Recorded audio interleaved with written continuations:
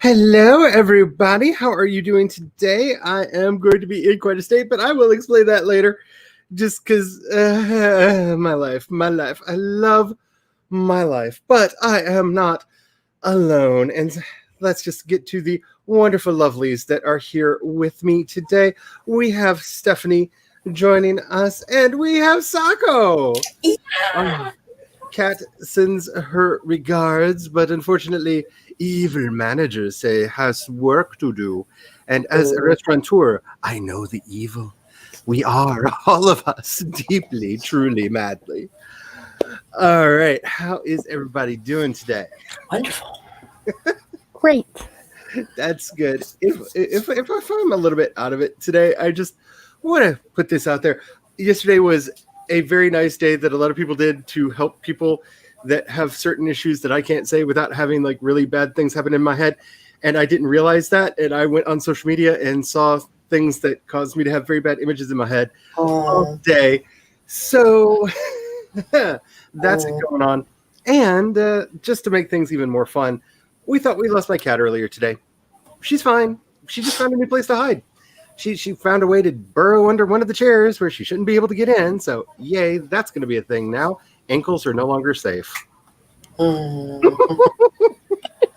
So, if you don't know me already, hi. My name is Charlie. I'm a sci-fi fantasy writer, and I do way too many streams. I'm also a podcaster. You can find links to all my stuff down in the doobly-doo. If you would like to introduce yourselves in whichever order you'd like to go in. Sako, you can go first. Howdy, howlers. Pardon me, my eye itches. Howdy, howlers. I'm Sako Toomey, also known as Cass Voight. I write horror, and I'm a witch, and I'm a graphic designer. And sometimes I combine these three things. So if you are looking to market yourself as an author, or you're looking to be a witchier witch, please drop by. I would love to see you. Okay. My name is Stephanie. I write lots of different things. I write short stories. I write based on true events. I write fantasy. I just created a blog as of last night. And I also have a YouTube channel on here. So find me somewhere along the interwebs and say hi. That's it. Charlotte. Hi.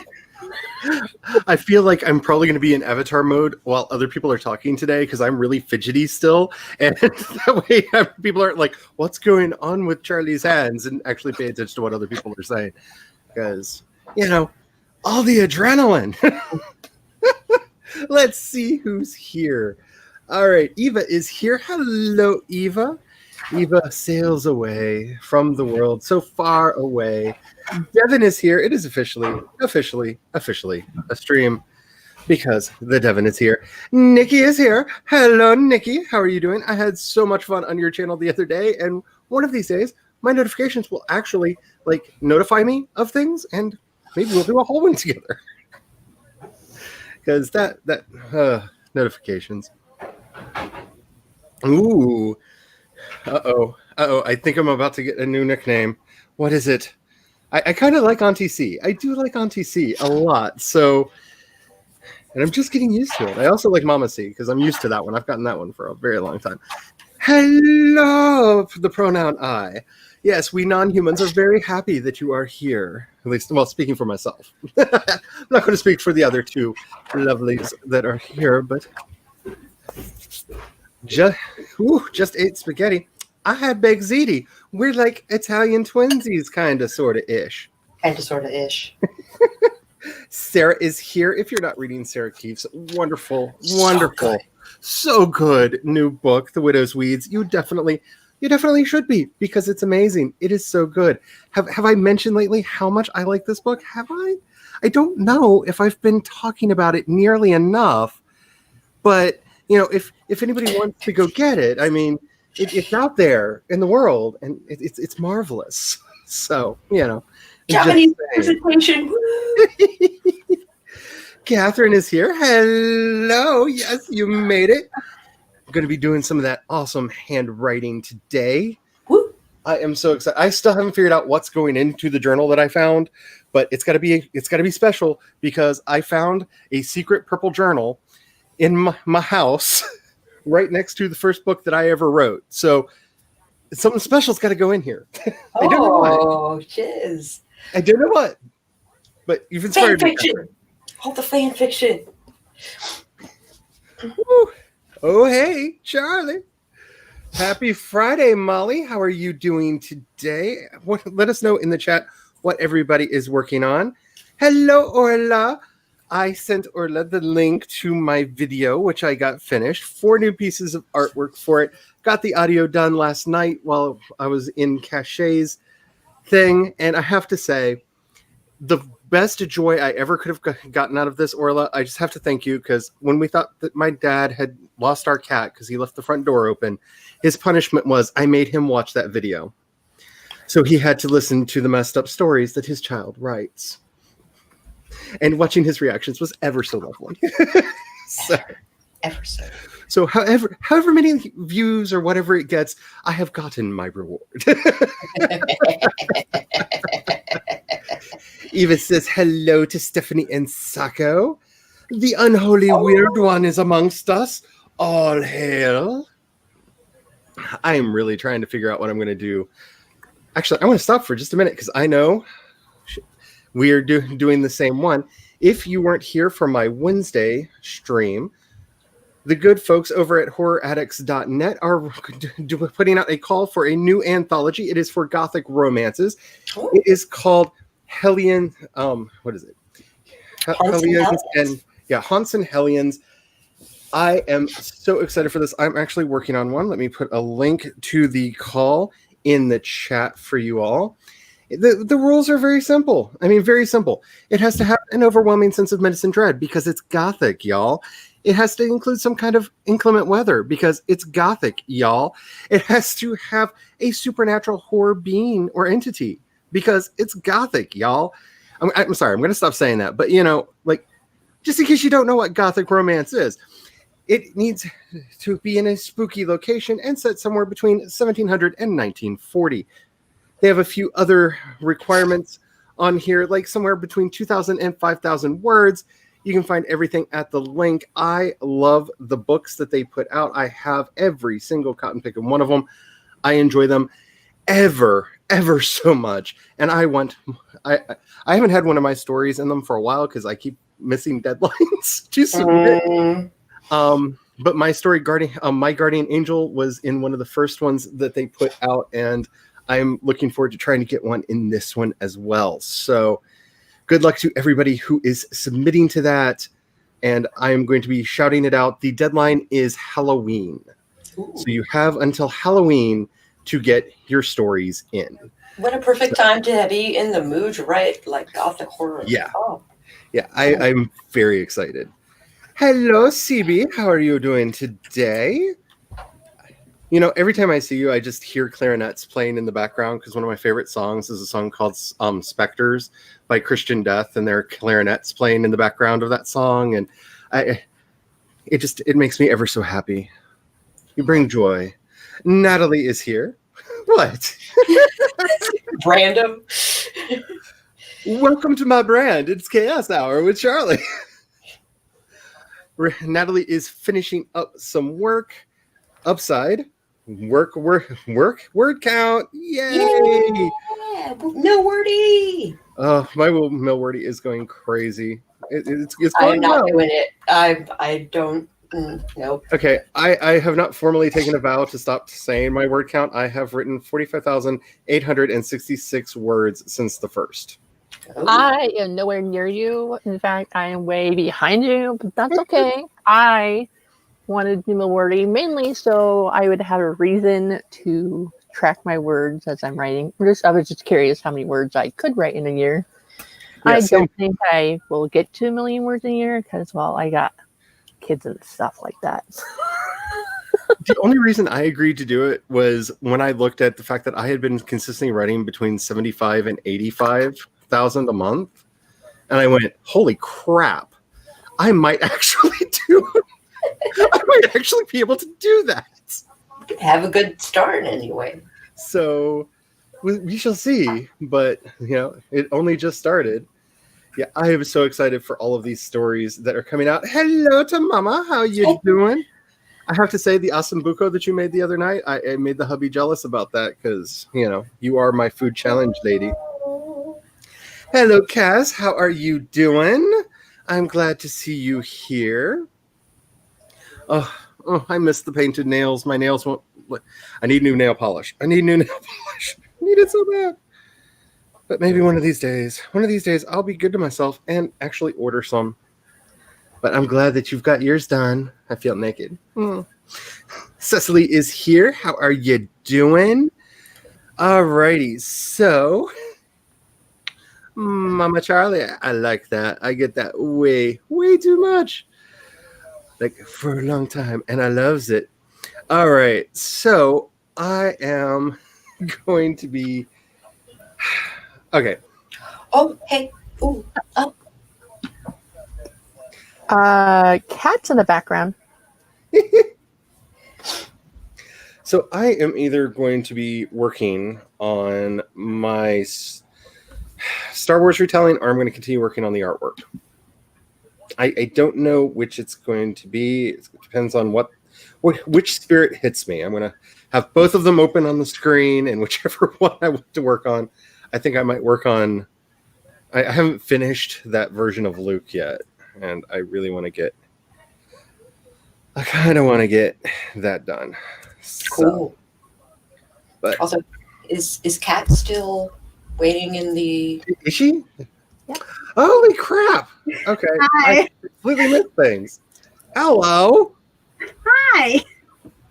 Sorry, I'm out of it today, like as usual. Yeah, I put in the private chat on here, and then in the comments I said hey, and then also in the Instagram I was like, hey. Just being nice.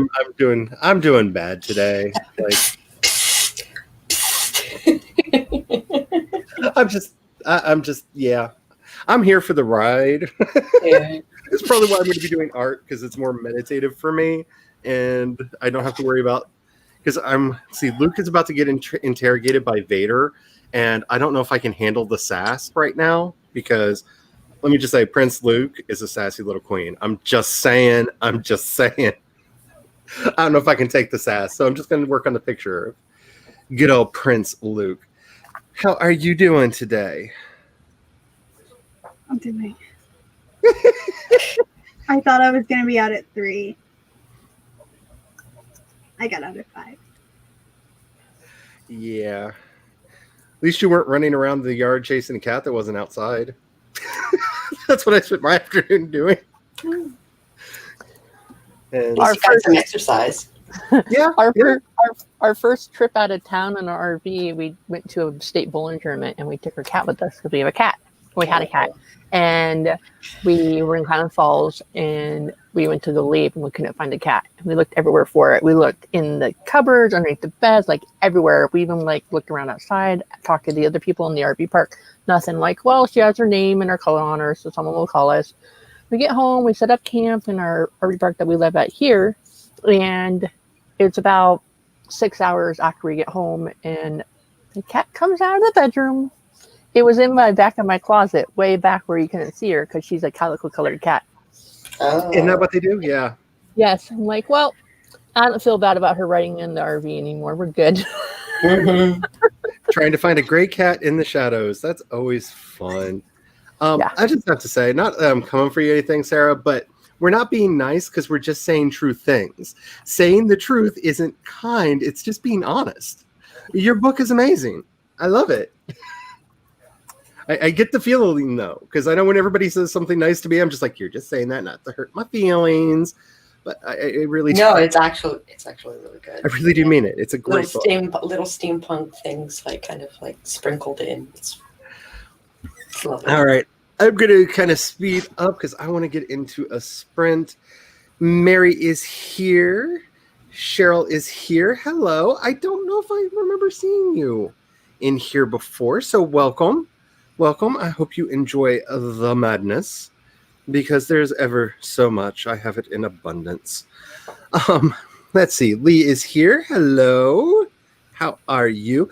Glory is here. Oh, hell, Glory. I can't wait for the sibling chat on Monday. I'm so excited. I think I may actually have a tab open already. So if it says one waiting, that's me. Because I missed it last week because my notification didn't go off. So, oh crap! I will be back in a minute. Could you entertain yourselves? There's a delivery.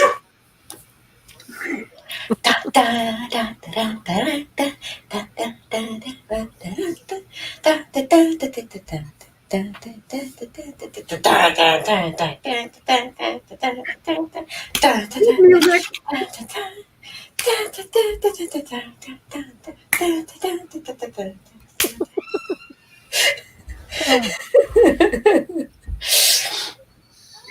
So, Kat, you said you got out at 5. Is that for your job or class? My job.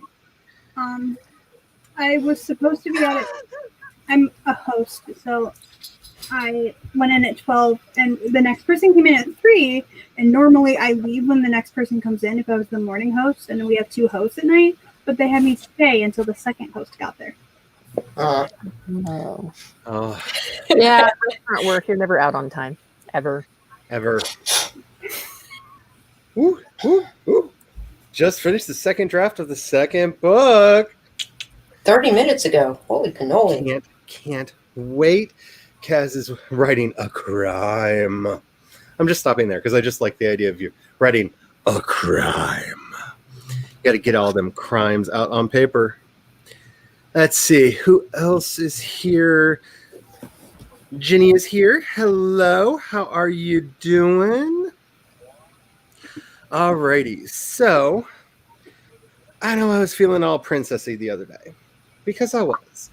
But given, like, if you can't tell from my life here lately, I'm a little less. Here. I had to cover that up real quick. There you go. It's still here. Okay. My roommate doesn't like it. I want one of those so bad. So bad. Oh my goodness. All right. I knew I was going to be surprised by a giant unicorn at some point because you enjoy doing that to me. But I was very ill prepared for it. It's like the Spanish Inquisition. No one ever expects it. Yes, we are doing the Halloween timer today. Oh, I see Laura. I don't remember saying hi to you. Hello, Laura. If I missed you, it's not because I don't love you. It's because we've been going for 18 minutes and we haven't done anything. And I went to do something. Probably art. All right. So what are you thinking? 15 to get started or just jump right into a 25? I think 15 is great so that I can figure out what the heck I'm writing. Yeah, See, I don't know what I'm working on either. So I also walked through my door and got right on here, so I still have to do like my I just got home stuff real quick. So just because, I have to because it's Fanfiction Friday and I may just flip over and start writing that fanfic again. I've got to pick the ghost because if you have ghost, you have everything. So I'm definitely picking the ghost in the race. So I don't know who all y'all picking. I'm definitely the witch because I should have waited to find out who Laura's picking so we'd know who's going to win. right, she always picks the winner every time. She chose ghost.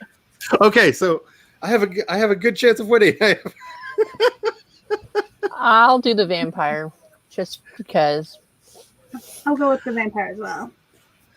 Laura, just because of that, yeah, let's go back. I'll do a 15-15 just for you because I haven't done weird times in a while. Alrighty. Is everybody ready? Hopefully you have a beverage with you. You've got your stretches done. If you haven't figured out what you're opening, now is a good time because, yeah, I think that's what we're all doing. And let's get going. Oh, wait. I did put a quote code in for the forest room. I see some people in there. I forgot to put it on screen because, I'm doing so good today. I mean, can you tell how good I'm doing today? Like, all of the health is mine. There it is. If you haven't joined the room yet and you would like to get in, I'll give you just a minute to get in there if you didn't see the code. When I put it in, it's, of course, going to be a moon tree because it's me and I'm obsessed. Like, I'm a boring person. I get obsessed with the thing. Soon I'll have the water spirit, and it will probably be the water spirit for a very long time. I'm saving my coins for the moon one. I love the moon tree. It makes me so happy. I do like it. Alrighty. Let me move my talking head off of Kat's face. Alrighty. Let's get going in. Get my hands on the right mices. In 5, 4, 3, 2, 1, go. I accidentally did 20 on the other one because I'm stupid. So the forest is going to go for a little bit longer. Sorry. I'm good today.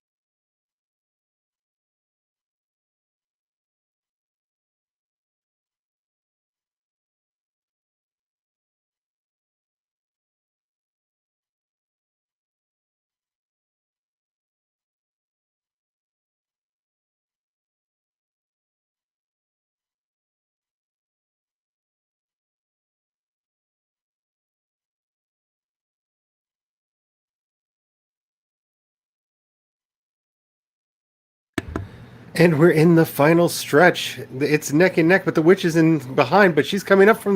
She's taking the lead. No, she's falling back. The ghost is taking the lead, and the ghost wins because Laura chose it. Yay! Oh, the ghost stole it from that witch, man. The witch was looking good until right there at the last second. Oh my goodness. Alrighty. So I decided to write chapter 3 of my ghost fanfic, His Dark Instruments, Elizabeth. So I got, 125 words done on that. And he has just found a coffin in the main room of the mansion. And he wonders, is that somebody being taken out or brought in? As you do in this kind of a story. So what did you all do during the sprint there?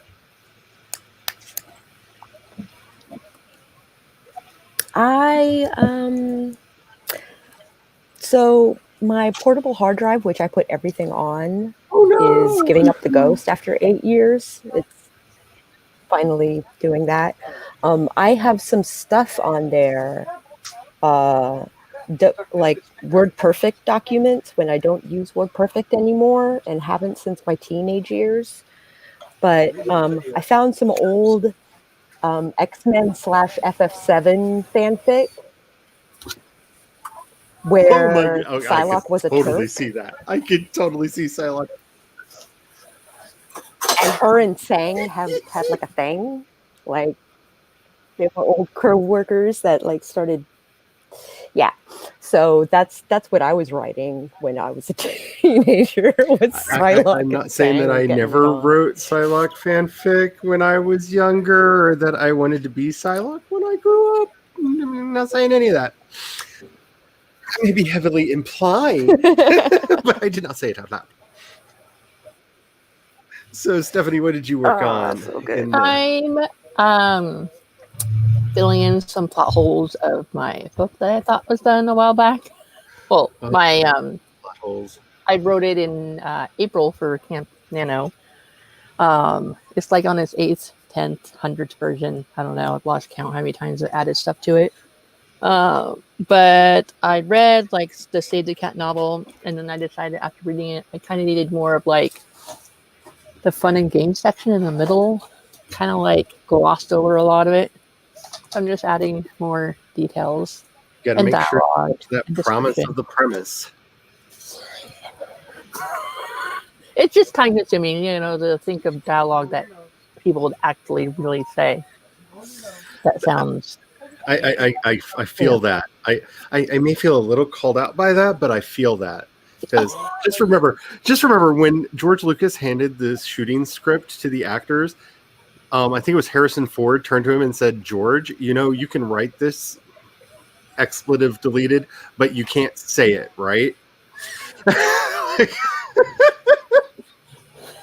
And yet he stayed on as Han Solo. Yay! So I wrote I feel those words, give or take, with like dialogue, because what did you work on? It is what it is. I changed my clothes, and I was a human, and this is the first thing I've eaten today. So I'm gonna go get more. Nice. It's leftovers. You want to travel because I feel like I need to go there and make sure that you're eating and taking care of yourself. Like you're really like. Don't get that side of me turned on.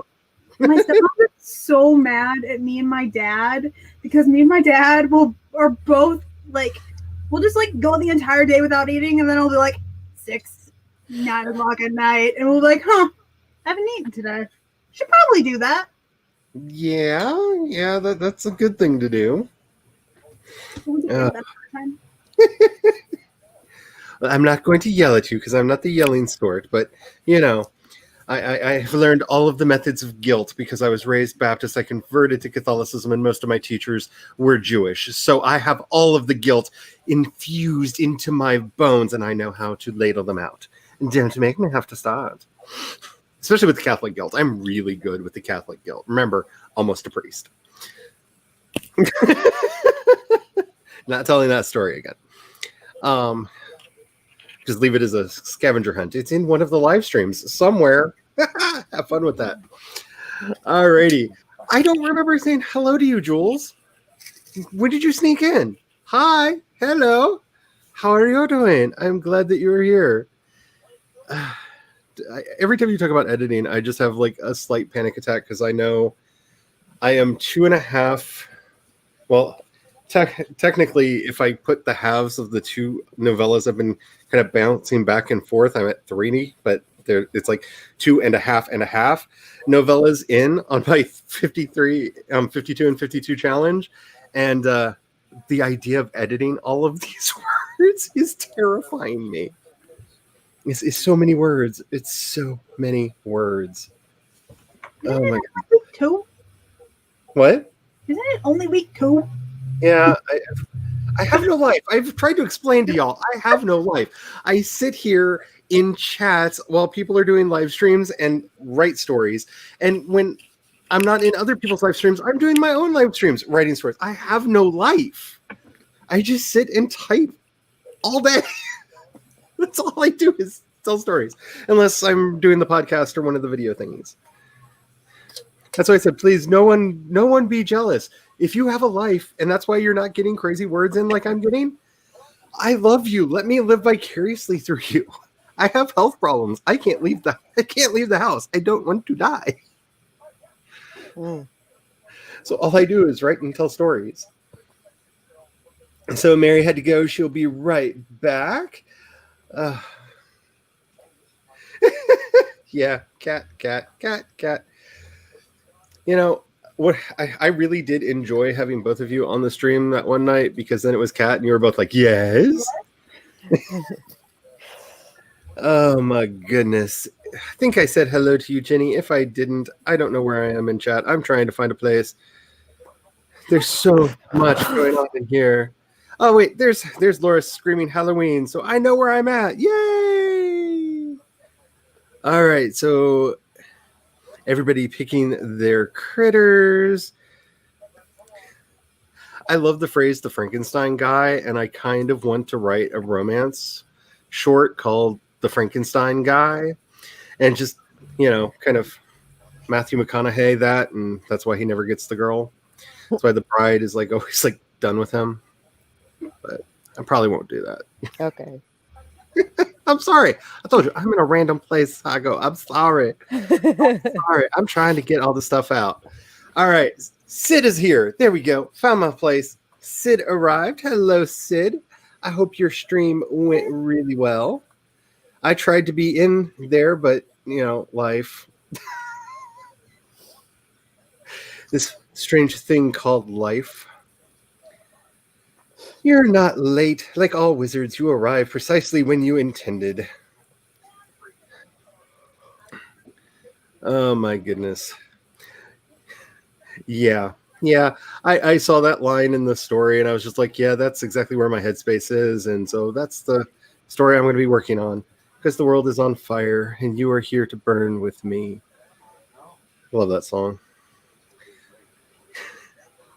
I take it you won the pronoun I? Wow. Looks like everyone did good. Here we go. CB got 154 words. That gets some snaps. That's awesome. Just go with whatever Laura picks. It's the safest bet. It really is. She currently has around a 75% win rate. So, yeah, I'm mad at you.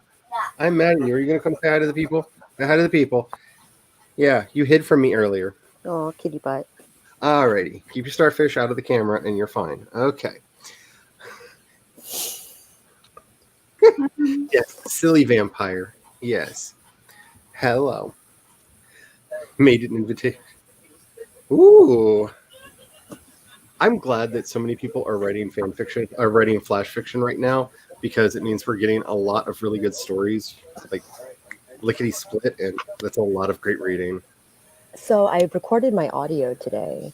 Ooh. And I have no idea what kind of visuals I want happening because I didn't really consider that. And maybe I'll just have a black screen and then just me talking. I don't know.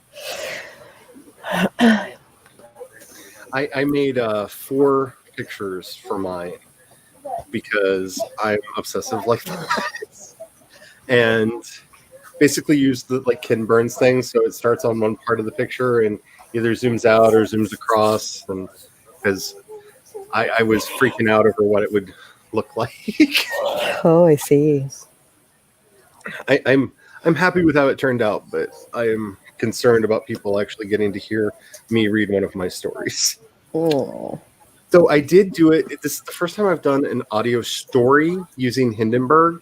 And I have to say, I love them for podcasting. They're my favorite audio app for podcasting. For doing the actual sound for the audiobook, for the story stuff. Sure. Editing it together was so easy and helpful, and the tools they had in there made it go really, really quick, because that's the editing the audio is usually what takes me forever. But so if anybody is playing around with Hindenburg, it's really cool. So Jenny got 145 words on their web. Yay! Yeah, I'm snapping for the people. Okay. So people are going to get kitty pets instead of snaps because she's not happy with me taking my hands off her. Let's see. Sarah is tidying up the draft a bit so she can send it to the betas. Yay, betas. I'm sorry, I have to hit the next comment. Oh, let's see. Orla says, I'm learning to use a new drawing tablet, drawing an eyeball. I have to say, I am in love with the tablets that I have ever since this thing came into my life. I really, really enjoy doing a lot more art, and hopefully I will feel comfortable sharing it in future. I can't wait to see what you're doing, because I love how talented all of you are. I mean, it just never ceases to amaze me. Oh, I understand. Yeah, it's been a bit. You're not late, Chloe. As always, you arrived precisely when you wanted. Yes. Let's see. Hey, text messages. That's writing. You wrote. Count the words. Add them to your total. Speaking of text messages, they're closing the location that I used to work at because they don't have enough customers because of COVID on campus. So they're shutting that store down. So, but one of my people who were my employees, they're like, "Can I use you as a reference?"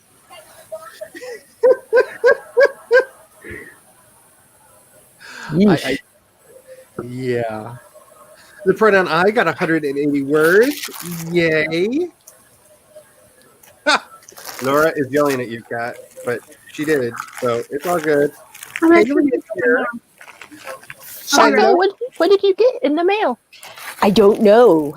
Oh, that's even Mystery better. Unboxing. Ooh, those are fun. I'm sorry, I can't hold you like that. You're going to hurt my wrists. Yes, but I do love you. I do, but I think this is my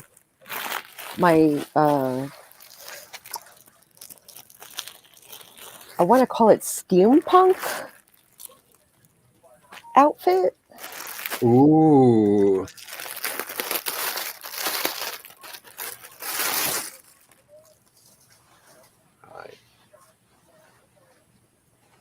Or it is the Indian outfit that I bought. Yes, it is. Awesome. I gave you the full screen because I was curious what it was. My nosiness completely took over, and I was like, I want to see, because that looks really pretty. I know what this is. All right, so I am often super jealous of Islamic fashion. I think Islamic fashion is amazing. A lot of it, yeah. And for women specifically, like, it's the stuff that they wear outside, that's one thing, but the stuff that they wear inside is amazing, right? So I was like, I'm gonna need some of this, and it just showed up. That's awesome. It might be a little big for me, but we'll see. It looks cozy, that's for sure. And it's got a zipper It up is the back. really pretty. Hello, Haley. How are you doing? I'm glad that you could make it. Glory puttered around. You know, there's nothing wrong with a good putter. I have to say. There's absolutely nothing wrong with it. My entire brain right now is nothing but puttering on this and puttering on that. It's all good.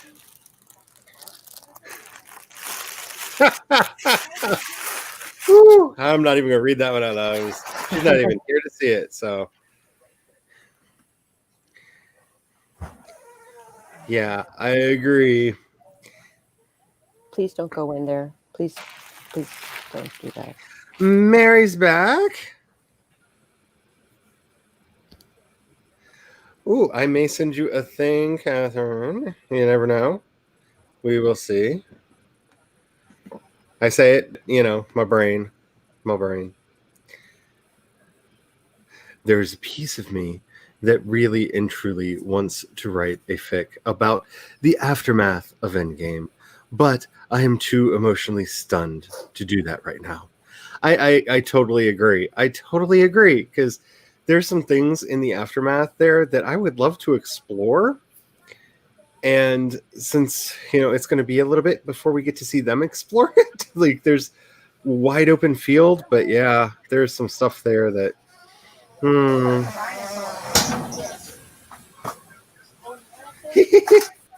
I have not heard that yet. I'm going to have to check that out. Let's see. I put the code for the next Forest Room into the chat for anybody who is interested. Yeah, the recording the audio is the part that gets me the most because I get very particular about my voice. And I know other people say that they like it, and I try to live vicariously through them. I can't write a story on my own. Yeah. Oh. There's so many questions that are left unanswered. See, if I wrote one about the aftermath of Endgame, it would honestly be about Cap's life, his second life, and how he stayed in the shadows through all of it. Because, you know, I love Peggy Carter more than probably any other character in the Marvel Cinematic Universe. So, I think those were for my kitty, but there's a new kitty, so I'm putting them up for your kitty, Sako. Okay, so there is the code for the Forest Room.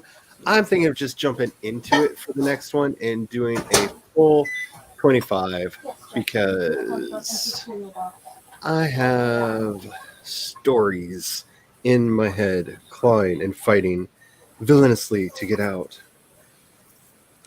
Ooh, clothes from Egypt. Hello, Shadowheart. How are you doing today? I don't know why I did that. I was in avatar mode and I waved to you. Hello. Let's try that again. Hello. How are you doing today? See, brain work good. Brain work very good. I'm smart. I know how technology works. I've only been a programmer for like most of my life. I'm good at the technology. Yeah.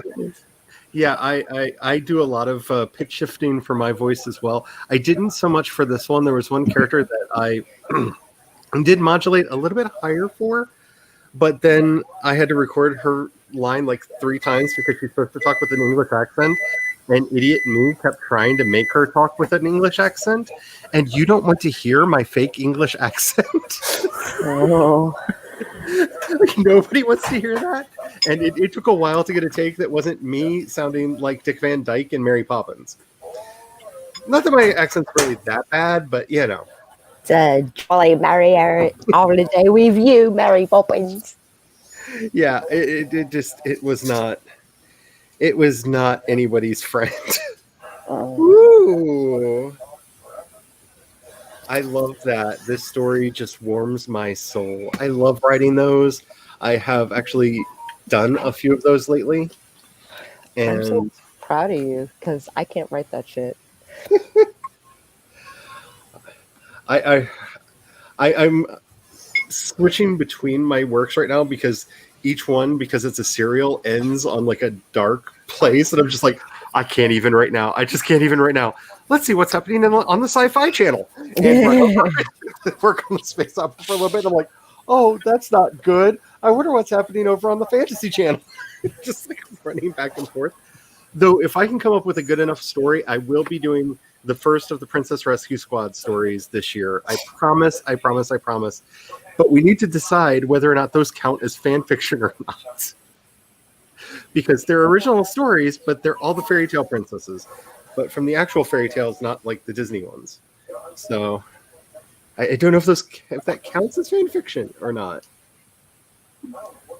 But I definitely am going to be doing that in the not too distant future. Alrighty, is everybody ready for another sprint? Ready as I'll ever be. Oh, you're just like speaking for the voice of my heart right now. Like, yeah, ready? Yeah, I could do things. Here we go. I'm now on the other side of the adrenaline rush, where it's just like, I'm glad I had an extra cup of coffee today because I just want to go take a nap.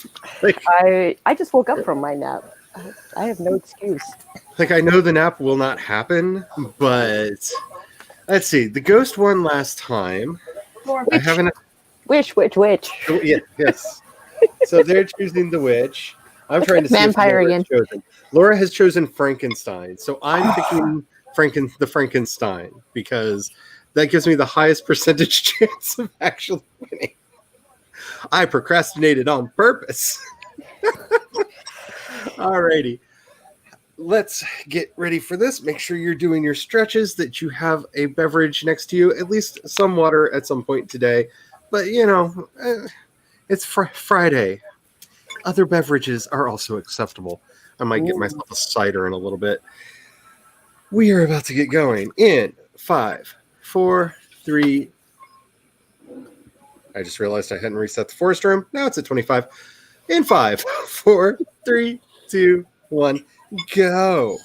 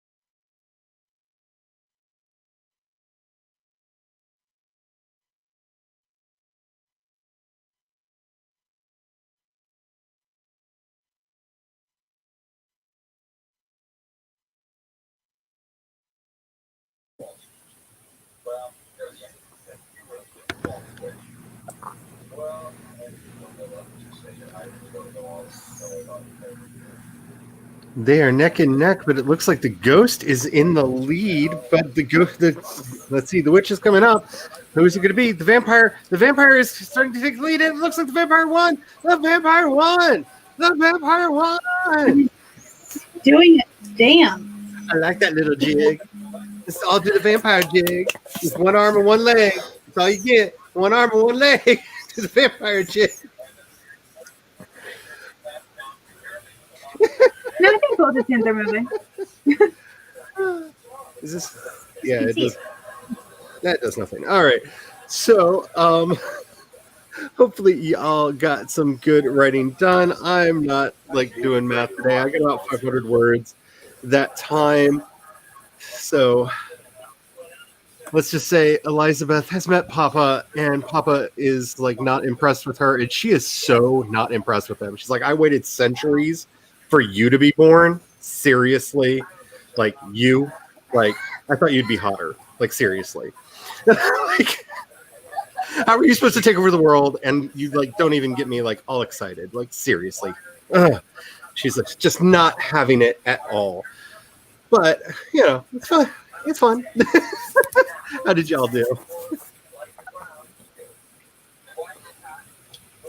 I wrote some words. Hey, Not much. every but word better than no counts. words. It's okay. It's.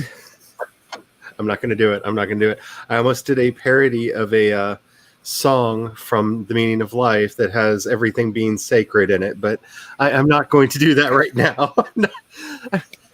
No one needs to hear me sing. Well, like when I type stuff up, I like put in the correct punctuation, the correct quotation marks around dialogue, so I think that kind of holds me up. So I have a hard time ignoring the glaring red, grammar stuff that the Word document or whatever document you're using usually tells you you're doing it wrong. So it's easier when I'm not doing a live stream because then I am just not connected to the internet.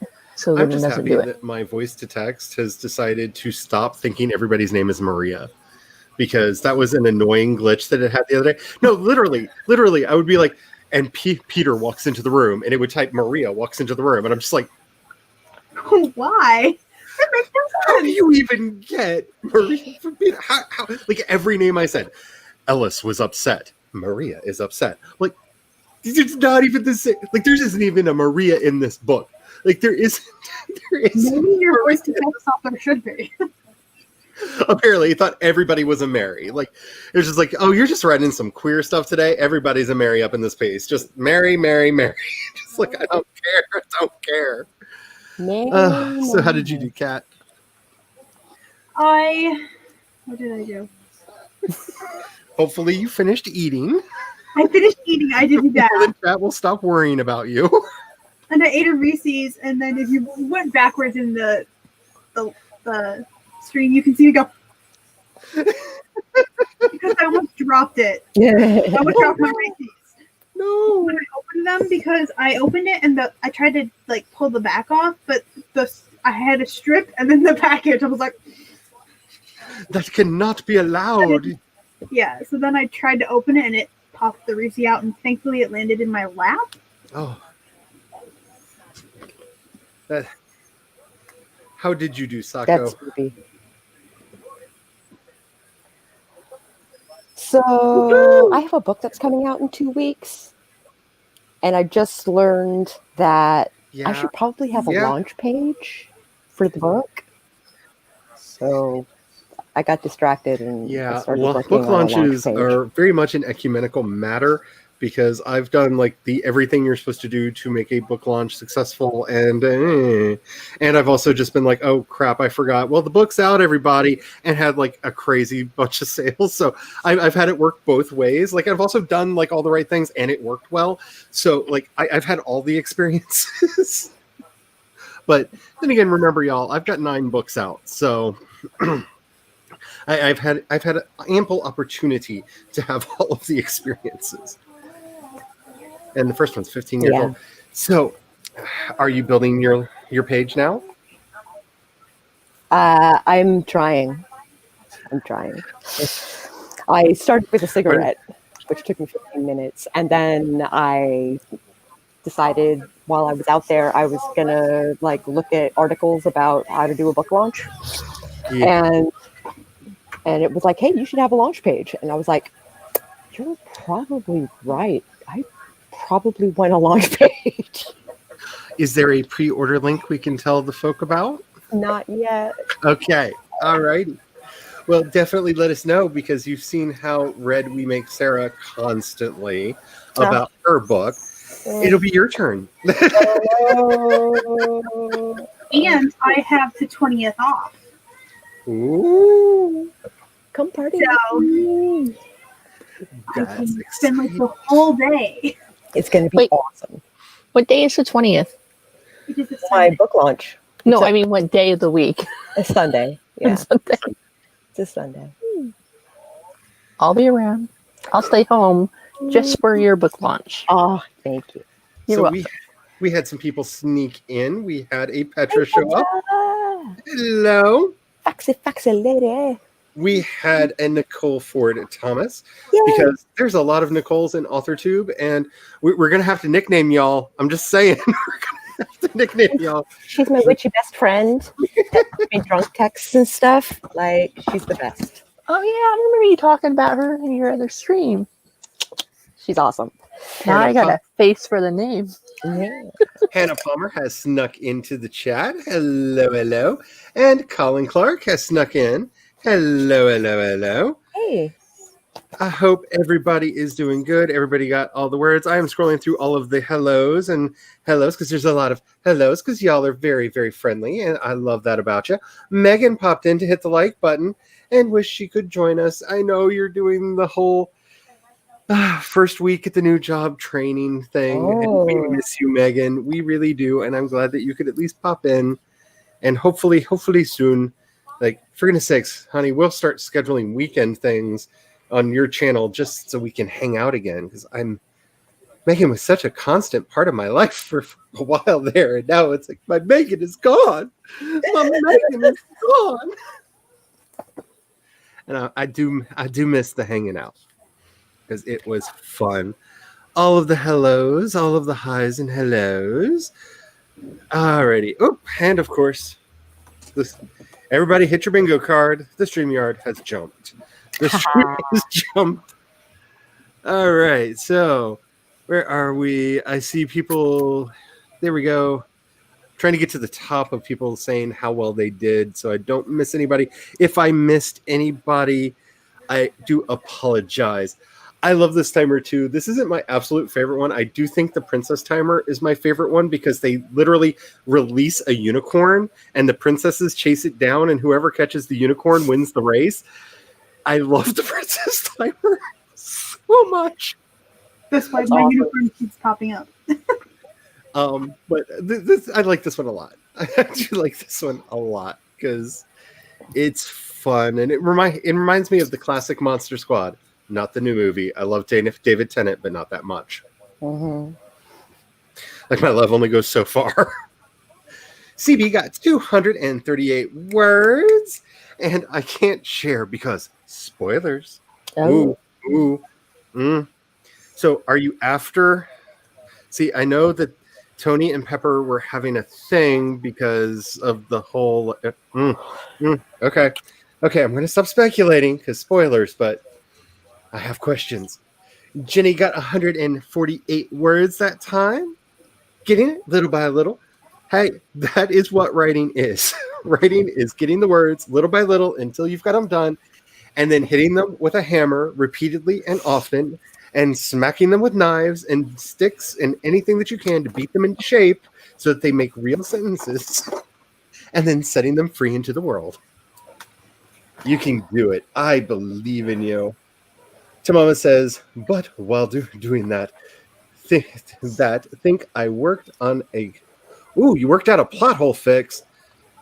That's like 1,000 words. I'm going to gift you 1,000 words, because plot holes are so hard, because you have to sit back and go, okay, how much of this am I going to have to rewrite to make this plot hole go away? I'm glad you found a fix. That is amazing. It was the vampire, Tamama. It was the vampire. Laura added some random lights and buttons because you're not free yet. I can't wait till you are out from NDA so we can find out what ship this is so I can watch it and be like, Laura did the lighting there, because I'm so going to do that. You have no idea. I have some friends that used to work at ILM, and it's terrible watching a Star Wars movie with me because I just point at it and I'm like, that is so. This person did the lighting on that one. This person helped design that ship. This person, I'm the worst. So my husband used to, before he got his legs amputated, he used to do fire sprinkler installations, like in buildings. And so now, like when I have to go to a new building or something like that, I'm like, you know where that is? He goes, oh yeah, I did that building. Oh yeah, I did that building. Oh, I know what that building looks like. So now I'm like, can you just tell me what buildings in the area you didn't do? Would be a lot easier. Hannah got 265 words. And yes, love the timer. The timer is life.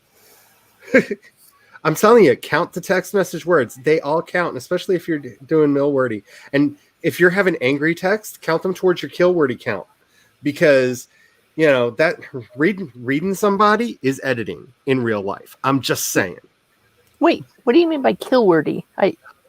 Kill wordy is a bad joke for those who are doing editing. Millwordy is how many words you write. Kill wordy is how many words you've deleted. Okay. And so, overwrite, yeah. So I'm for my editing projects, I am keeping track of word counts should they ever go down, but I'm an underwriter, so I don't get to do that much. But Sarah the other day was just, she was like Buffy at a vampire party. She was just dead words left, right, and center. And it was amazing, but I'm an underwriter. I don't get that privilege very often. Alrighty. Nikki got 37 words and started writing at the 10-minute mark. That's pretty good. Ooh, you were having some Chinese. Chinese leftovers. Always good. I wish there was a good, any restaurant other than our own around here. And I'm not saying that, to make ours. We ordered Mexican. Last time we went out for Mexican, we got 3 things of baby food that had no flavor put on our plate. And they were like, here's your enchiladas. And we're just like, shouldn't there be a tortilla in there? It's in there. Really? Where? I miss Chinese food and Mexican food and Turkish food. Oh man, I miss Turkish food. Turkish food, good. I'm going to probably, once it gets cool enough to let something steam on my stove, make a pho. Because again, that's 18 hours. Yeah, that is not a short endeavor. And I want one so bad. You have no idea. Going from California to here is painful. Yeah. Even all these years later. Catherine got, no, we don't do the only. We don't do the only here. You know that. You got 62 words, and they're handwritten in medieval calligraphy. Okay, that's got to count as 6 words for every one. Do you know how long it takes to do one calligraphic letter? Honey, just think of it this way: if you wrote one word, you wrote more words than anyone that's not writing at all. Just like if you ran a block, you're running more than people that are still sitting on their couch at home. So yeah, something is better than nothing. I just have a question. You're just practicing? Because, I know you're doing the virtual retreat, but you also said you're doing some videos on the calligraphy. So, I'm really excited about her calligraphy workshop. She's been showing off some of her journals, and oh my goodness, Shadowheart got 288 words that time. Shadowheart, you are on fire. Yeah, you is. That's amazing. Yeah, maybe my voice to text has me. Yeah, I don't know what it was, but it just. I don't know if you know the song, but there's a wonderful campy show tune called "Every Tom, Dick, and Harry is a Mary in This Place." And I just got that song stuck in my head while she was doing it, which did not make it any easier because it's hard to be mad when you have really delightful show tunes going through the back of your head. So I guess in a way it was a good thing, but I wanted to be mad. Luckily, my brain would not allow it. So, Mary got 304 words. That's amazing. You get the snaps, and my hands are free. There's some snaps for you. That's all good. The pronoun I got 146 words and played catch up the hand. And played catch the hand with my cat. I can't do that with my cat because they bite. Like they catch to kill. Like they don't play catch and release. Yeah. If you tried to play catch the hand with my dad's cat, yeah, you wouldn't have a hand. Yeah. I do like watching the hubby play catch the hand with the cat. And one of these days I'm going to secretly record it and put it on Instagram for y'all because it's really, really cute and then really funny when the hand gets caught. Yeah. By the way, for anybody who's interested, I just put in the code for the Forest app for the next room for anybody who is interested in doing that. Ooh, sesame chicken and plain lo mein. Yes, I wanted to know. I wanted to know. I need all the information, especially about the food, because that actually sounds really good. That sounds really good. Thank you, Devin. I may or may not have been listening to them before we did the stream. I'm not saying that I was listening to them, but I mean, I do maybe have them loaded up on the screen if I just switch over right there. Let's see, the Calaveras. Ooh, Wicked Woman. No, I'm not going to hit play because I know Hannah. She might copyright strike me just because it's a secret. I'm just kidding, Hannah. I know you're not like that. Let's see. CB wrote the prologue of the endgame story. Ooh. It's getting real now, huh? Orla finished drawing the eyeball, and now you're figuring out what the rest of the program does. Isn't that always the fun part? Like, ooh, what do you do? Ooh, what do you do? I love getting new art programs just for the, I didn't know I could do that. The weird exploration part. I love when there's something that I remember from doing Photoshop in high school, and my roommate's like, "How do I do this?" I'm like, "Oh, you did it like this before. Here you go." But and I'm always surprised when some of the stuff is still the same because it's changed. Yeah, and I gave up on Photoshop when they went to the monthly payment and switched over to Pixelmator. And so I've completely learned how to use a separate bit of software. So were I to go back to Photoshop now, I would probably have to relearn everything again. Hello, Bethany. I'm glad that you could join us. Let's see. Jules says, I'm going to head to Walmart, taking the stream with me in the pocket. Yay! Yay. Hi, y'all at Walmart. You probably got headphones on. I do love it when the hubby does that because we'll be on a voice chat and he'll just be like, I'm going to put you in my pocket while I run in the store real quick. And so I just say inappropriate things as much as I can, as loudly as I can, just to see if I can get him in trouble in public. I'm a bad person. I admit it. Yes, emails count as word count. I counted. I did a couple of very long-winded emails to my daughter's therapist because, and I did count it. Like one of them was like 1,300 words, so I definitely counted that in my word count. To Mama's word count is at kill count is at 3K. That's awesome. And Devin, nil wordy. I feel like there needs to be a nil wordy because I was feeling that yesterday. I maxed out on the nil wordy yesterday. I got no, actually I think I did get a little bit written in the morning, maybe. I don't know. I'll have to look at my spreadsheet. Eva napped. Stretch. Okay, that's just a little humble brag there. Just like, yeah, I was napping. That's all good. I see you, Eva. I know what you're doing. I haven't added up the week's word count yet, but I'm curious to see where I'm at with the kill wording now, I've cut at least 10K since September started. Might still need to kill more.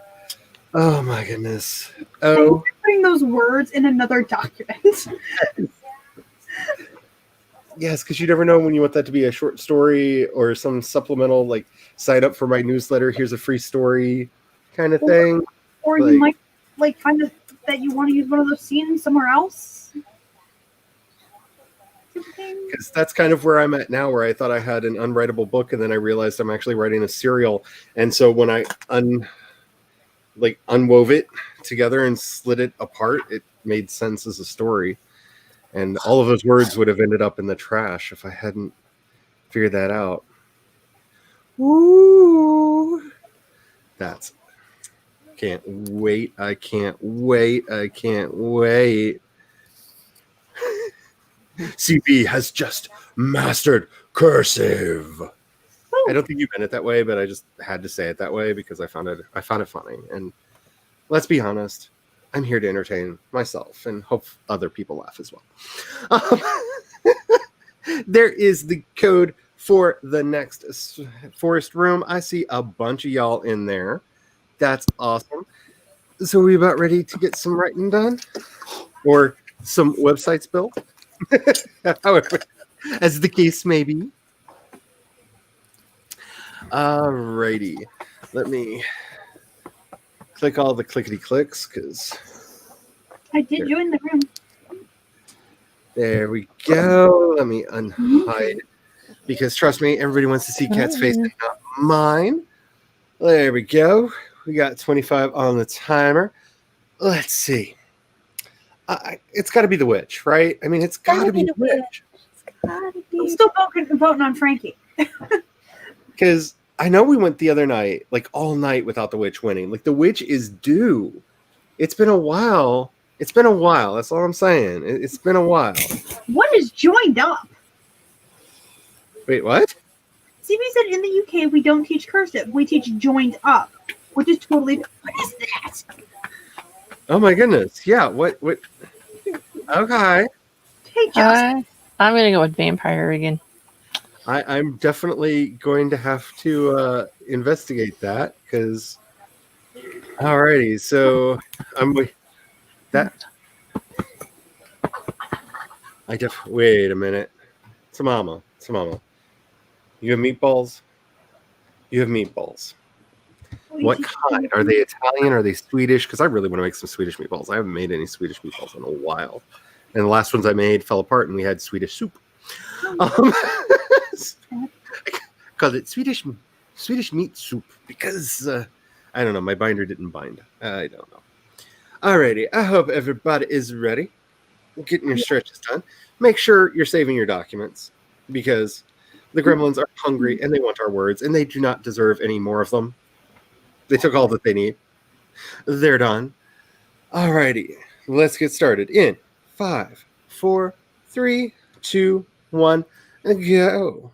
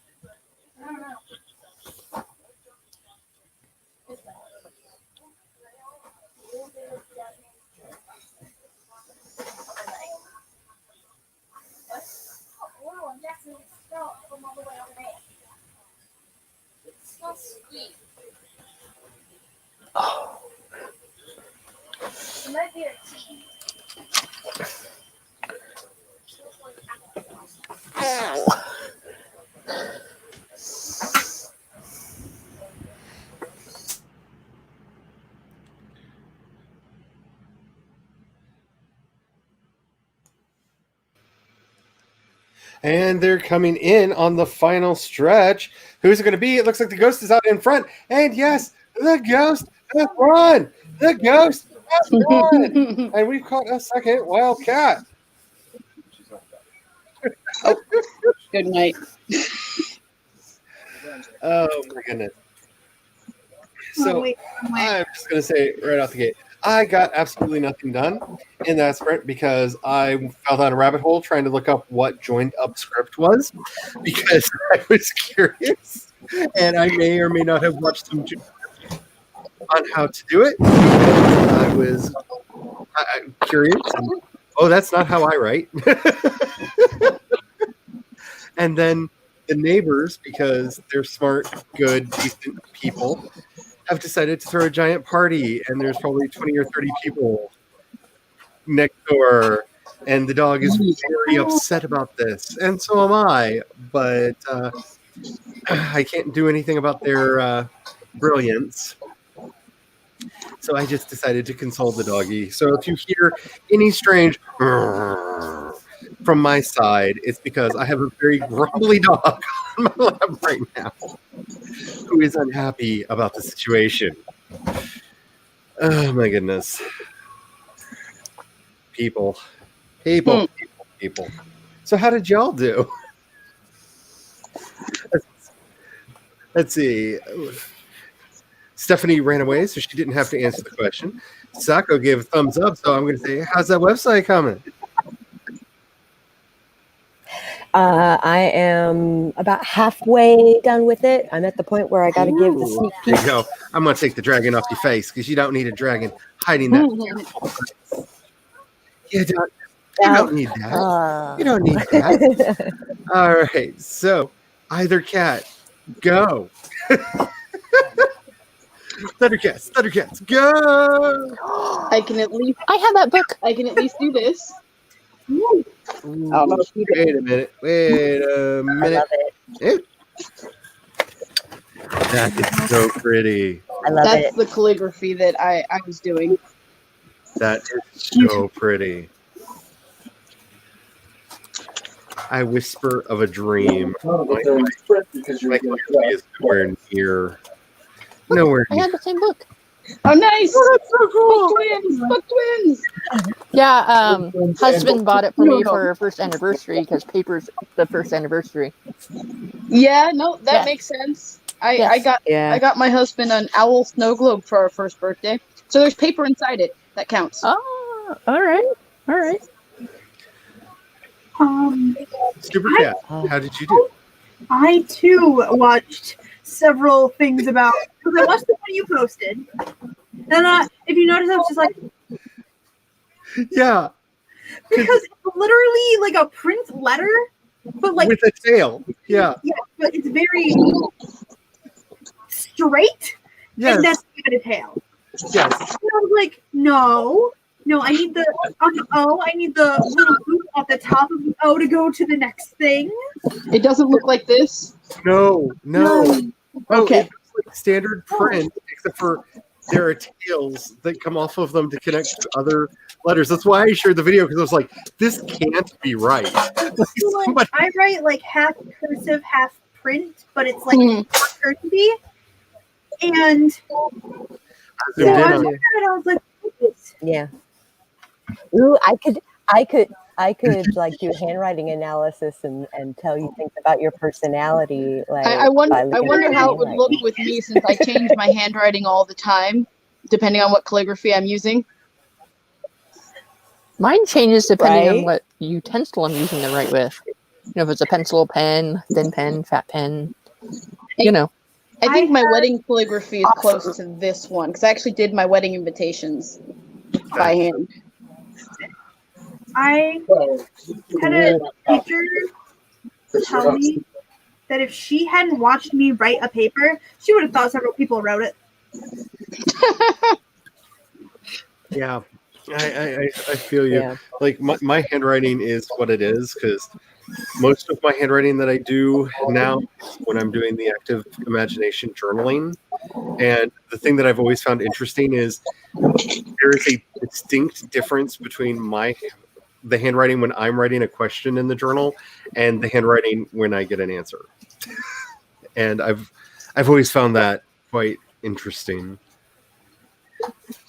That is interesting. So Mama filmed a vlog section and now opening up their web. You know what? I may have recorded like one video for the promised vlog. I'm so bad at it. I am so bad at it. You know, one of these days, if I ever have money, I'm just going to buy one of those drones that just follows you around.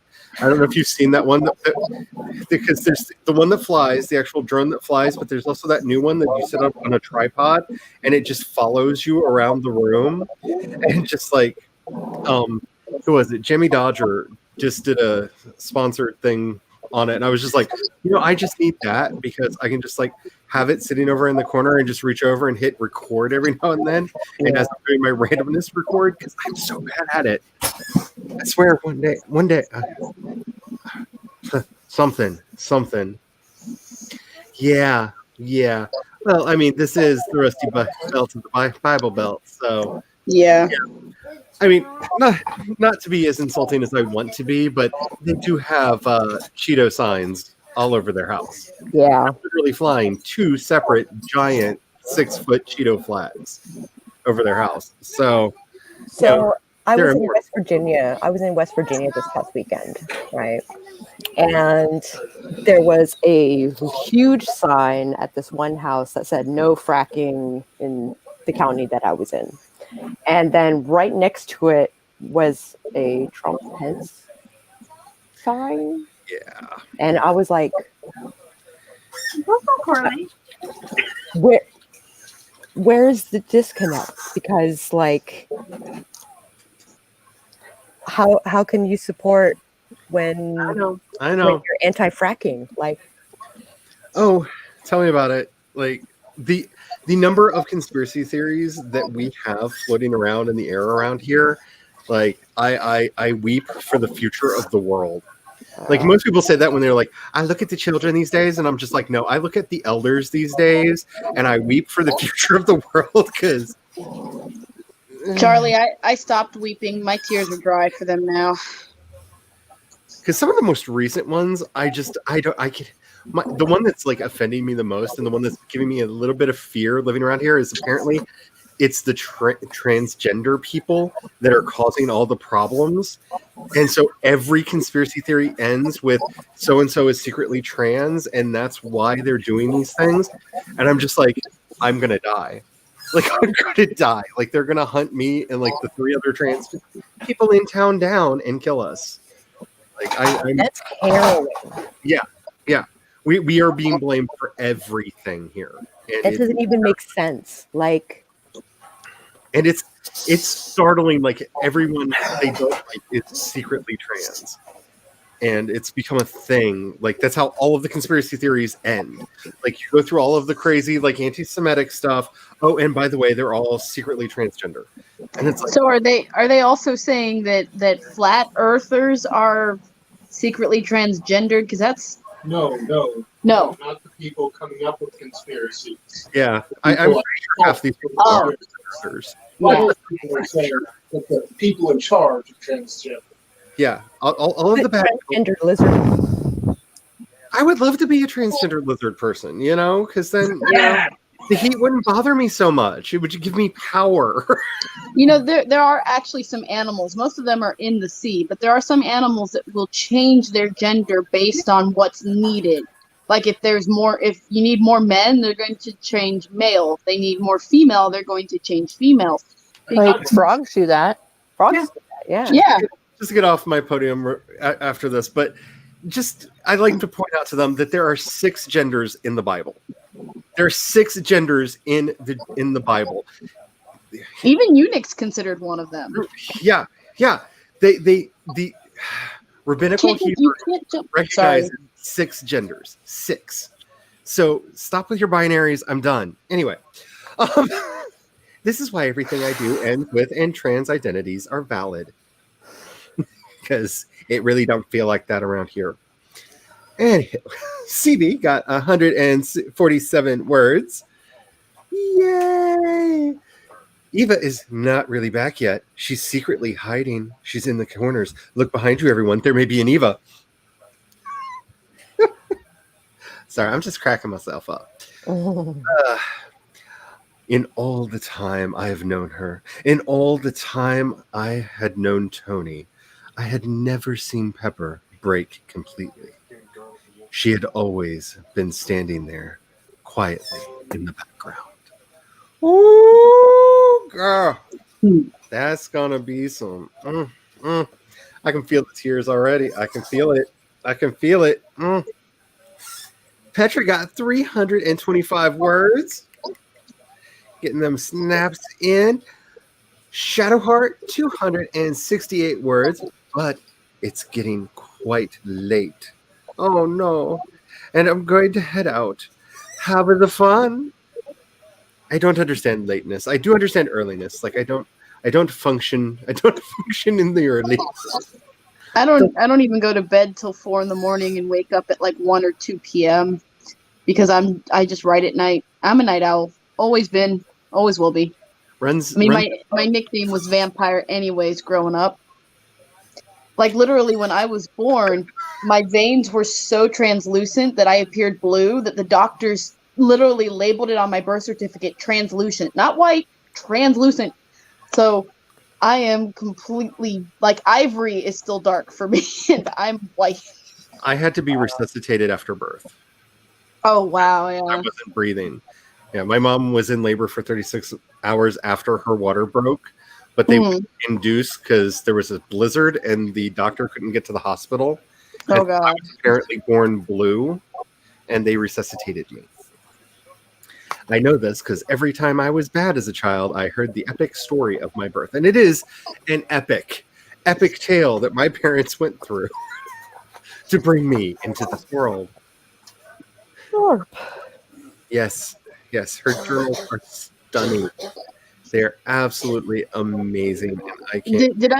Did I tell you that I actually have a book about bookbinding, and I've got some scrap leathers and stuff that I'm going to start binding my actual books. That is so fun. I dream of doing that. Medieval like style. Oh, so fun. See, I've thought about doing that, like to see, like if one day, and I might have to hire somebody to do it because I'm just terrible, but getting like one like literal manuscript made of the book to sell for like that super fan out there and see what, because I know some people that would probably buy it, and that makes me feel weird. But I think that would be awesome. Like, for like a fantasy book or a period book? Yeah. That would be amazing. Yeah, because some of the fantasy series I just did, like I would love to get, even if the inside is printed, but actually do the like full on like leather binding for it and actually make it look like a grimoire. Like I know what I want to do. I just have you seen some of the seriously limited money. I have to make them myself. Have you seen some of the YouTube videos where people actually make the grimoires? Yeah. What's her name? Because there's one channel that I'm subscribed to that's like all she does. Probably the same person I'm subscribed to.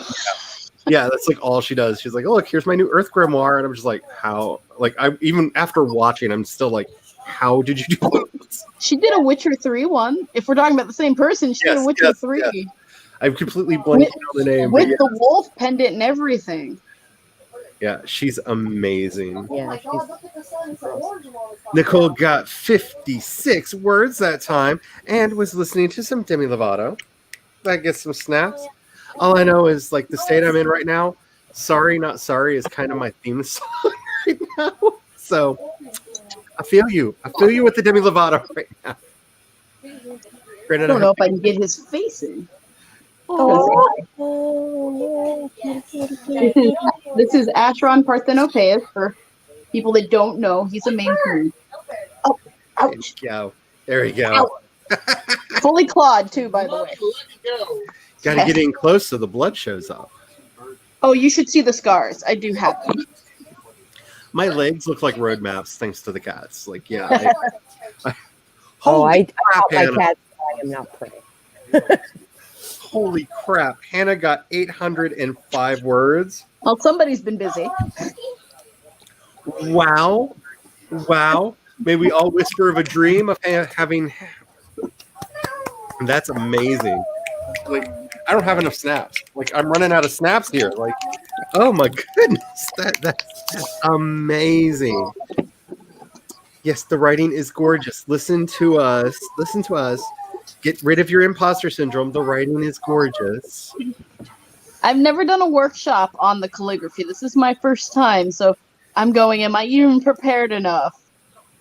Especially since I can't find my proper calligraphy pen, so I'll show you with this pen, and then I will show you how to do it with ballpoints and crappy pens so that you can learn how to do it without having to buy expensive ink, and because these are not cheap. And this is not; these aren't cheap. This one was about $100, and this is on the cheap end of a pen. I have a friend who has a $10,000 pen because these things get ridiculous. Yeah, they do. Have you worked with the glass tips yet? I have not worked with glass tips. I've worked with brass. I've worked with, this is steel, I believe. Mm-hmm. But for the most part, I try to keep it cheap on my end. Yeah. Just because it is very. It's not a cheap hobby. It's a fun hobby, but it's not cheap. And I actually get paid for, or I've gotten paid for. I should invest more in it, but I've gotten paid for doing calligraphy, for doing like cards and Santa letters. I just should do more of it. That's awesome. I know it would take me forever to write a book if I could do calligraphy, because especially like my epic fantasy series, I would so like want to make sure that like I'm doing like illuminated manuscripts with them. I have a book on how to illuminate too, but I have not learned that one yet.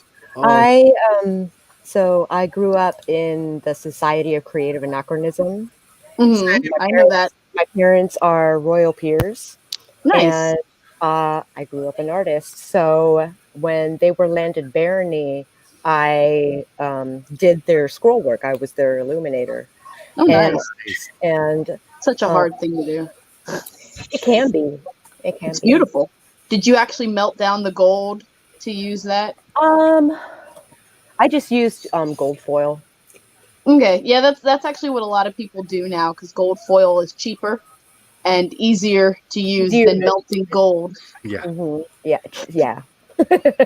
No, I wanna join IMPEth, which is where all the master calligraphers go. Yeah. There's only 12 master calligraphers in the entire world, mind you, and they actually have to hand do their entire certification. But you can actually join them and learn how to master calligraphy. I'd be still a novice, I think. Yeah, I know, right? That would be amazing. Yeah, in a shock to everybody who has any familiarity with me, I just did minstrel things when we were doing stuff for the FCA. And yeah, I was the one in the background with the belly dancers singing. So yeah, I did that too. My mother-in-law does spinning and yarn making, weaving in the old style, I'm trying to think 1800, 1900 style. Got a loom and everything, and I had to clean her wool by hand. Y'all are making me miss Fergus's mead. She had me do it. Mary got 312 words that time. That is awesome. Nice. That is so cool. Hey, Lizzie, I don't remember. Oh, you can't say stuff, Sally. Aww. Oh, I hate being in a bad mood. Oh, and the kitten's sick. I hope the kitty gets better. I'm hoping that everything gets well and you can just hang out and just like have some fun. Have some kitty love sprints with us. Because I've been having doggy love sprints. So. It's completely understandable. I've been trying to distract myself from my poor hubby over here. The pronoun I wrote 109 words, but also edited and pasted a total of Nice. 651 words over Editing the main counts. document. Editing counts. Editing It definitely counts. So does world building. yes. And because everybody's was so nasty with me, I am actually counting original words separately just because I'm curious. But I don't know that I'm going to. We'll see when this is over. How Well, like I'm counting these words, and these words I'm transcribing from my original fan fiction on AO3. totally But counts. I'm also handwriting these buggers. Thank you, CB. Yes, there's no only. There's no only. We don't do only. Yeah, we don't do onlys here. Yeah.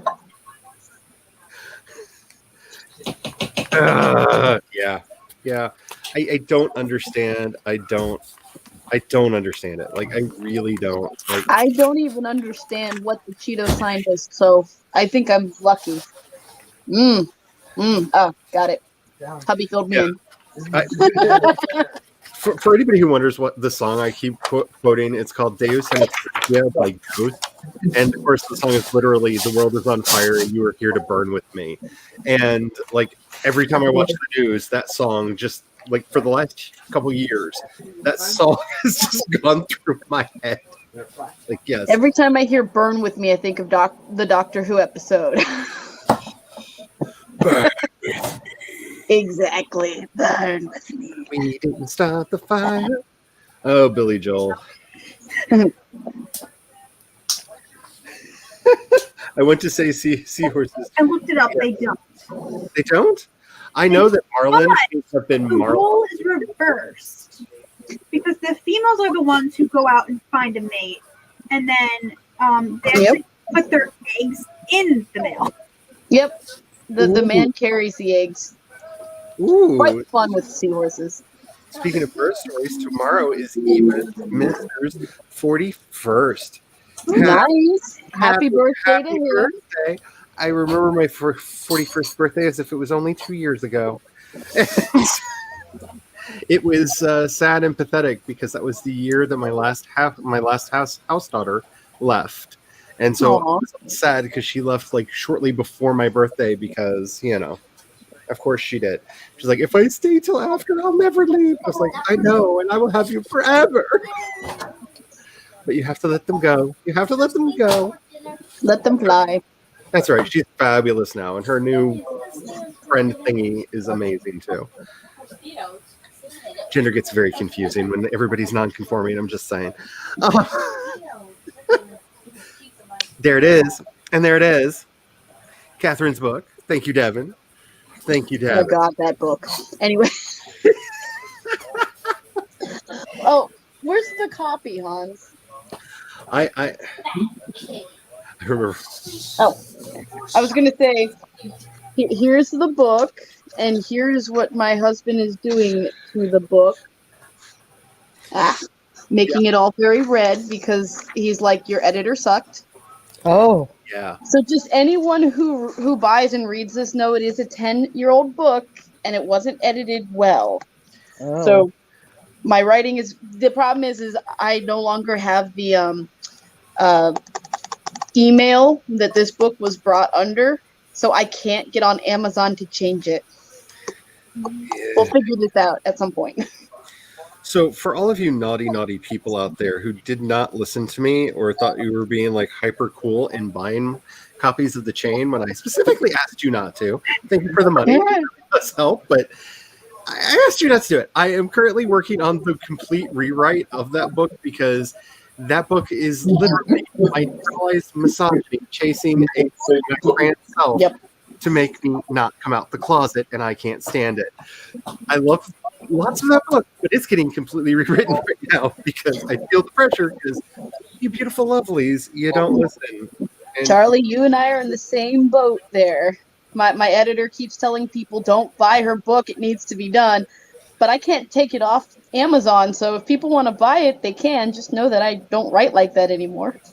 see, I thought about taking it down. I don't have the courage. Like, I remember watching Courtney from the Courtney Project's video when she took all of her Lyra Parrish books down. And I sat for like a week every morning on that KDP screen going, is this today? Is this today? And I just can't bring myself to do it. I might because especially for some of the ones that, because see, the thing is, I know that they will push a notification to anybody that a new edition is out. So the people that bought the first edition will be able to get the second edition. So I kind of want to be like, here's the better one to all the people who bought the first one. And I'm not saying the first one's bad. A lot of people really liked the first one and don't see in it what I see in it. Yeah, I had a lot of people who absolutely loved my book, but then I've got my husband over here because he's a professional editor, and he's saying all these inconsistencies, all this problem, all that problem, and I'm going, I'm sorry, my other editor at the time sucked.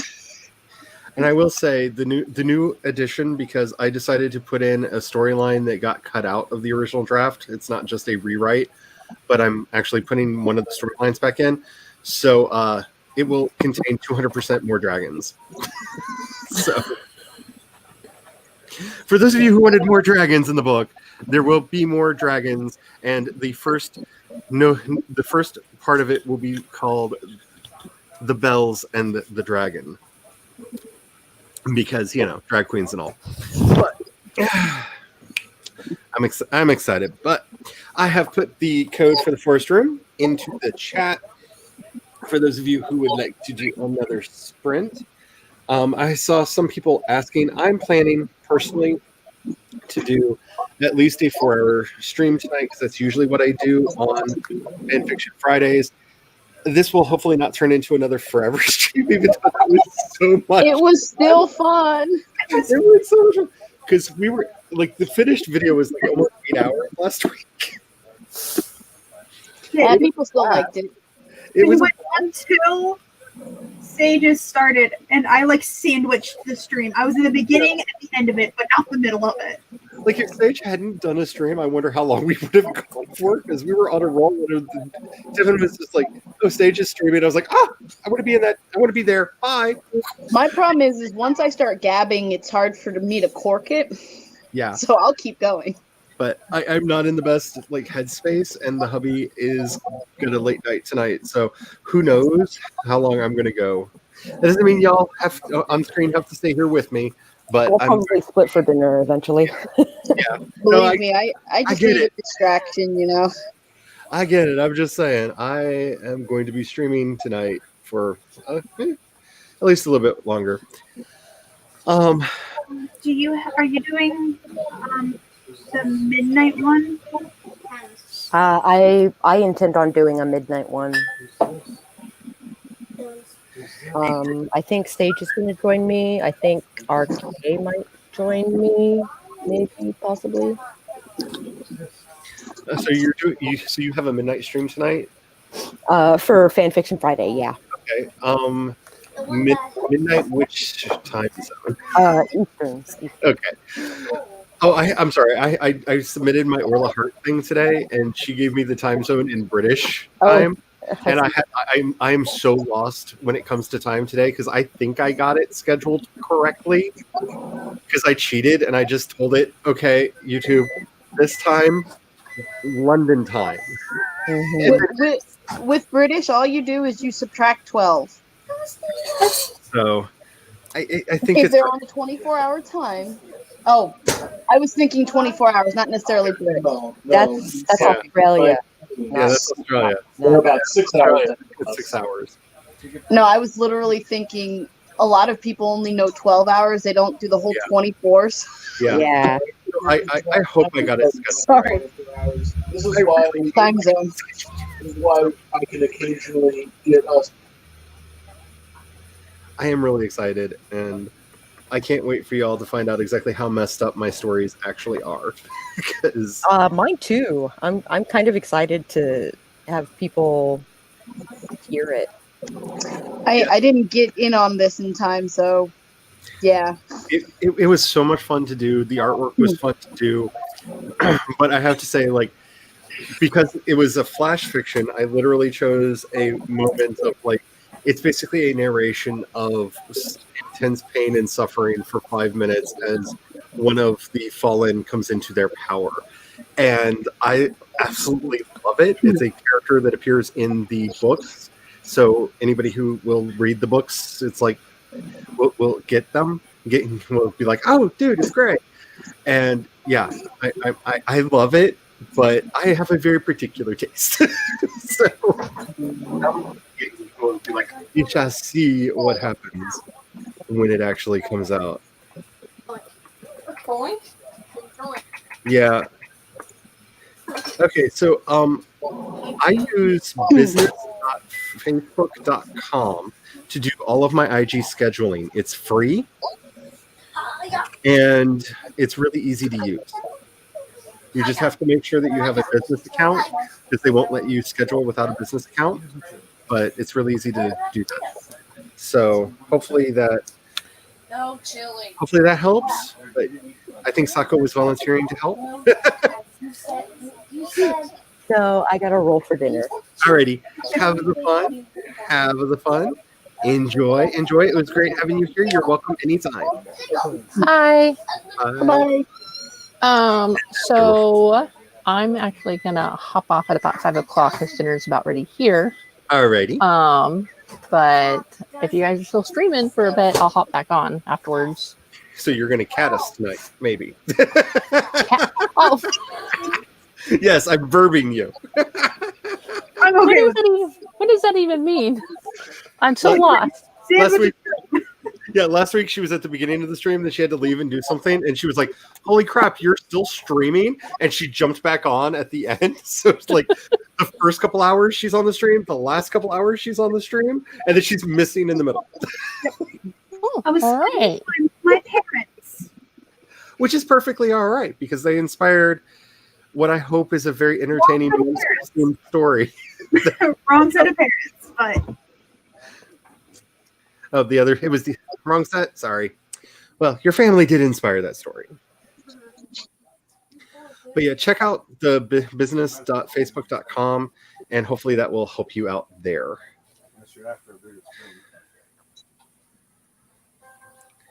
Because, like I said, it's a very simple process of setting up so you have a business account and then have the fun, Colin. Wait a minute. By the Brook is doing a stream in an hour. Ooh. Yeah, she's doing it for like a couple hours, and then after that, the Courtney Project and her are doing a witching hour live stream that they do until like 2 o'clock or 3 o'clock their time, and they're like in Texas. To go to there because I love Brook. I'll find the links and I'll post it in the chat so you guys can see it. My secret goal is to one day be on a stream with Brooke Passmore. Like I want that. She's so fun to watch. And then Sarah is also doing one at 8 o'clock. I sent her an email during the Worldwide Write-a-thon to ask her if I could be on the stream, but I ended up just like telling her how much her videos helped me during my depression, and I was like, it feels like I'm buttering you up. I don't want anything from you. I just want you to know how awesome you are, and just ended it there because it turned into something else. But I would love. I dream. I have dreams because she is awesome, and I want my own bro, and I want it named Sis, but I haven't found one that I like. I want to have my own little timer on a stick that Yoda can hold in the background, but that's the thing is it needs to be big enough that y'all can see it while Yoda is holding it in the background. And see, I remember all these author tubers when they had only about 100 people watching them. Yeah, same. Like I watched Kate Kavanaugh before she started the whole Write Like series, and I knew Kim Chance before she left. Thank you. And there's Sarah's stream. And when I'm ready with... Yeah.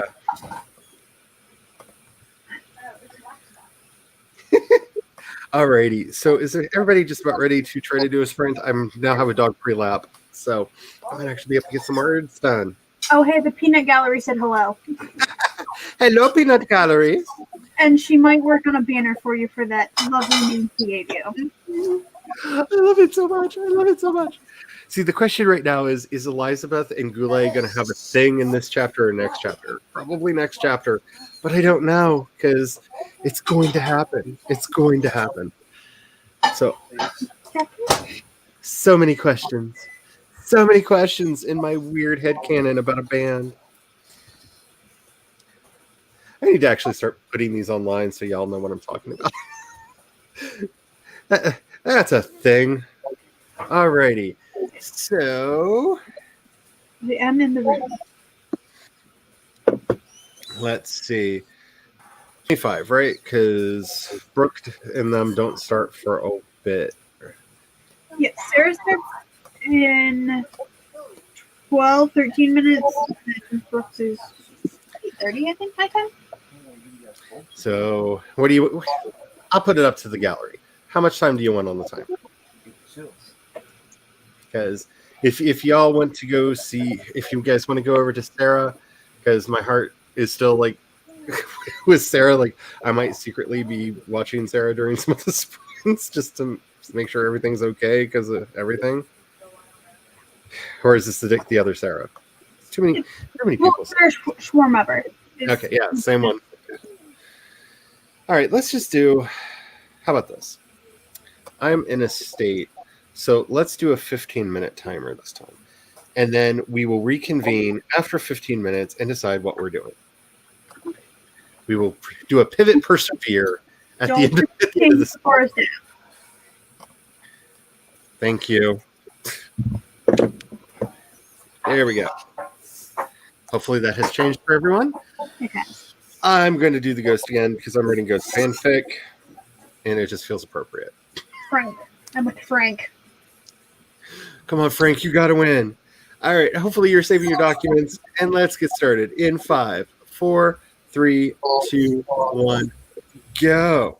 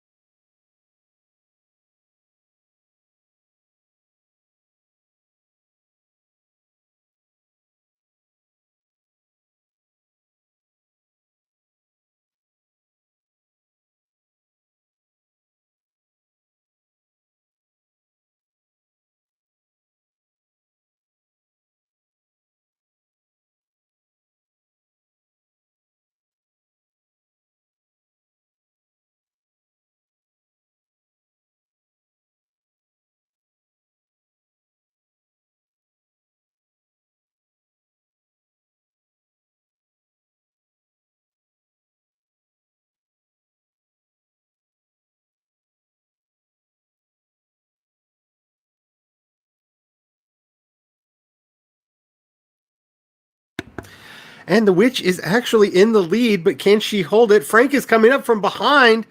But wait, no, wait. Frank may have it. Frank may have it this time. It looks like Frank in the win. Frank for the win. Frank for the win. And hopefully I got back far enough. I didn't blow out anybody's ears with that. Good thing I was muted. I got a little excited. All right. Sorry, in the chat, I got really excited because Glory is over on Glory. Okay, Sarah's so stream. I'm gonna say I got like another 100 words or so, and then cat distracted because she needed love now. And every time I tried to talk to do the voice to speech, she tried the voice to text. She tried to put her head in my mouth, so that wasn't working. So I was not allowed to do anything else but love on her. And I think I have some new scars on my chest to prove it. I was bad. All right. So how did everybody else do? Let me know if you feel like it.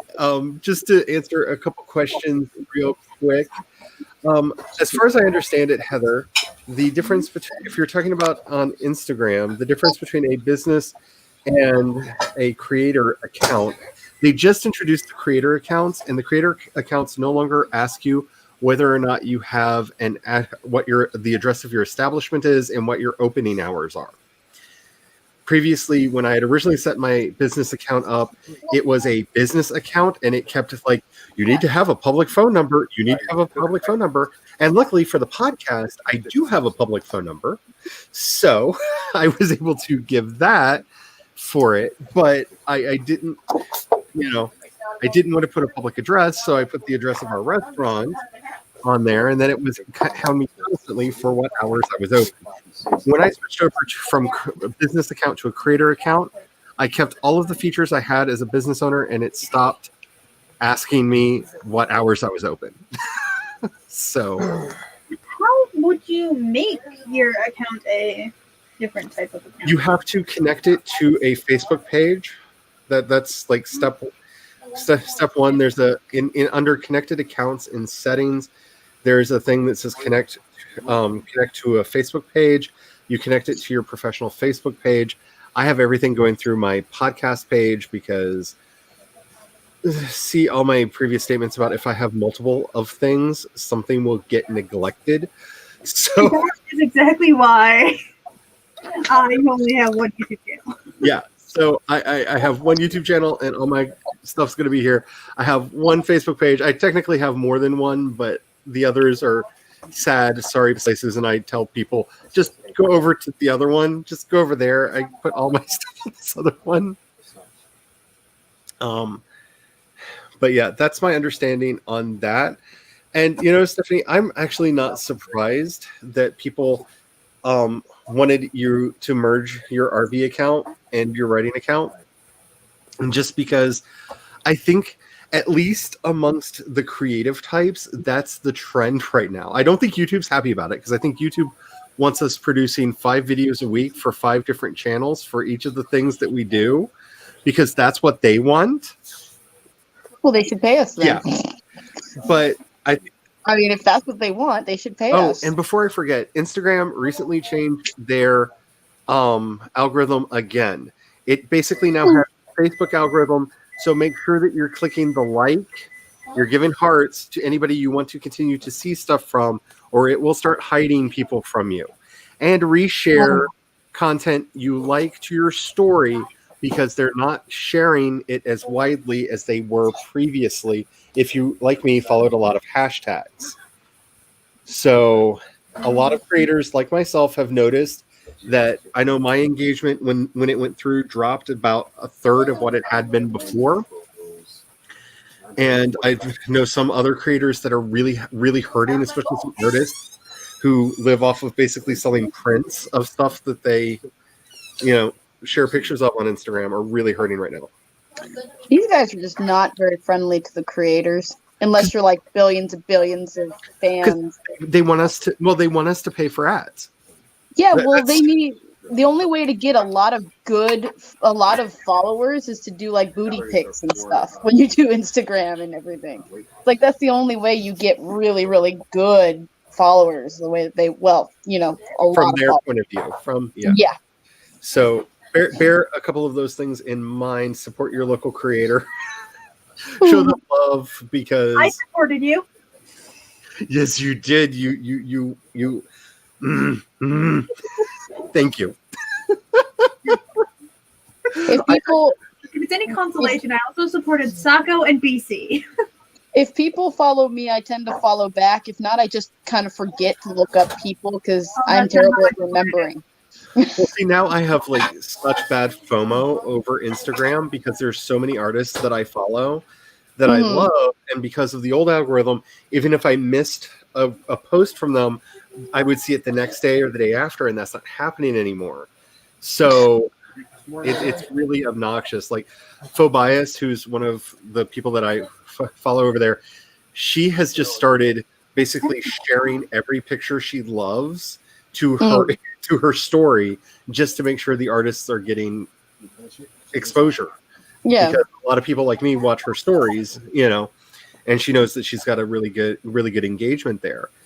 But my big problem is I don't know IG that well because I only really started caring about it once I started YouTube. yes, cat, other cat, super cat, super cat. How do you know what type of account you have? Yeah, right? Because it asks me if I want to switch to a professional account. Yeah, the professional account is the one that. So, like, if you go into, do you know how to get to your settings, Kat? That's where I am. And so I see the option to switch to professional account. Yeah, the professional account is what I am currently So, like, at the bottom of mine, it says, like, switch to business account and then switch to personal account. So now I know that I have a creator account because that's the only option not listed there. God, I don't even. I'll have to look. That's the only reason I know what I have. Yeah, mine just started- says creator in it now. It just like because I was I going to started show you the option. I started my IG account, I think, about 10 years ago and only did little small things. Yeah, same. So I have no idea. It was before I was married, so that's 5 years. And then before I got rid of the Starbucks job. So yeah, about 10 years ago. Well, see, I may or may not have in December done a podcast about She Who Shall Not Be Named and all the stuff that she was doing, and left Twitter for a while to get away from the transphobic backlash to that. So that was what I was like, but I still have things I want to share. I haven't done Instagram in a while.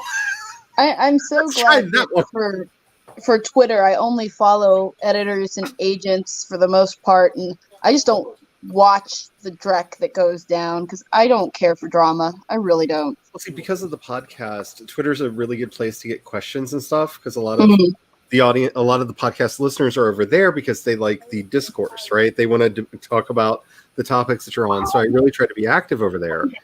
But we lost to Stephanie. I think that may have been intentional because she did say she'd have to leave at some point, but that she may be back.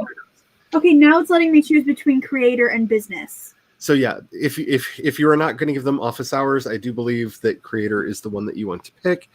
Like I said, they asked me when they rolled it out, and basically the way they explained it in the explainer was, if you're not talking about if you're not a physical location, do creator. Yeah, so. I better do that. I'll check my settings. I think I'm just personal still. Well, to me, because I like to schedule, because I'm really bad at remembering to post things. So, like, I've already scheduled the announcement of the Orla Hart release, like the story I did, because I scheduled it today and I knew I would forget it by the 27th. So I made my little IG picture and wrote my post, and it's scheduled. It's just sitting in the scheduler waiting to go out, because if I didn't do that, I would completely forget because I'm bad at it. But hopefully that answers some of those questions. And does Charlie keep turning on and off their camera? Yes, I keep turning on and off my camera for a couple reasons. One, I've had a bad mental health week, and so I'm very fidgety, and I feel like I'm distracting when other people are talking. So very often I will turn my camera off when other people are talking, so I'm not like, look at me, I'm doing my weird little nervous dancing thing in the corner. And because I feel awkward, and also I have a lot of back pain, and I don't like people to see me wince. So I often flip in and out of avatar mode for those reasons. Realizes I don't remember my Facebook password. Switching devices. We'll be right back. There we go. I was about to say, so I don't know if that was intentional or unintentional, but a thing happened. I know I did 232 handwritten words. I was getting down to it because Papa and Elizabeth were about to get at it, and it just really, like, he just basically asked Elizabeth Bathory where the kitchen was because he wants a cup of coffee, and she is so like, how dare you, sir? Are you talking about the Bathory, as in the person? Yes. You know Yes. where the kitchen is. All of the characters in this story so far are based on songs from the band Ghost, almost exclusively from the first album and the retroactive first album, 7 Inches of Satanic Panic. And one of the songs is about Elizabeth and her immortal goodness and why she is truly one of us. And so Elizabeth is a character in the story. She has been alive ever since. And Goulet is one of the other characters that I'm bringing in. I'm so far still writing through the songs. Each chapter is roughly inspired by a song from their first album, Opus Eponymus, and the side secret first album, 7 Inches of Satanic Panic. Because I love that they like decided to release an EP and be like, and they actually did a thing where Papa Nihil is literally holding it up going, Sister, do you think we can release my old album from the 60s? And she's like, well, it can't do any more damage than the Cardinals already done. And so it's like this lost album from the 60s that they've released. That's secretly their secret first album. And I love this band too much. I just love them too much. And yeah. So yeah, it's Elizabeth Bathory, and you know, as the song says, and her lust for blood makes her one of us. And so I'm having a lot of fun with this. But you know, I see her as a very like, oh, I do declare, like almost Queen Elizabeth. You know, like, she was noble in real life. Yep. I mean, she was close to royalty. That's why they couldn't kill her for her crimes. She just had to live out the rest of her life in solitary confinement in her own house. And so I'm having fun. I'm having fun with her because Papa has just come to terms with who he is, that he is the descendant of Pope Innocent the First, and that is how he is bringing the Antichrist into the world. Because if you know your Catholic history, look into the Popes Innocent. They weren't. Not any of them. Not one. Not one. Like, that's the best, like, I'm going to cover up my crimes by saying, hi, my name's Innocent. And most of them were either Medicis or... Medicis. Oh, what was the other? Borgia. They were either Medicis or Borgias. And so, depending on which of the Innocents we're talking about. And, yeah. Oh, the scandal. Oh, the scandal. And I needed to figure out somebody enough years back so that my character could be the seventh son of the seventh son of the seventh son. And when I did the math, I was like, oh, wait, that was at the time of Pope Innocent the First. Yay! He was a piece of crap. Let's include him in the story. Oh, yes, we're still on. I'm glad that you have finished work. I don't know what we're doing because everybody else is streaming. And like I said, I'm along for the ride tonight. So if you guys want to keep sprinting, we can do whatever. If you want to go watch, who is it, Sarah that's on right now? We Sarah. can go Yeah. I'm up for just about anything tonight. I've had some fun. I have written 775 words during this live stream so far, so that's not bad. I'm up for anything. My husband has an appointment with a dermatologist on Monday. We found something that might be bad. So believe me, I'm trying to distract myself with just about anything. I understand that. I've just had a week, so I'm. Eva's actually back now. I'm actually back now. So if y'all want to keep going, we can keep going. I mean, as far as the StreamYard numbers go, like I can tell some people were like, "Oh, Sarah," and went over, but we still have quite a good number of people. 13 people. Yeah. So. Well, there's also hoppers. People that hop from one area to the next. Well, that's what I'm saying. Like, I'm willing to make it easier for the hoppers if they like. Eva just said, "Let's all bombard Sarah's stream and then come back. Give Charlie a breather. We need to get more folks to join us too." Just an idea. Are you saying we need to kidnap Sarah from her own stream and merge her with Charlie's? Can you imagine what would happen if Sarah and I were on a stream together? Like, that's how you bring about like the full-blown apocalypse. Like we're like, we have horsemen running now, but like I feel like Sarah's personality and my personality would sync in a way that would just like blow up the world. Like, put me on a, like, if you really want to end the world, you put me on a stream, have me in the middle of the screen, and have Brooke Passmore on one side of me and Sarah Sharmweber on the other side of me, and the like circuit will be complete. Like, because I feel like my personality is like somewhere between the two of them, and I yeah. I'm not sure if I know who Sarah Schwarmer is. I'd have to look. I love her stuff. Her videos, her vlogs make me want to be better at it, just because she just like has a dash mount, and so she vlogs on her way to and from work. Nice. I just put a link to her stream in the chat again if you want to check it out. Yeah. And then there's the cats. All of the cats. Like all of the amazing cats. And then the whole F the police thing that's happening right now, because you have no idea how, like, yeah. That's why I don't subscribe to news for the most part. I'd rather just be kept in the, I'll be kept in the loop by doctors and scientists. You might be, Heather. It's not, it's Facebook, so it's nowhere near as simple as it should be. Because I feel like they have like this internal drive to overcomplicate everything that they do just enough that you feel that you need them for something. Like they're trying to make you feel stupid so that they seem like they're above us.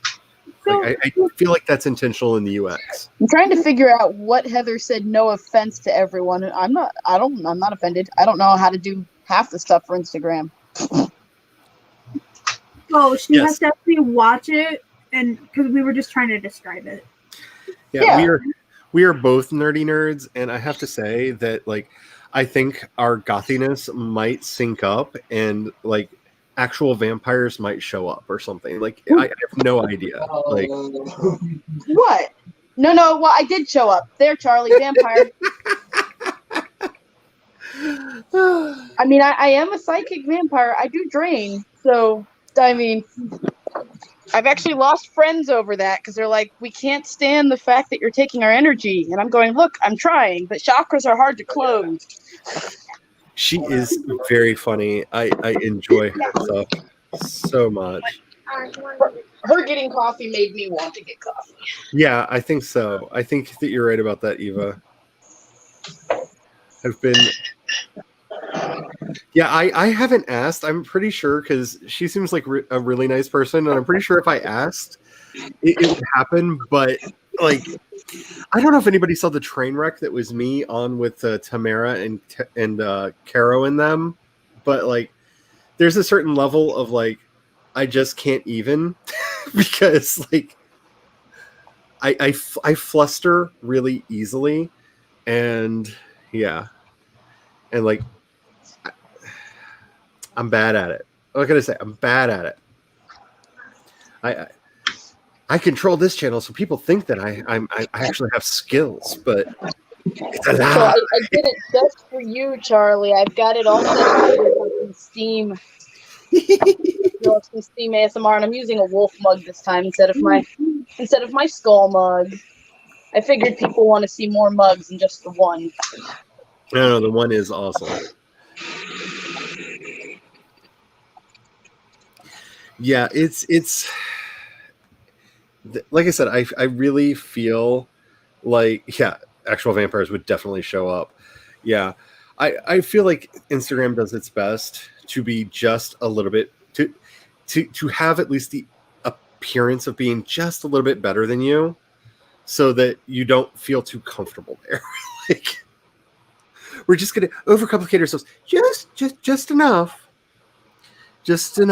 Like, I know for a fact when I found out that it took me so long to get the music sticker. Well, I don't know for a fact, but I highly suspect that it took me so long to get that music sticker because as soon as I found out that they were doing it, I immediately searched to see if I had it.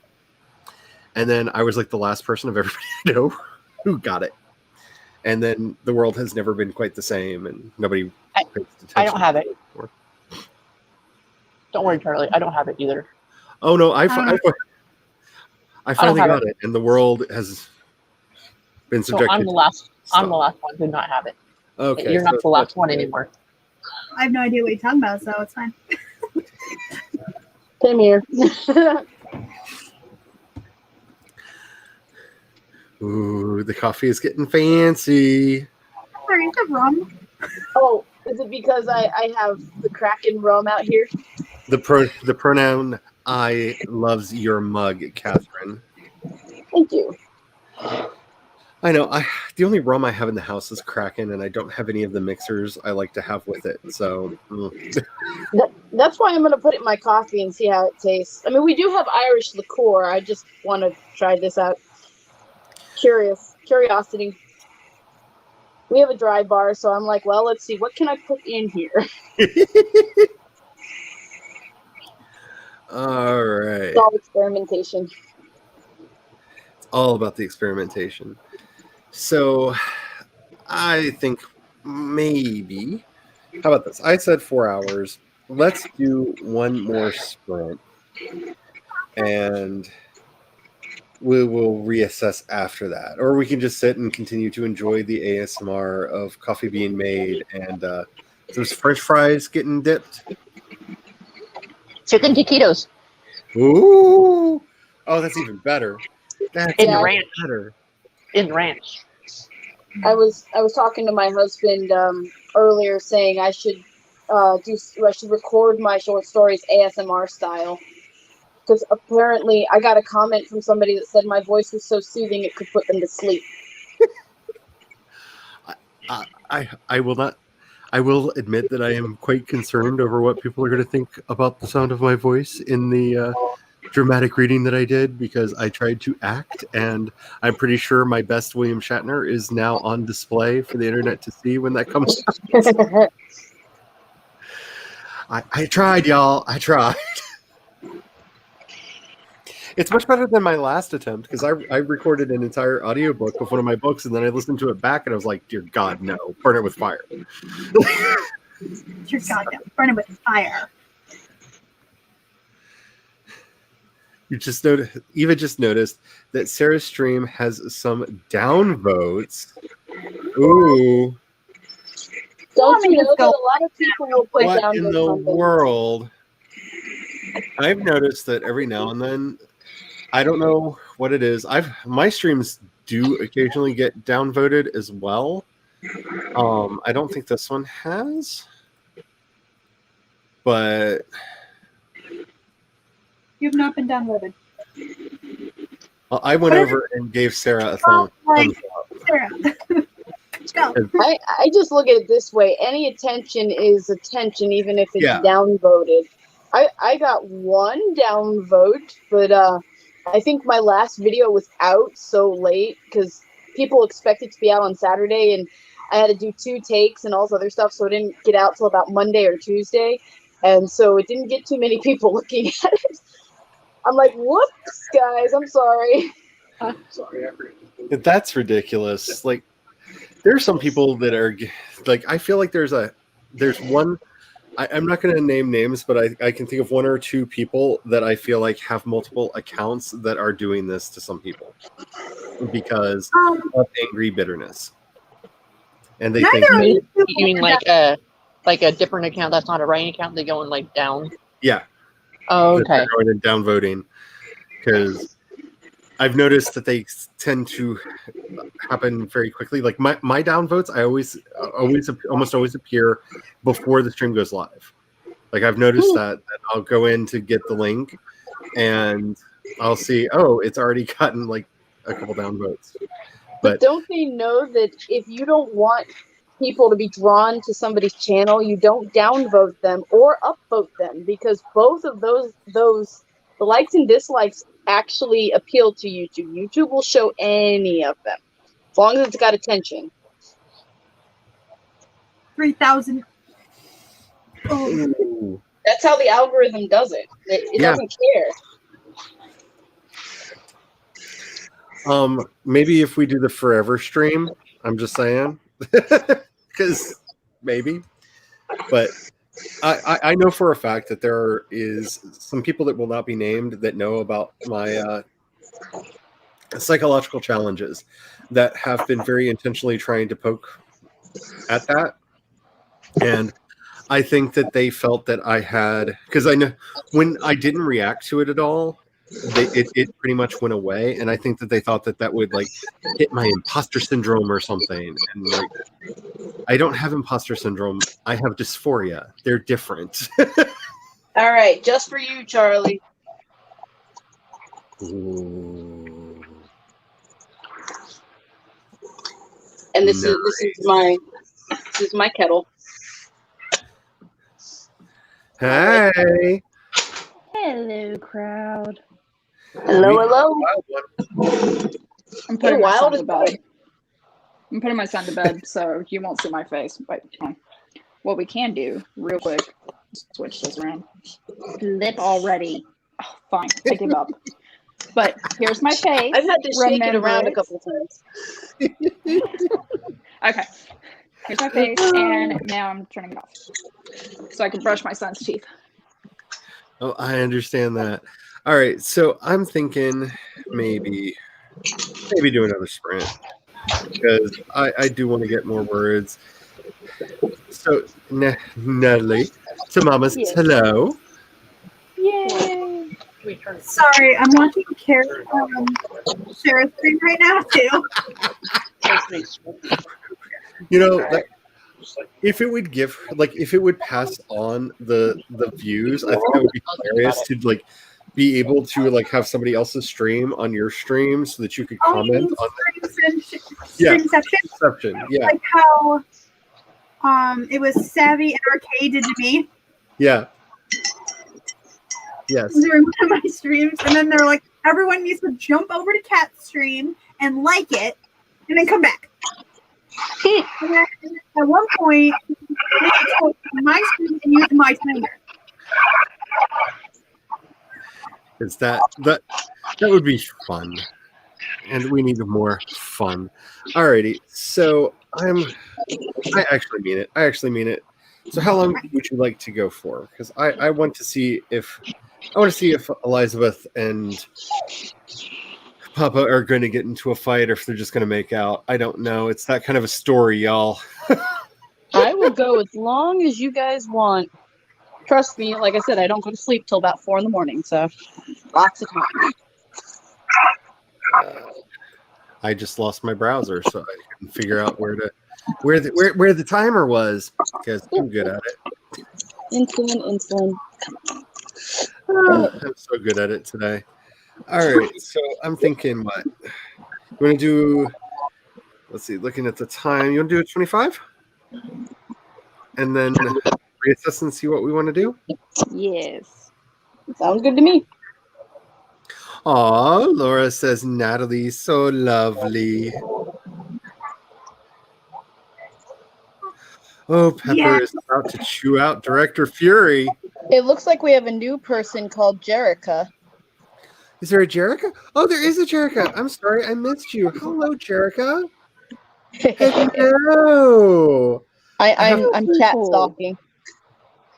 I have to say, Okay, hold on. I got that it. is one of my favorite names, and it's not just because I'm a huge Gem and the Holograms fan, and I hope you don't get offended by that, because I'm sure you get that from people. But I really like that name. When I was working on a chosen name, that was on my short list. And then I decided that I wanted to keep my initials. So. Oh, they said I pronounced the name right. Well, I'm glad. I'm very glad. I actually have an alien character called Zayn, but it is pronounced Zair, so I will say Zarian or Zarian. So Jared. She does, yeah, she does remind me of Elphaba Throp. She really does.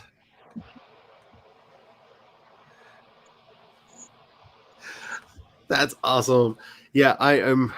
All right, so I'm sorry for being so out of it today, y'all. Like, for anybody who missed it, we thought we lost the cat like out the door earlier today, and I'm on the other side of that like adrenaline spike, and so I'm just like, yeah, man, we can do whatever. Well, careful. We'll go into another 8-hour sprint, No, I Charlie. know. I know. Not an 8-hour sprint, but another 8-hour stream. Alrighty. Make sure that you have a beverage. no problem for me. Make sure that you're saving your documents, unless, like Catherine, you're handwriting them and then they're saved in as they are written. And then you've got ink all over your fingers.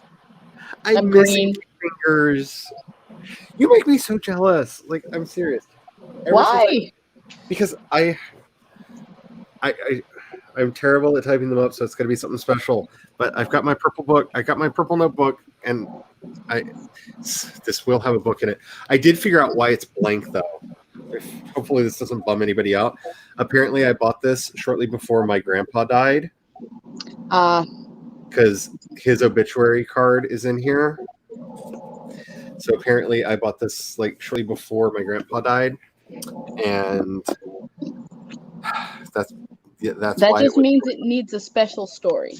Yeah. So this needs something really special for it, and I don't know which one that's going to be. So if you look on Monteverde's website, you might be able, like, I had gotten 3 of these. This is the Jade. I had gotten 3 of these for like $25. So if you look, they might actually have specials in them. But I do recommend getting a cleaner as well, because these things can't just be washed. They need to have the cleaner in there.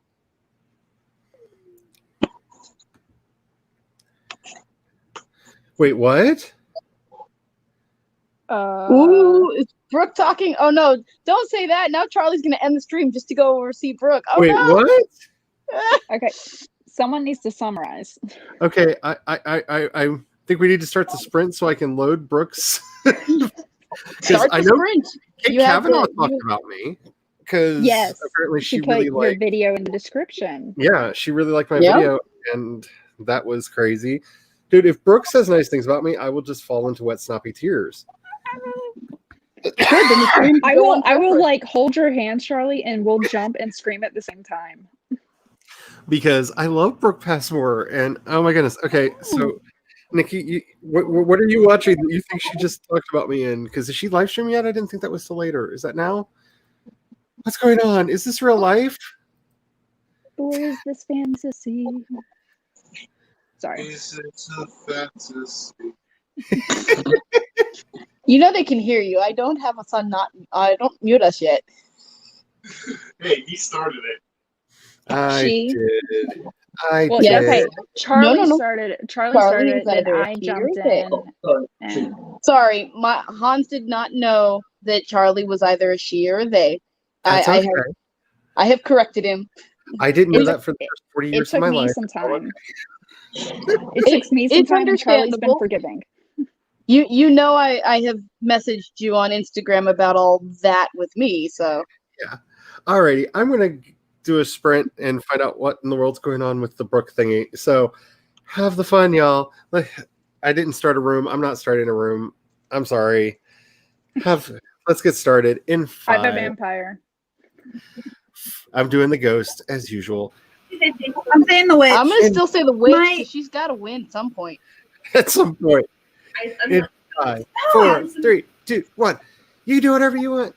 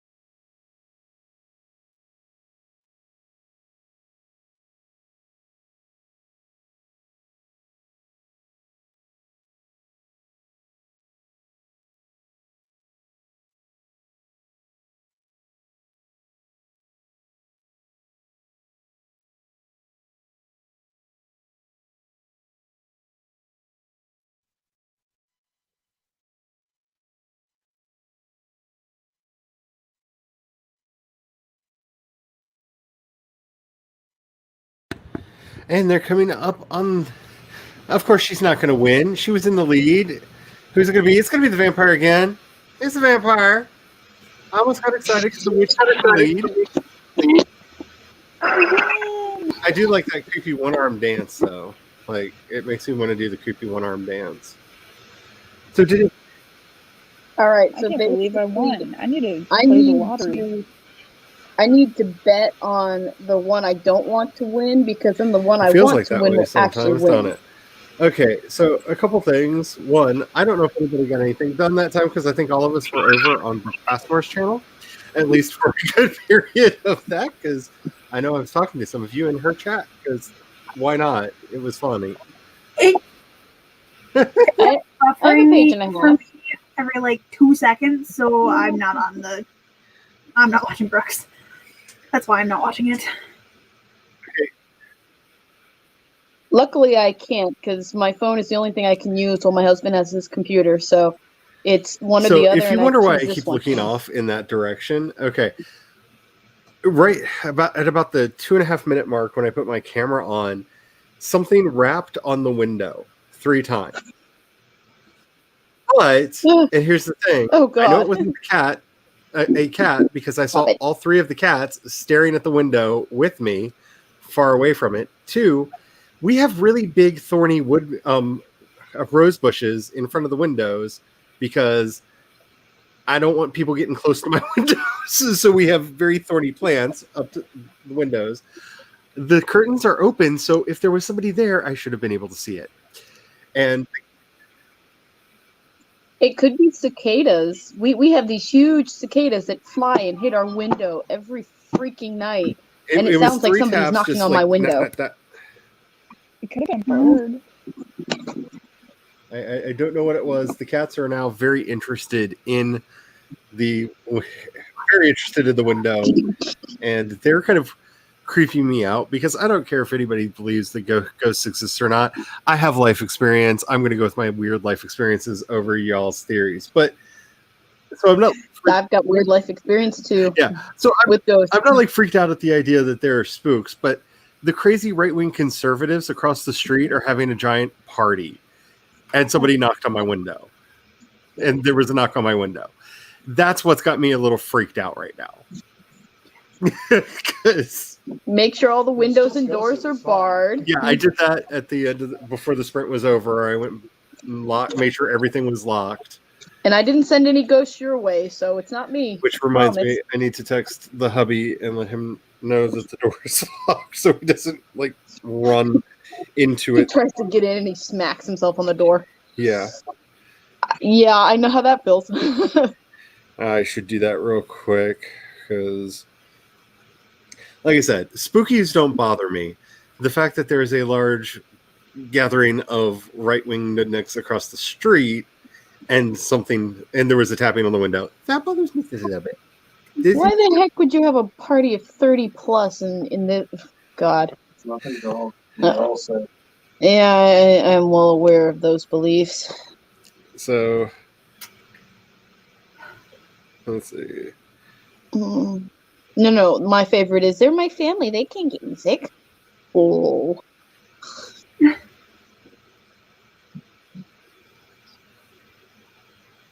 Where I work, one of our servers is in quarantine. Well, that's fun. Yep. And then, of course, they wanted her to get her shifts covered, but the thing is, she's in quarantine. So if somebody doesn't cover it, she can't come in anyway. Right? So why didn't managers just also ask around? No. Well, if it's anything like when I was working at Starbucks, it's because it's not the manager's job; it's her job to call people. And the thing is, she was quarantined starting last week. See, we actually instituted it's your responsibility to make sure your thing's covered because the people that we had helping us manage the place wouldn't tell us when the people told them they couldn't get in. So we couldn't change the schedule. And I'm like, this whole thing doesn't work. Like, you're not telling us, you're telling the people that don't tell us. Like, there needs to be coverage, y'all. Just like talk amongst yourselves or tell one of us and we'll make sure it gets covered. The chain is broken. The owners knew the person was quarantined. And the person who had the schedule knew. Well, then you can just look at them and go, "It's not my fault." Sorry, the cats are just really interested in that window right now, and I'm just a little like, please be a ghost, a demon, a monster of some sort, and not a diseased white right winger from next door. Well, think of it this way: unless they're planning on breaking down your window, the disease will not come in. Yeah, it's just it's unsettling. Oh, it's absolutely. Everything about living here is unsettling because but I only have things unsettling here because I live in a place in Baltimore where it's a nicer neighborhood, but we've still had dead bodies in cars and stuff here. Regardless of it being a nicer neighborhood, it still has, I think I've seen 3 or 4 dead bodies by the time I've lived here. The first dead body I ever saw that wasn't in a funeral home was in Baltimore. Because Baltimore has we've actually beat Chicago out for quite a while, or Detroit. We beat a lot because it's like 360, almost one murder a day, basically. Who knows? It just is. That reminds me of a story I read when I was talking about glitches in the Matrix. And this person was talking about their significant other just got a weird vibe and was like, "We have to block the door." And the guy's like, "What?" And finally, they end up blocking the door with the desk. And some people came knocking on the door looking for some money because the person's brother owed them money. And because the door was blocked, he had to talk to them through a window, and it prevented him from being stabbed.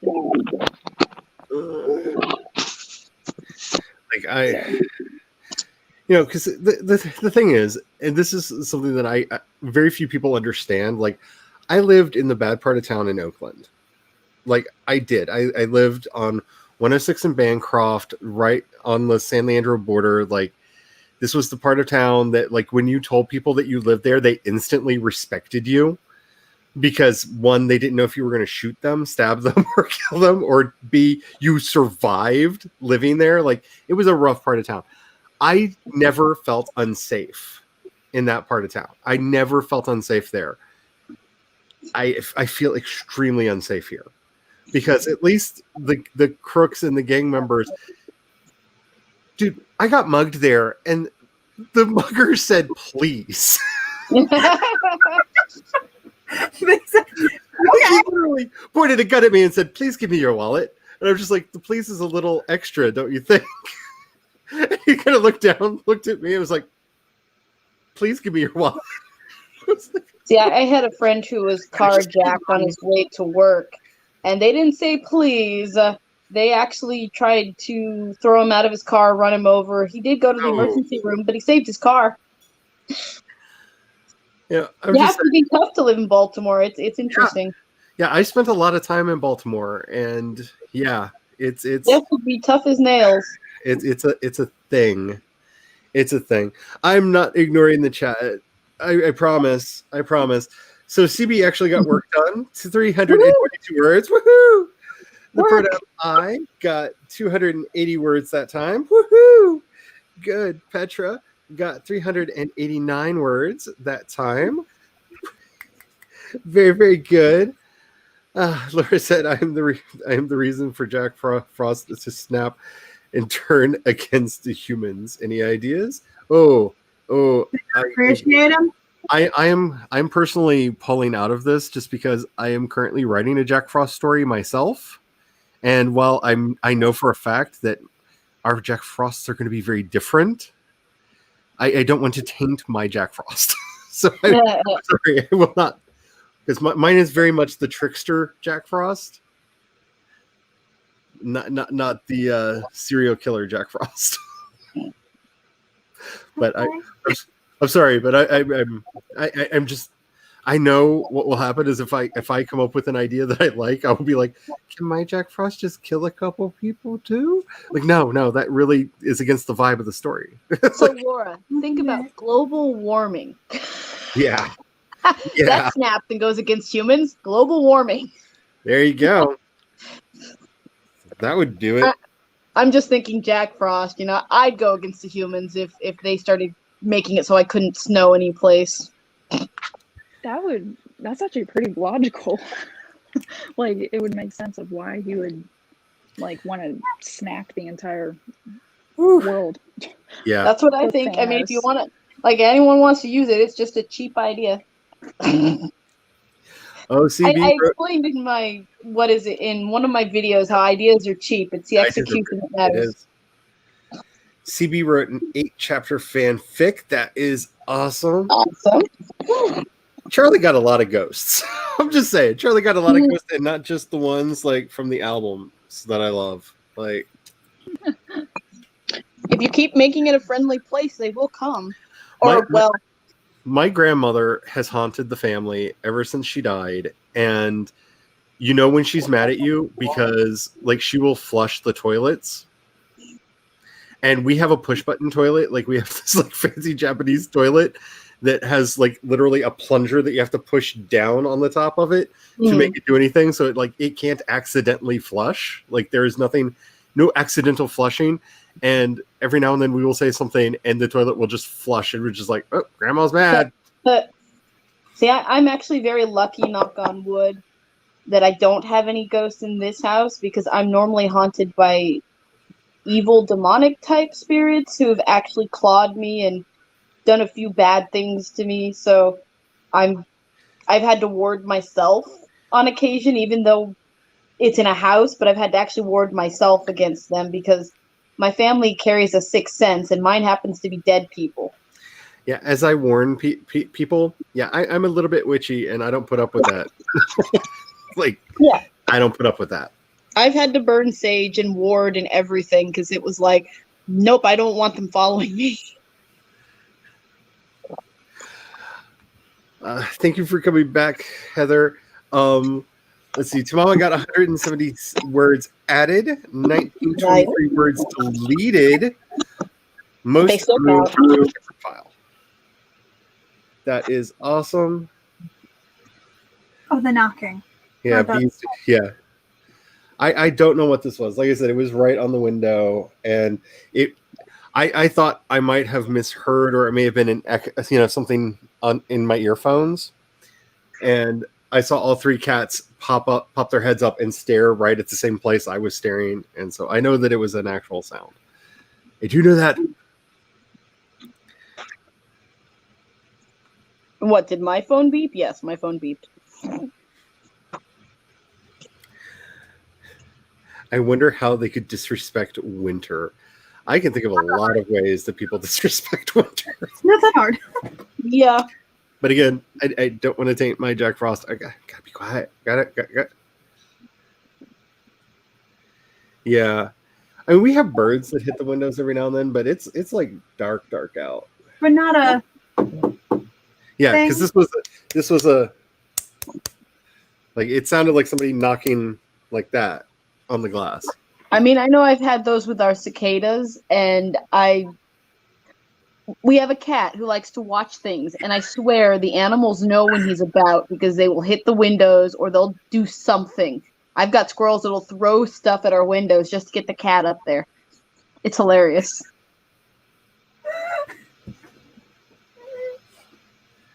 Our squirrels love to bother our cat. The message I just got. CB, that is awesome. If that is your total word count so far for Milwordy,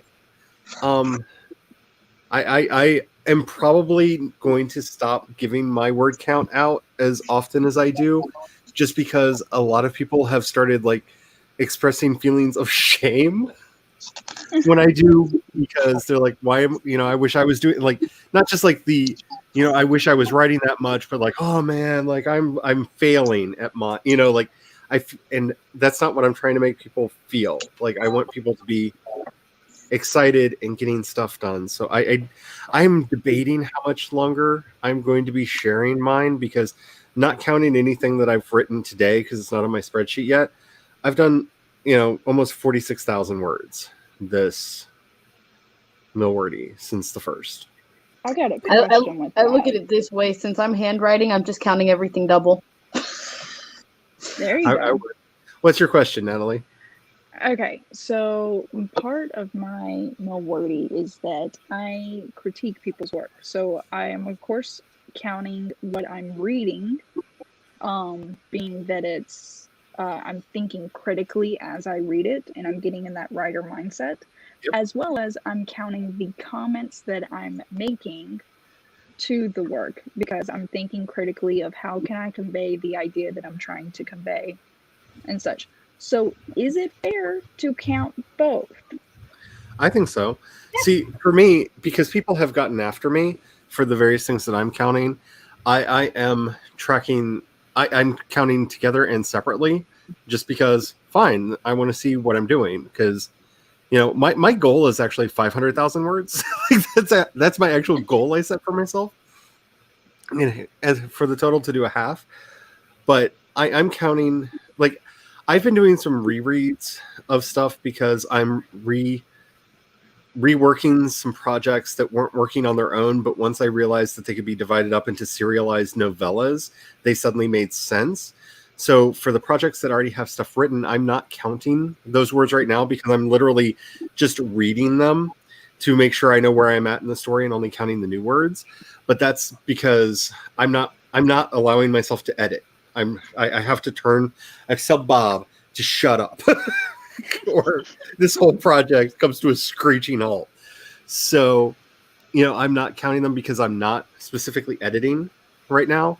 Yeah. But that's the method that I picked just because, the numbers would be ridiculous if I was counting like the words that are being pulled in from other things, especially since I just started editing a rewrite on a 76,000 word novel that I'm breaking up into novellas because the original story had some weak points, and I think that this way of telling the story will be better. I'm going to put it back out as a collected total again eventually, but well then I might suggest you do what I am starting this week, and my vlog that we'll post next Tuesday will show this, but I've just committed to do a double Milwordy because I realized how much I read critically is actually a lot. And since that's counting towards my words, I'm doubling it up. Yeah, I had considered that because of some of the words that I had brought in from other projects.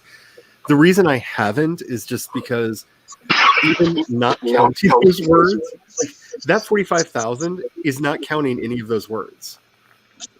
That's not counting anything that got, brought in from a previous project. And I would probably the double or more.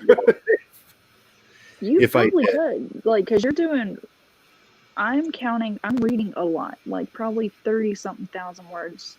Actually, I can pull up my spreadsheet, but it's like 30-something thousand words of my 45 is reading. And it's probably even 38. Hold on. I gotta pull it up. I have it open. I just gotta go over to my grand total tab. I tend to follow the Brandon Sanderson method, where on his writing excuses, he says, any words count because it's practice. Yep. Yeah, that's true. So 33,000 of my words is critical reading. Nice. Now, and so I did do some reading notes? For fun. Yeah, like so the reading itself are the words I'm reading, and then I still count the comments I make, which would be the critique I write up of what I read. That counts as writing because I'm actually writing these words. That's what editors do. And then I have an editing part as well, which that's only like 4,000. Because Natalie, at least, I don't know what you're reading for, but I know she's one of the lovely people that's helping read some of my alphas. Yes, and I'm enjoying that. I am feeling weird about that process too because of some of the comments I've gotten back from people. That one person in particular who thought I was lying that was my zero draft, and I was just like, it's not that good. Like it's fine. It's fine. The thing is, your zero draft is like my twice edited draft. But also, I think people need to realize you've been at this for a while. You're not going to make the same typo mistakes that the rest of us do. You have, I not to talk about your work, Charlie. I've noticed like 2 or 3, but I'm in chapter 4 now. 2 or 3 typos, because I know you know the words. 2 or 3 typos is not. And then plus it's 0 draft because you didn't even go back over the word editing processor. Nope. So I know you would have caught these without it because they're underlined in blue and such. Because I was concerned, especially with a lot of the work that I'm doing right now, like on the developmental level, like, does this work as a story? You know, because I have a very particular aesthetic that I write to much more than a genre. And because I'm writing primarily for a Western audience, I don't know how well it conveys over. Like, if I were reading this from one of the books that I've imported from Japan or China, I'd be like, this is how that kind of story works. But I'm like, these have to go out to a Western audience. And so, like, is this a satisfying story over there? And so I'm looking at them as purely developmental. Like, does this work as a story? Does it feel complete? You know, and whatnot. And yeah, this is, like I said, I have 9 books out. I wrote 4 books. And that's not counting all of the unfinished manuscripts that I started, or the other stuff that I've, you know, all the short stories and all that other crap. You know, I've been at this for a while. And that's why I keep bringing that up. Not to brag, but to be like, don't compare to each other. Like, my first book was published in 15 years ago. Like, That's why I keep telling everyone that, you know, my book's 10 years old. It probably has a lot of errors to it because I did not have a good editor at the time. But I think that's the beauty of books. Like, people talk about books and movies of, like, when you read it again or watch it again, you're in a different place in your life. Yep. But now, as a writer, I realize you could write a totally different book. If you got the idea now, it would be completely different than what you wrote 10, 15 years ago. That's actually why I'm doing a rewrite of The Chain. And it's just because that was my angry queer book. And I stand by it. Like, I think it was a good book when I wrote it, and it got good review, you know, okay reviews, because people either got it or didn't get it. And that was fine. It sold really well, and I'm very happy about that. But, you know, after going through everything that I've gone through, reading back through it, because I want to write the second book in that series, and I would have written it if it wasn't for my unscheduled mental health vacation. You know, when I read back over it, I saw things in there that I can't abide anymore. You know, it's too, like I said, that story is about my internalized misogyny trying to keep the feminine down. I know nobody has seen that. Nobody but me has seen that, because the vast majority of the people that I've gotten notes from who have read that book and loved it were women who are like, this is so empowering. I love this book. And I'm glad that they saw that in there. I'm seeing my dysphoria on the page. And I want it to be better. I'm not going to change like a lot of the plot stuff, because I do like where it ended up. But like, there are some characters that I feel like were not given all that they could have. I do feel like I didn't notice that there were no biological or male to female characters in there. Like, there's one, but she's not really completely out in the original book. And it's basically a bunch of dudes talking through the entire book. And I didn't realize that when I wrote it, because I was dealing with my own gender issues. And so it's the thing that I want to fix. But that's something that's so powerful to me, getting to see that in my own work, that like, that's literally the book where I was working this out. Like, you can, like, me looking back, reading it, like, that's the book where I was trying to figure this out. And I can't see how I'm going to bring it forward from where it is without having to address some of these things. And thus I'm doing that. I know I got feedback from my first beta reader gave me some feedback on my middle grade dark fantasy that I sent out, I don't know if any of you have it, but I know I sent it out to people because if I can remember all of them. And she was like, I love the book, but I see about 100 typos. And I'm going, yeah, that's probably the worst part. The worst part is that I have gone through so many editors, and each one of them seems to have their own particular thing. So what they think is good, I'm having, like, she's a professional proofreader. She's going, oh my God, you have all these problems that need to be fixed. And they're just small grammatical, punctuational stuff. And I'm like, but other people say that that's correct and that other people are wrong. So even my own agent had a weird way of how it had to be. And I'm like, so I have great story, but I don't have a clean copy because I'm so messed up on what's correct. Plus, I tend to write in the British way, not the American way. So I'm trying to translate, and God help me, that's horrible. I remember I took a editing and publishing class last year, and I remember my professor said, I hope I'm not mixing it up, because but something about the editor needs to not edit to them, but to the author. Yeah. And the problem is so many people want it to be towards their own and not. So technically, even if somebody has more than one editor, like once they found their style in their writing, the editor should actually go towards your style better. So, like, it would almost seem more uniform across the board.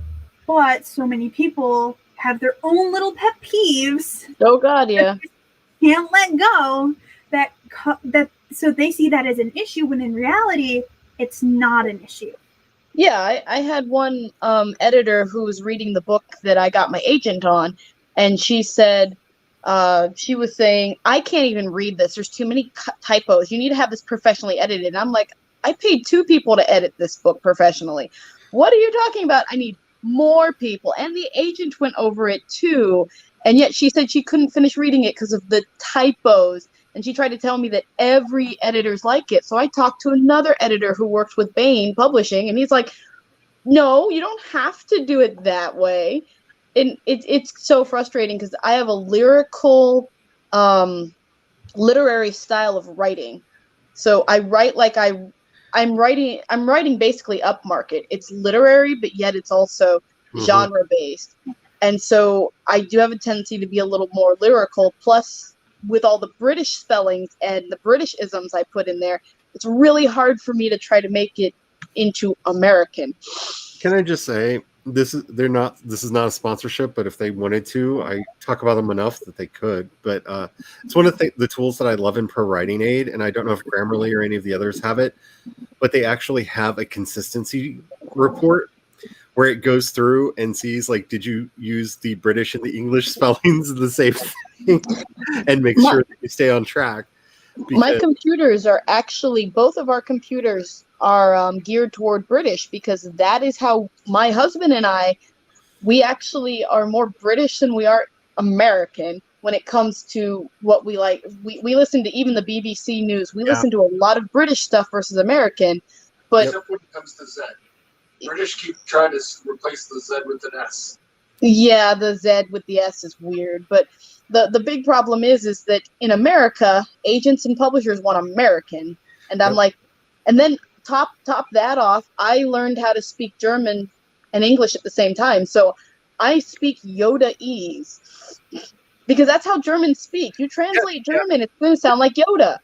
And it's like trying to, it's like I've got great stories, but I need to have an editor at all times because... But at least she said that she will proofread my book toward what I want. So hopefully that'll work. Yeah, because it's one of the things that I've noticed in my own writing as I developed my own voice and my own style that I really like, and I know that I have at least some readers that like I wish I was big enough to be like, and it's very popular with the masses, but I'm not even going to play because that's not true. But I just know how my style was because of what my agent said.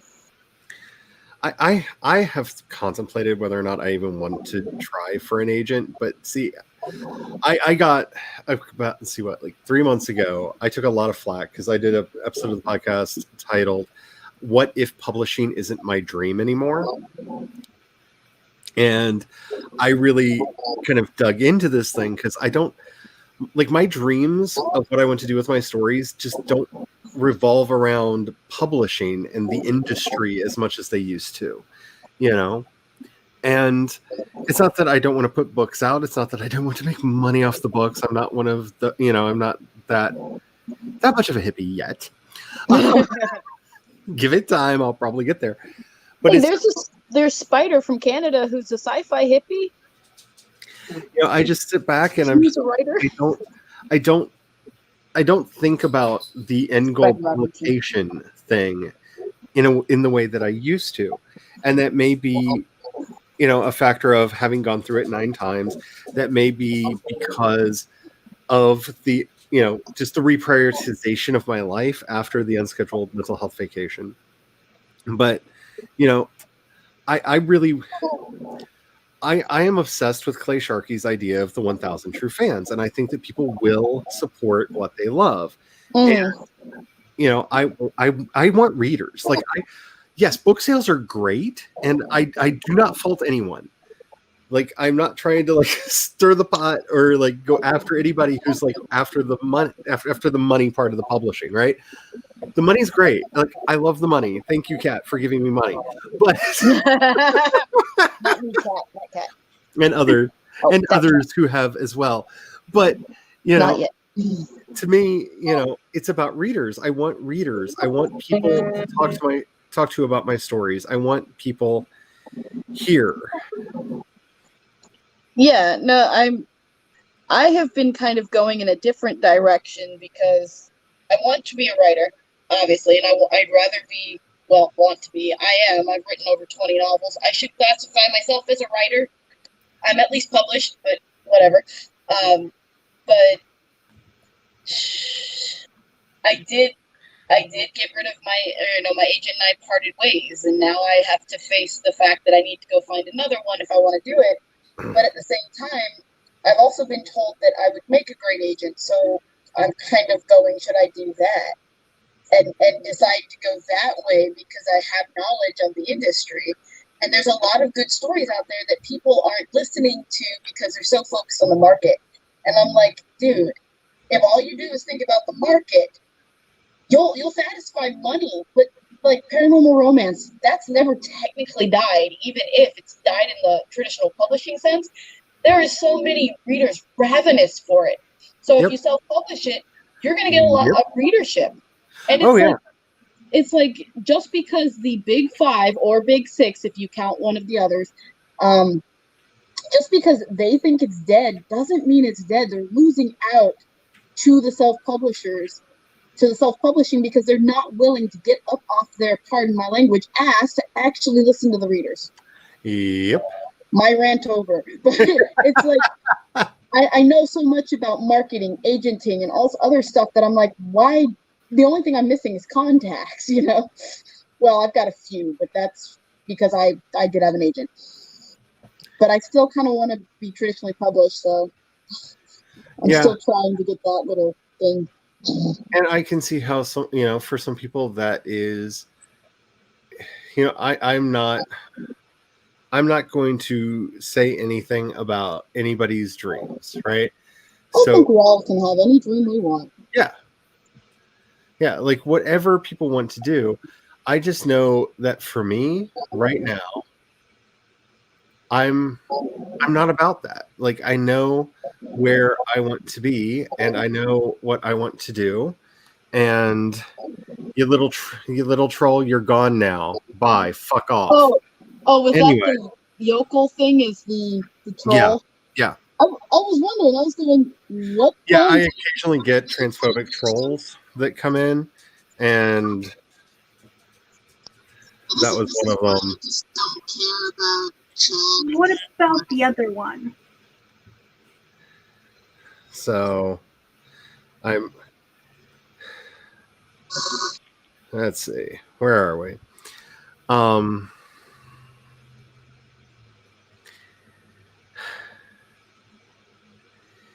So I'm trying to take care of. Sorry, Charlie, do you want to just make me a mod on there? Yeah, I actually just turned off the stream over there because they were the only streamer there, and fuck them. Yeah, got it. Like, I'll deal with that later. Like, seriously, like I'm sorry, my life is not about like serving people. You know, like I'm sorry, I just have to say this just because I want to get off my chest. I have never been a man. I was assigned male at birth. I may have some male bits about me, but trust me, honey. I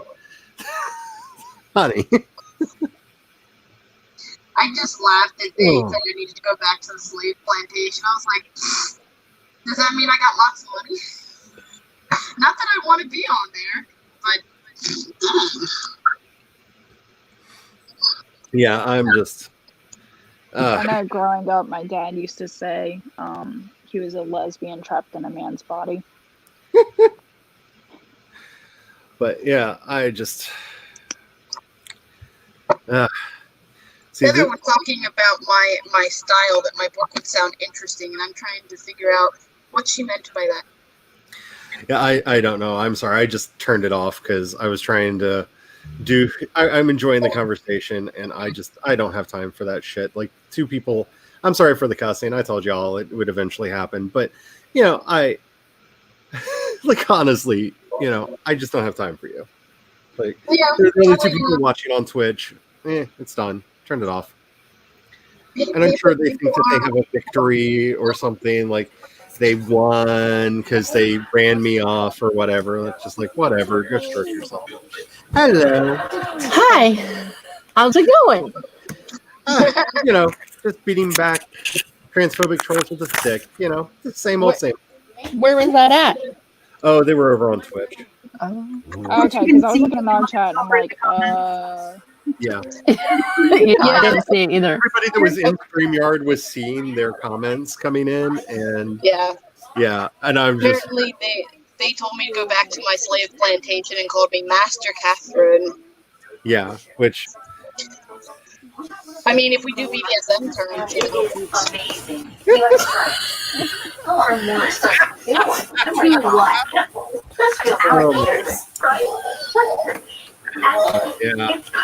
Stores are I don't care. I just don't care. Anywho, and support the human body. Cool. Is there a TV on in the background? Yeah, I'll turn it down. Sorry. No, Give me that's the remote, okay. guys. Guys, give me the remote. I'm just like. Are you watching it? I'm hearing Oh, okay. something. I don't want to get a copyright strike. I'm going to mute you just for a second because I the copyright strike. Because that's my biggest concern. Like, I don't care. Like, have your kids have fun, but I'm after what's happened to a couple people that I know, you know, that have. I don't want the copyright strike. To answer your question, Heather, I've eliminated a lot of the Britishness out because if I'm trying to get an American agent, I have to be American. So I'm doing my best to try to appease them. So there might not be that much British in there anymore. Yeah, so getting back on track. So yeah, I've been debating whether or not I even want to try to get an agent. Like, do I want to query anything? Because the only thing that I really would want an agent for is like I would love to see like a streaming series based on one of my stories. And that would be really like the easiest way for that to ever happen would be to have representation.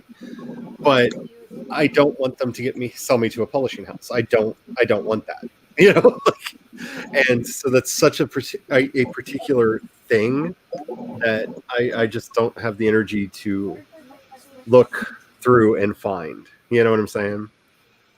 Yeah, and I mean, if you've got a really good marketing platform, which it seems like you do, you know, you can self-publishing should not be a something you can't do. Yeah, and I mean, I've self-published for a long time, and you know, because I've had experiences that were good and whatnot, but you know, I really think that to me it's about readership right now, And that's what I'm trying to build up. And that's one of the things that really excited me with Orla Hart kind of giving that swift kick in the pants, because I have been thinking since July about doing some kind of a story video, and it was always like, I'll figure it out. And it's like, here's a deadline. Do it by now. And that was so helpful, because I don't know if I would have made that video if I didn't have that deadline. And now that I've done it, I'm like, oh, that was kind of fun. Like getting over that first hurdle was the hardest part. And I'm really excited to see what happens next.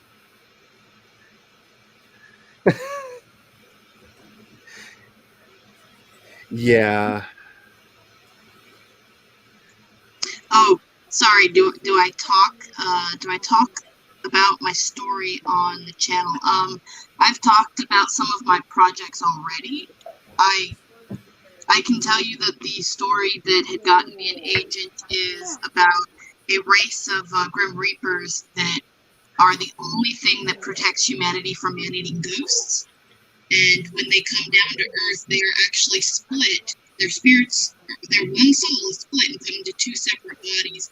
And if they don't find each other within 5,000 years, they actually suffer and become the ghosts that they're trying to hunt. The first book takes place in Baltimore about... Catherine, you're doing that Cylon thing again. You're a robot. You started to do a robot again. Am I right now? Yep. It sounds like it did the last time when it sounded like your mic cord got pulled. Okay, I might need to leave and come back. Yeah. I'm sorry. I was really enjoying what you were saying, but it was a little bit tinny and hard to hear. And I wanted to say something because I could tell that you were saying something really interesting, but... Is it still Cylon? Yeah. You sound right. You sound like Soundwave from the original Transformers. Let me leave and I'll be back. Alrighty. We're playing musical chairs, apparently. It's okay, Yes. right? Hey, we can super play musical chairs. So Ready?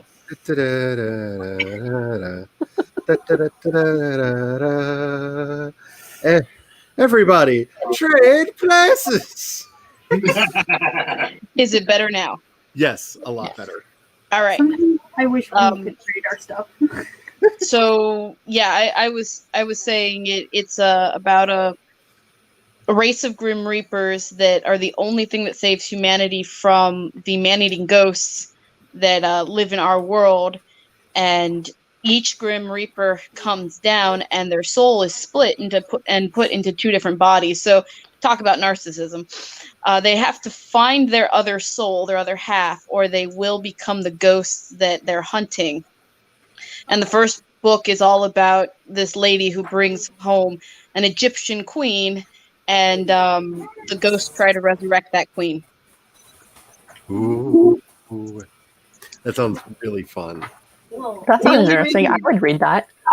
Yeah, that's one of the reasons why I wanted to make sure people could hear, because I've heard you talk about your story before, and it sounds like so much fun. And since I was doing the Avatar mode and Natalie's doing the Avatar mode, I wanted it to be a little bit more of an aesthetically pleasing layout on the screen right now. I know I've been thinking maybe possibly trying to put it on Wattpad, but I have my editor over here going, no. The problem is I'm still under contract with that book, so if it gets published, my old agent's gonna get something. Not that I have a problem. She was a good agent. It was an amicable split, but a lot of people want to read it. Yeah, I agents are such a weird thought for me, like especially because of where I am in my head right now. And I feel weird bringing it up because I feel like every time that I do, I do get like people DMing me like, but are you saying it's wrong for people to make money? And I'm like, no, that's not what I'm saying at all. Like, I'm still selling my books. Like, I just am trying to do something different and reporting back about it, because if it works, it might be a path for other people too. You know, I mean, look at Jenna Moresi. She's self-published, and she's got a lot of books and a lot of money. Well, she's got not a lot of books, 3 or 4, but still, she markets the hell out of it. 3, and I think her 4th one is coming out. yeah, Okay, exactly. yeah, I know about Eve, the Champion, TSA, which I haven't read TSA, and I didn't read Eve, but I read the Champion one. No, and I think she's got a. she's releasing The Savior's Sister, and then I think TSA is the one she's writing. Sorry, Because we don't know that one's title. Untitled. France? France? That's the location. What's the location? I didn't look at it. I just feel like I just need to. Jackson, what are you guys doing? We're looking at the dinosaur. I'm invested in the storyline. Its name starts with D. Tamama Wright says she needs to read somebody's fan fiction. I'm like, who? Who's fan fiction? It's his fan fiction writer. French dinosaur. France. Everyone, just put your French French dinosaur. It speaks French. How would you pronounce that? I thought about doing How that. would you pronounce that? Just a second, let me full screen you. Dubreuillosaurus? Dubreuillosaurus. Dubreuillosaurus. Dubreuillosaurus. I think Dubreuillosaurus. That Sorry, feels, rolling my I vote R's. for I that. know. that feels Dubreuillosaurus. Dubreuillosaurus. Oh, there's a Dubreuillosaurus. pronunciation thing on the page. They were arguing about that. That's what you're hearing in the background. Oh, that's fine. I'm fine with it. The things that you guess hear I over should here, I'm say, sorry. anyway, I don't since have a you're room I can shut productivity- myself off in, and no one hears, Like- and no one is in the background. This doesn't happen. Sorry. Oh no, it's fine. It's absolutely fine. I just feel like we've reached the part of the evening where I really should be warning people. Like, if you're here for productivity, I think the productivity has ended. Productivity least has on my left end. the building. Yeah, productivity left the building when the knocking happened on my window. Like, I was done for the day when the knocking happened on the window. Like, I missed that. We're still talking about craft, though, and that is Yeah. productivity. Yeah, I'm just saying the sprints and stuff. Like, I'm probably not going to do any more of those. Oh, I thought it was Catherine's fanfic, but now that you've asked, I'm doubting my brain. If you're talking about the Dragon Age fanfic to Mama, then yes, that I think I'm the only one in this stream that writes Dragon Age. I do not. I love Dragon Age. I wish I could talk to more people about it. I've never fully made it through a game because at one point I played my stepdad had it for like 2 weeks or something, and then he was like, "Here, you can go ahead and play, make a character and stuff." And then like I got farther than him in like a day, and then he stayed. Wait, hold on. I want to know something.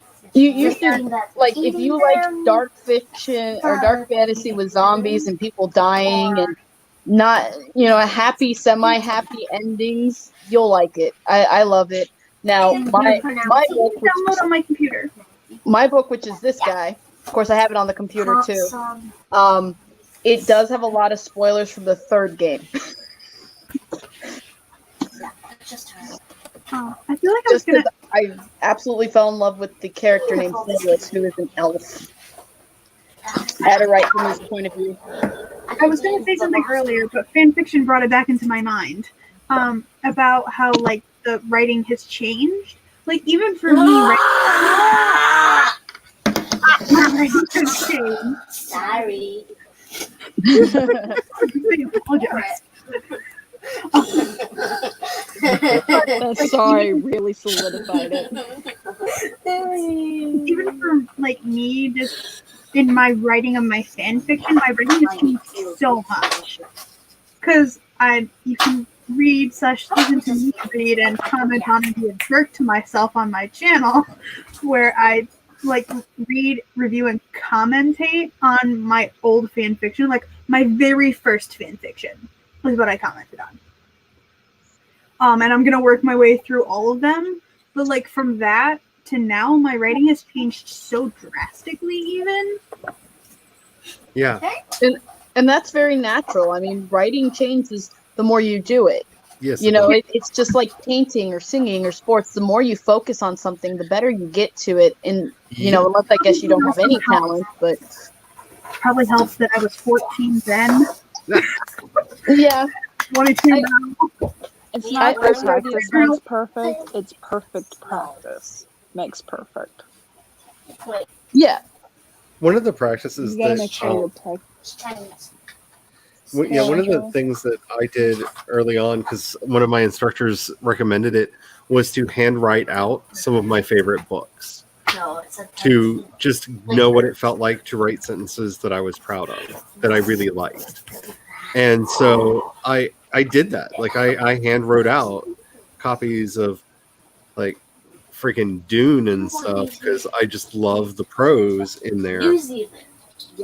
And the interesting thing to me is it didn't turn me into them. Like my writing style never ever like converged with theirs, but it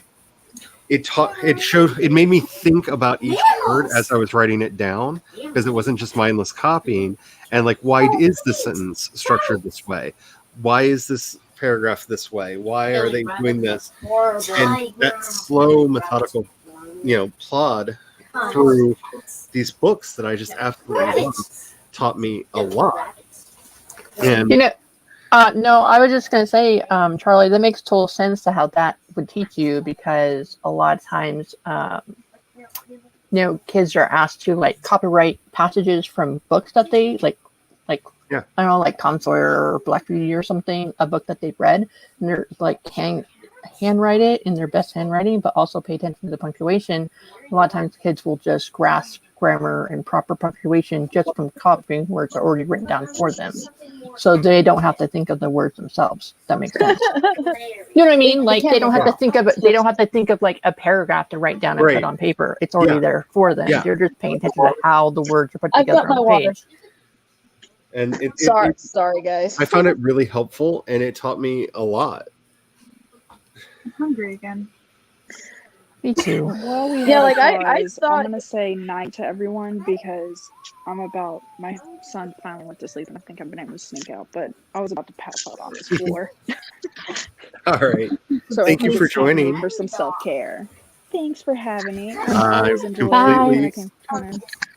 Self-care is always important. Thank you for being here. All right. Bye. Oh, and Charlie, if you don't mind, I'm gonna plug something real quick. Go for it. Sunday, I'm live streaming at 1. And a lot of people you see here are invited because they get access to the stream link. So, join me 1 p.m. Eastern time. Y'all can convert it from there. Is that like 11 Pacific time? No. What time is that? I don't know. I can't do math. I'll just join when I see you, right? Yeah, it's too late. But all right, thanks, Charlie. Y'all have a good evening, and I'm sure the conversations are going to be glorious, as they always are. We will do what we can. As glorious as we can, right? Thanks. We can always aspire.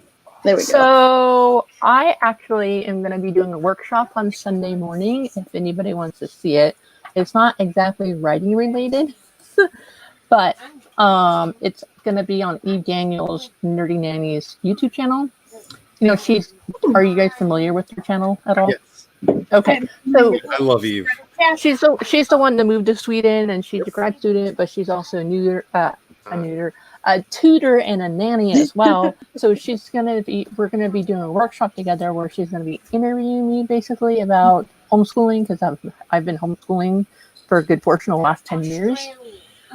So if you guys want to come and just give it a like, or come and ask random questions, because I don't even know if anyone's going to come. I'm sure people are going to come, but I always feel like, what if nobody comes? You know what I mean? Like, what if nobody comes? I'm right there with you. I'm doing a live calligraphy workshop Sunday evening for the author virtual retreats. Yeah, and I keep saying I don't think anyone's gonna care about it, and then I get all these people saying, "Oh, I want to be there." I'm going, I don't know. Heather, if it's on my Discord, I have shared quite a bit of my writing onto my Discord.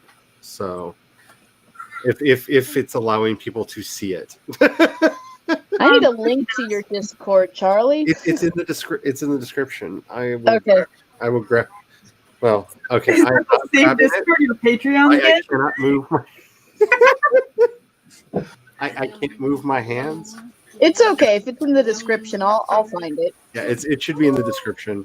If not, I'll definitely send it to you because I'm really wanting to do some more stuff over there because I don't know. I've been wanting to do more streams and stuff, but I have not really been wanting to be like on YouTube to do streams. So I think I'm probably going to turn on the video and audio channels over on the Discord server and just like hang out in there, and just be like, we're hanging out today and just this is what I'm working on. Or do you make it? You're now a moderator on my Twitch. Thank you. I was trying to figure out how to do that to you, and I couldn't and gave up, and then I got a cat. Do you make it like public for your Discord? The Discord that the one that I have is currently public. I think it's supposed to, I've had so many problems with this thing.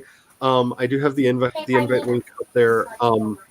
I may, depending on what it is, start restricting who can get into those. Can I put it in the chat? But what? I can put the link in the chat. You go for it. Discord allows me to invite people. Yes, because did you activate your super membership? No, I didn't. Because that's one of the things you got is you should have gotten a long ass email with here's all your super memberships. So now in the chat of the YouTube chat, because I'm on a different computer, so I can't do it on the private chat. But it's in the chat now. Because Cat owns me now, like this cat and that cat. And because of her relationship to Thomas, this cat a little bit. Yeah, we got to talk last Monday. I owe Thomas way too much.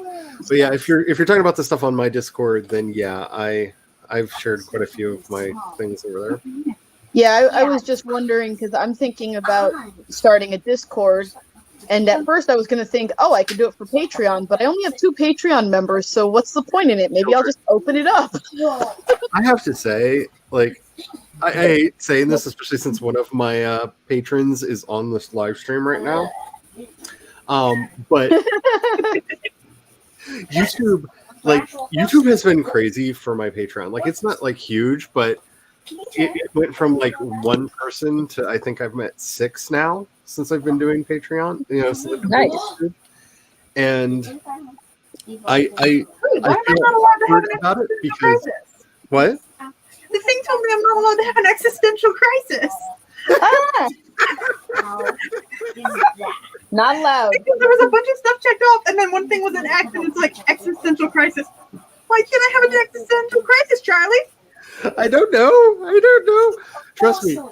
I understand Discord so badly. Like you have no idea. You have no idea.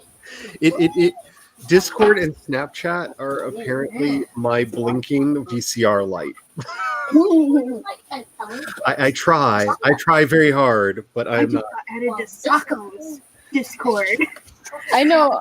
Because I either on my Discord stuff, I either follow a lot of writing channels, NaNoWriMo channels, or D&D channels because I play a lot of D&D. Holy mammoth! Because I agree with you, Catherine. The more you do, the more you get better. Yeah, it's all about practicing your craft. And it is, it's like I always say, a witch who casts no spells is an academic, not a witch. Like you have to practice the craft. The only problem is then you'll get I call them flukes, like Stephanie Myers, who she never wrote a book at all. This was her first book, And you do get people that will just like overnight sensation, but you should never count yourself as one of those people because it is a unicorn. Like it's 0.01% of the people that write books, because there's a lot of people that write books, or at least write in general. It's like 0.01% become those unicorn deals. It's like really most authors, if they're lucky to get published by traditional publishing, they get $10,000. That is like the start for the most part. There are very few like craft books that I keep right next to me. One of them is Stein on Writing, which I do recommend. It is like half memoir and half actual writing advice. Like he worked with Ilya Kazan and a lot of the greats in the 1940s and 50s and 60s. Are we talking about Steinbeck? No, this is Saul Stein. Saul Stein. Sorry, I couldn't see. He was their agent and editor. Nice. There's a lot of really good stuff in here, but the one thing that I love is there's a chapter in here called "The Elves with the Ruby Dust," and he brings that up. He's like, I've worked with what I feel are some of the greatest writers in the English language. Some of them had the elves come in the middle of the night and sprinkle them with ruby dust, and they were huge, and everyone saw how great they were. And others, the elves didn't show up, and I don't know why. We did the same thing to market both of them. And I think that that's a really important thing to just bear in mind when you're, looking towards your career. Sometimes you get the ruby dust and sometimes you don't. And she definitely got the ruby dust. Yeah. Sorry about that. So this book is actually a really good one. Let me see if I can get it in. This is actually an insider's guide to publishing, and it talks about the ins and outs of the big five and all of them. It tells you about the woes, tribulations, the good stuff, the bad stuff, the stuff that people don't know exists. And it is a Writer's Digest book. So, but there's a lot of things. The problem is that the unicorn deals are what are advertised. So a lot of people go, I'm going to write a book and make millions. And I'm like, chances are you're not. Chances are you're going to not even finish your book. Because let me tell you, the percentage of people that can finish a book outweighs anyone who finishes a book. Oh, yeah. They realize how hard it is. They say, oh, it's easy. And I'm like, you're talking to somebody who's been writing for 22 years. It's not easy. It's fun, but it's also a lot of tears. Yeah. And also remember, we are living through the death of the mid-list author as far as the big publishing houses are concerned. They're really looking for people that they think are going to have that ruby dust. And if you don't, they're dropping contracts like really fast. So, I feel for everyone who's going trad pub. Like, do you have fun? But just remember, don't take any of it personally, because they're not seeing you as a writer. They're seeing you as a product. Yes, and absolutely. if they don't see you as a marketable product, they're not going to support you. And they're two very different things. You can have the greatest prose in the world, but if they don't think it will be the next big thing, they'll pass on you, because they're not looking at the art. They're looking at the product and whether it's on trend and whatnot. So absolutely. And that's why, no offense to anyone who likes it, 50 Shades of Grey got published, because she had a platform of 500,000 plus people. Yep. So you want to try to impress somebody, get on something and gain a crap ton of followers, and you'll probably get, as long as it's all about marketing. You can have a great book, but if you don't market, you're not going to get there. Yeah, definitely. And that's why, even though I'm still trying to be traditionally published, I also have made up a plan for self-publishing, because I do know the market. And if I have to go that way, I go that way, because I just want to be a writer. That's just how it is for me.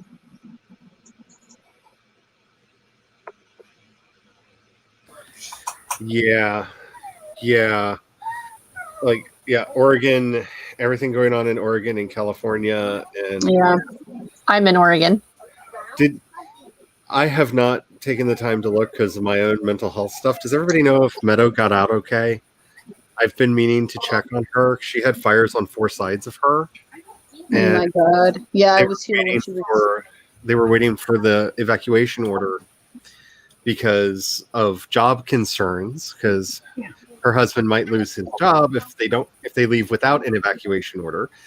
And I haven't, because of my own try to do my own self-care, I haven't checked, so I don't know how she's doing, but I know that quite a few people in the community are affected by these things. But Yeah. I was actually watching her stream the other day when she took the camera out to the window and you could just see the smoke on the horizon.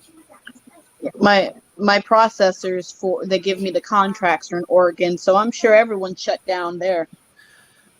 It was so scary because she had up the Google map and was showing, like, here's where I am, here's where this fire is, here's where this fire is, here's where this fire is, and here's where this fire is.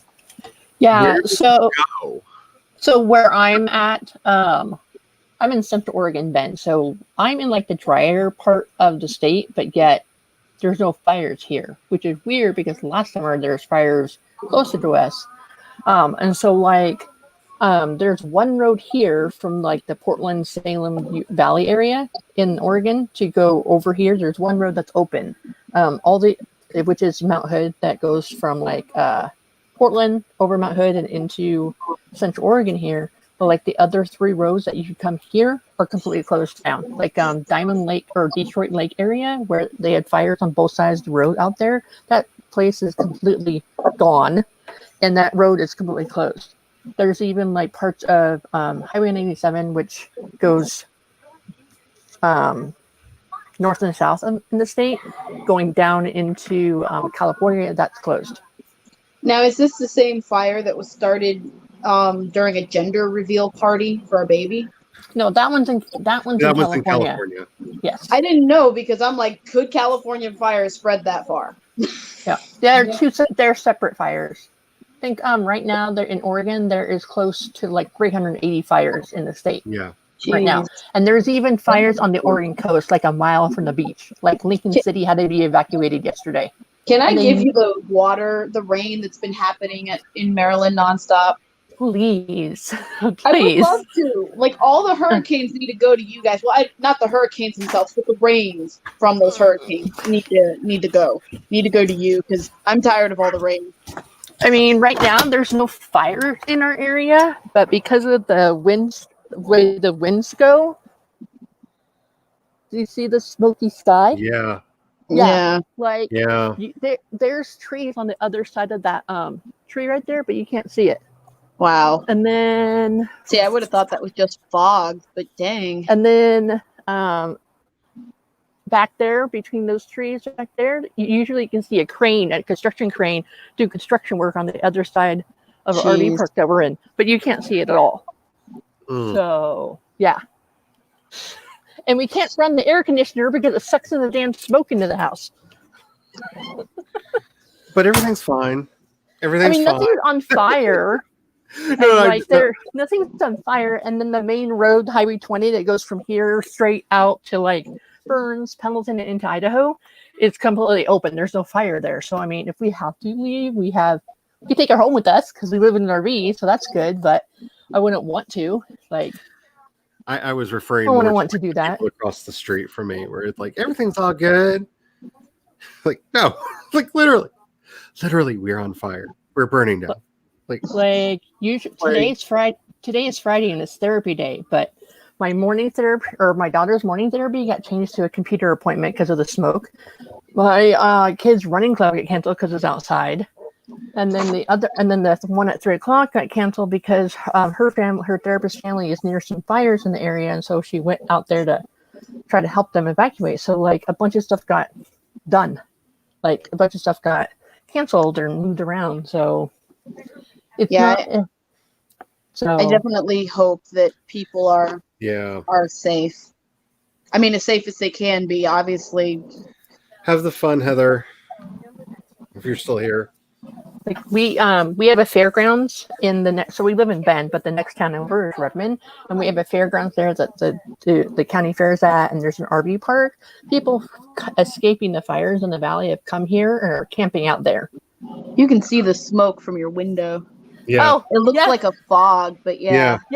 Yeah, exactly. It's crazy. Oh, Well, I've let's got a see. friend We've who had lives in Washington State. I hope it doesn't go up to. Whew. so we've had the plague. There was the pestilence. So there was the I'm locust. gonna message Meadow on Facebook and Okay. ask her how she is. There was also murder hornets, Charlie. And the murder that's right. hornet. And the asteroid that almost hit Earth. Like, Thankfully, my Hans did not get murder hornets. He did he did trip into a wasp nest a couple weeks ago, and I had to help him. It was in the ground. It was covered by leaves, hidden in the ground, and there were no sentries buzzing around. So he didn't know. He just tripped into it, and I get a call, and he's like, "I had to run away from hornets and wasps, not hornets, but." We had a big wasp's nest out in the garage last year, and the hubby bought some spray to take care of them. And he went out to go to work, and he just texted me, "Stay inside, keep the dog inside." And I was like, "Oh, are you doing the thing?" And the next thing I see is angry wasps stinging my window. Oh God! Just this giant swarm of angry wasps, and I'm just like, it sounded like it was hailing. Like they were just pop, pop, pop, pop, pop, pop, like just going crazy, like like Alfred Hitchcock levels of wasps. Oh God! And I was just like, yeah, I'm not going anywhere near that. I need to text like mom and dad and make sure they don't go outside because I live down the street from them, and like screw the neighbors. Yeah, once I had gotten Hans's wounds taken care of, I looked in the living room, and there was still one wasp that had followed us home. I thought I got rid of all of them, but one of them, and it was just on the window, like trying to get out or something. We ended up killing it because I can't get it out, but it was following him. Oh, that's yeah, I got lots I of can't spiders. even with that. Like that just whew, like where I lived in Oakland, we had to worry about the mudslides. Like we didn't have the fires, but we had the mudslides. And luckily, our house wasn't eaten by a mudslide. An earthquake almost took the apartment down we were living in, but We had blizzards, and well, when I was in North Carolina, I survived three tornadoes. But in Colorado, where I lived a lot, it was blizzards. oh my goodness, Tommy, you just gave me nightmares. Oh God, yeah. That's And- terrible. I am okay with like honeybees and stuff. Even the big fuzzy bumblebees, I'm good with because they're actually very docile. But wasps and hornets, they're Somebody not didn't check docile. their text messages.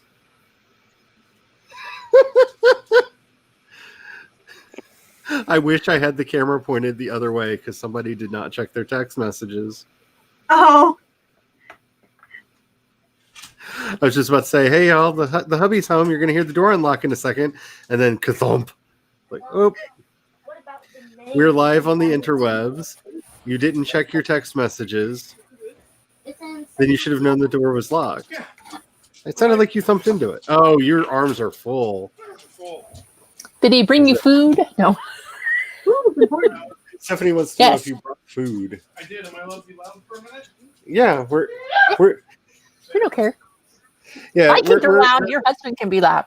We're still live on the interwebs, but we're just in the conversation stuff. Like, literally, something knocked on the window, and all three cats jumped up and stared at the middle window. Stop it right now. I don't Tell know. your It hubby was that three you have a bunch of hippie dippies out having a party. The outer door was unlocked. I locked it. No, not today. I was being funny. He was saying Yeah. the conservatives, Republican rednecks. Oh, I just said hippie dippies. Oh, and they had a big party across the I street. know. I was just trying to find a funny little word. Okay, show and tell time. This is dinner. This is pre-dinner. Ooh, okay, it's raw. If He you want to see really wants to go outside. Look at his face. Show this. This is pre-dinner because we did so Move backwards. Ooh, that looks yummy. strips. That smells so good. So like No, it's fine. Oh, don't. Oh, that's mean. that was That's mean. Whenever we have a really crazy busy night, because we that tiny little kitchen, we pumped out 30 30 New York strips in the middle of like, it filled up downstairs too. So there's a whole bunch of other orders. So we had enough meat juice. We do a shot. So I was like, I don't know what I didn't want to do for dinner. And then we did the meat juice shot. And I'm like, oh God, I'm having New York strips. So if also to be mean, this was the special. Okay, let me turn the camera back on. I didn't bring that home yet because I didn't feel Please like don't put that on the journal. Hand me that just in case. So here, I'll just Don't put anything on leather journals. They cost a lot. Yes, they do. I Okay. think I'm making a video. The camera's right in the middle. Here, let me edit it really quick. Let's see. This one was a $70 journal. This one it's either 70 or 90. I can't remember. My sister has started sending me really nice journals, and they're so nice. I'm like hoarding them because I don't know what is good enough to put in them. Like the one that I'm going to be using for meditation. I'm going to put in this one. I love this one with the nice, beautiful embossed Celtic stuff. But there's a handmade one back there with like turquoise and other semi-precious stones embedded in the leather. That is so pretty, and I'm just like that. It looks like a grimoire, and it needs to have something really special in it. So, like for mine. Earlier in the evening. Okay. So I guess we gotta bring it closer. It probably whited it out. Is that the right? Okay. Then I gotta touch the screen and make it. So you can see very nice. See man small. There you go. Because I was smoking, we did barbacoa. Yeah. So They did barbacoa. They can see it. That finished. I'm so glad I put that link in the chat. Yes, That looks so good. That looks so good. And this monster will not get an Instagram account to share all of the pretty food pictures. I have an Instagram account. I just don't share all put the anything into it. Food pictures. That was the plating. And there's the barbacoa. So it's all the traditional elements except for instead of the soup plus the shells and the meat, we took the veggies out of the soup and put them on the side, and then turned the consomme into more of a dipping sauce. Can I just come to wherever you are and go to your restaurant and that's fine. Everything that's onion free. We have a spare room. We can make stuff that doesn't have onions in it. I had a brilliant inspiration for another chef special. Oh no.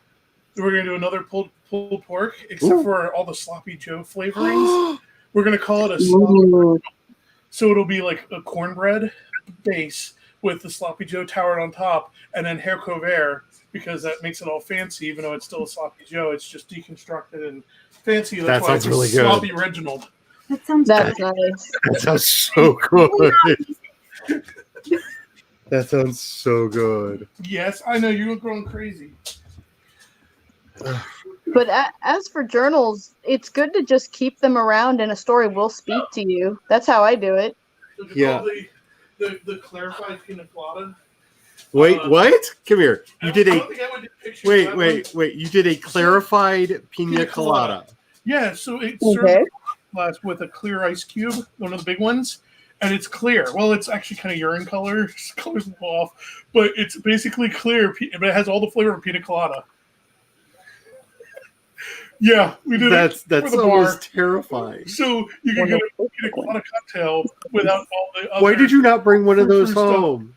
I should have. Actually, well, because I'd be transporting Okinawa liquor and didn't even bring a liquor license. The other one is the Jinrikis. Oh, I love a good Jinriki. They taste like a sour warhead because we're doing a classic. Oh my one. goodness! So it's super sweet, super sour, and it's something else without. Our bartender is amazing. I just have to say, like, I am so surprised we have not lost him to St. Louis. He literally strained. We had pina colada curd that I didn't think to save it and press it so you'd have pina colada cheese curd. But oh my goodness! I could have tossed it. But yeah, we could have pressed it and squeezed it a little more. And, yeah. Wow.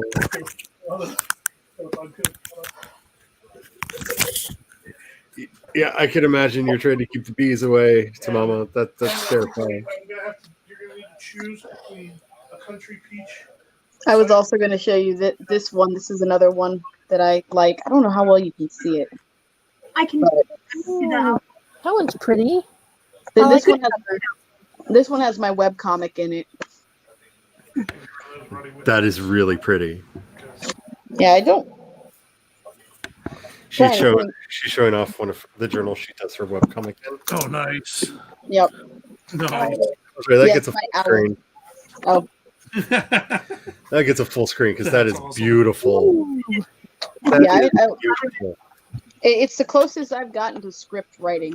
And this is my handwriting. This is not calligraphy. This is how I write when I'm not trying to do calligraphy. So still nice. So this is my handwriting. Let's see. Just trading off on stream. There you go. It's yours now.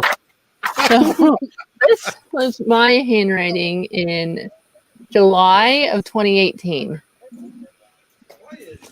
Very And nice and now- clear. Oh, thanks. And let me find one for now. Hey, kitten! That's a foot! Sorry. My cat's under the bed trying to get at my foot. Hmm.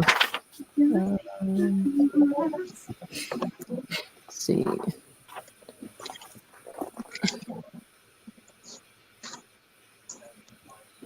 Oh, That's now. You've got some nice handwriting. Yeah, you've got nice little flourishes there. Oh, thanks. Those are some words of, or that's some notes of the fantasy story that I've been writing, but I realized I need to do a whole hell of a lot more word building and backstory and notes before I dig myself in another hole. See, I'm one of those that world builds as I write, which means that there can be a lot of inconsistencies that I have to edit out eventually. So, like, there's this one plot hole, and I spent like a good hour typing up this stupid scene. Okay, so like, like the main character, who in my story is still named MC because I haven't figured out her name. She's like by this river at like this campsite, the fire, and she catches some fish, and she's getting ready to cook to get the fish. So this guy that was at the kingdom, he comes after her and he's talking to her, and he takes out his knife and he takes a piece of wood and carves a piece of wood into a knife, and he throws it to her, and so she can cut open the fish. Like, because I thought they needed to be doing something while she's like preparing the fish to cook over the fire. So I give it to my husband, the only one I let read my works in progress, really, and he's like, so he made her a knife? Well, yeah. Well, is it like a trinket or something? Like, no, it's a knife that she can use and keep on her. And he says, what's wrong with the knife he had on him? You don't want to use it to cut fish. Right? Well, Like, that's when you have the guy say, "This is my personal knife, given to me by my pa. No one touches it but me," Yeah. or Right. something along those lines. You know, So I never give my husband my first script because he's my editor. I don't need him to see my first draft. I'll cry. Okay, so Tamama, to explain what you were hearing about, our bartender made clarified I'll be pina right back. which means that he took all of the ingredients that go into a pina colada, put them through a treatment so that only the flavors remained. So all of the thickness, the creaminess, the cloudiness was all gone. It was a clear beverage that tasted of pina colada, and then put a giant ice cube in it to prove it. A clear ice cube in it. Because, yes, he's also learned the art of making air bubble free ice cubes. They're crystal clear. They're crystal clear. You can see right through them. Like, our bartender is amazing. Also, whenever the pina colada thing, I'm just like, if you like pina coladas. Yep. You can't say pina colada without having that song go through your head, or like you get fined. Like it's just one of those things. It's a pina colada water. Basically, yeah. Because he's been trying like amazing things. Like he let's just say he's been making candied peaches to go in some of the whiskey drinks that are phenomenal. Like he's amazing. Just absolutely. I'm not even a fan of peaches that much, but my father, who occasionally, when he has like the peach syrup from like home canned peaches, will put it with his Jack Daniels. Would love that combination.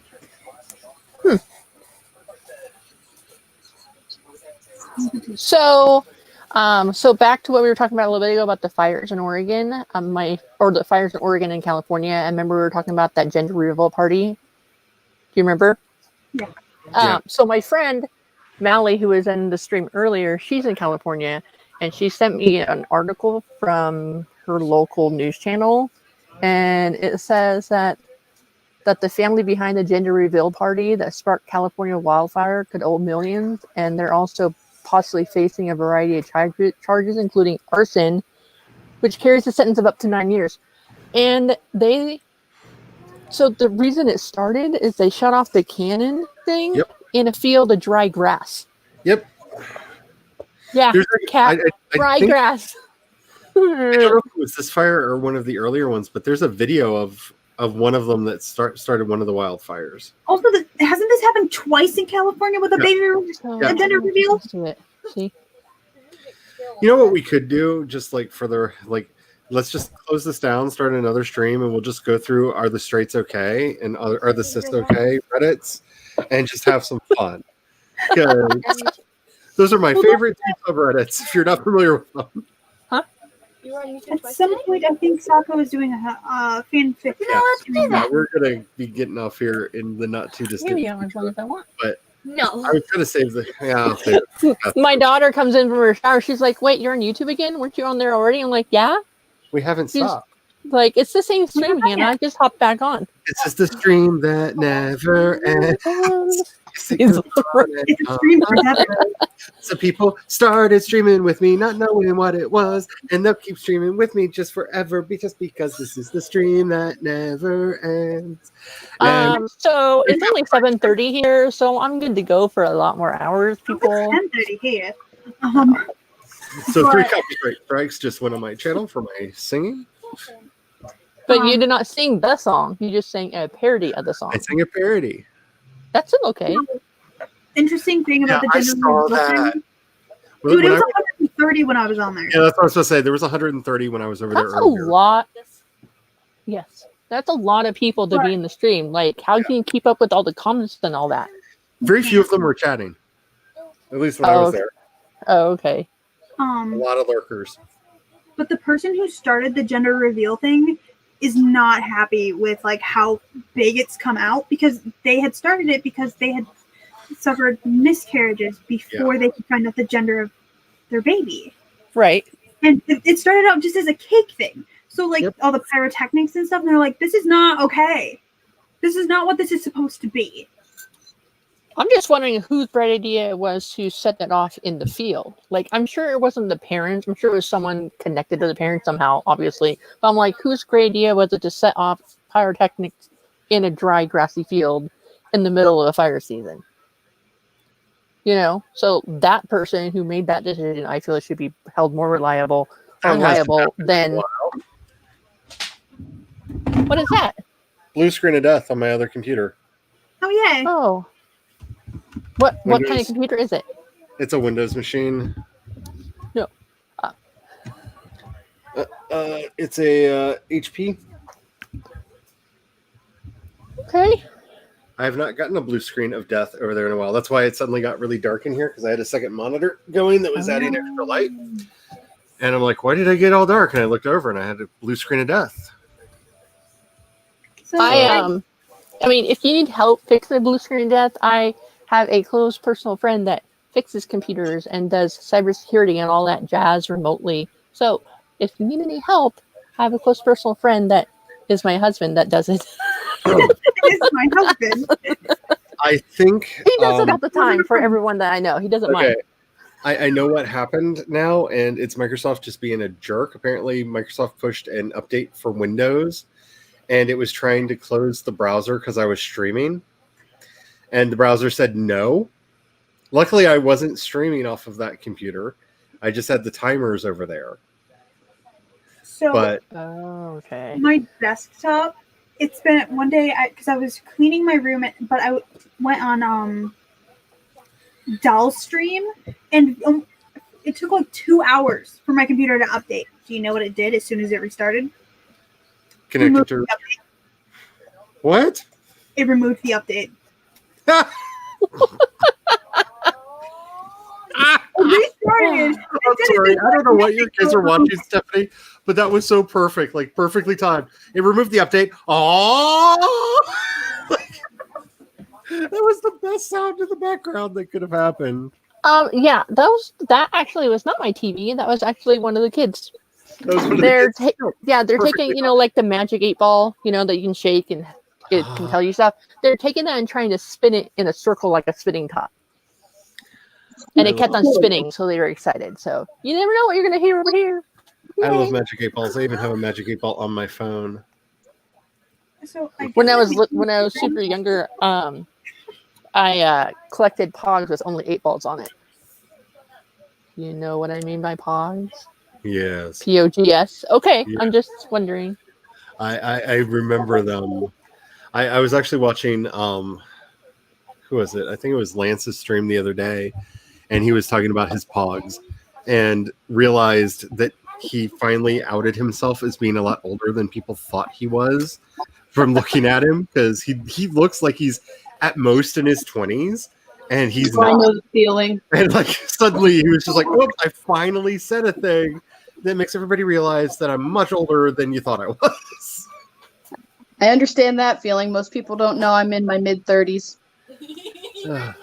So most people guess my age are like upper 20s until they know that I have children, and then they're like, "Oh, well, you have to be like in your mid-30s now because people don't have kids when they're younger." I'm like, "You didn't meet my stepsister." I know my stepsister. She had her first kid when she was 15. So yeah, you my know, sister was 15 when she got pregnant with her first kid. I have to say, I'm very proud of my age, because the fact that I lived past my 20s is a Herculean task. Like, y'all have no idea.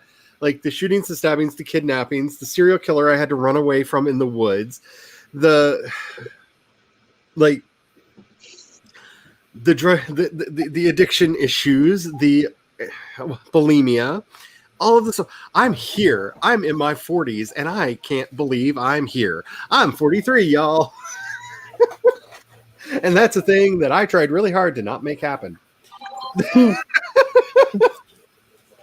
Not like intentionally tried hard to not make happen, but when you look at the events of my life, it looked like I was trying really hard to have that not happen. Well, I understand. I've faced death many times. Yes. If you want to click the link and join us for a little bit, we're not going to be on here for too much longer, but you can at least say hi in person, Megan, if you want to. You say that, and then we'll be and yet we're at 5.5 hours. Or I'm going to say like 8. You're going to be here for 8 hours. The hubby really wants to have the New York strips, so he said he's going to go watch one episode of his show and then get cooking. So eventually there will be a New York strip in front of me, and the stream will have to end. So then we go till that strip is cooked. Got it. Yes. What Megan, come on board. So join us. Join us, Megan. Okay, the more the merrier, right?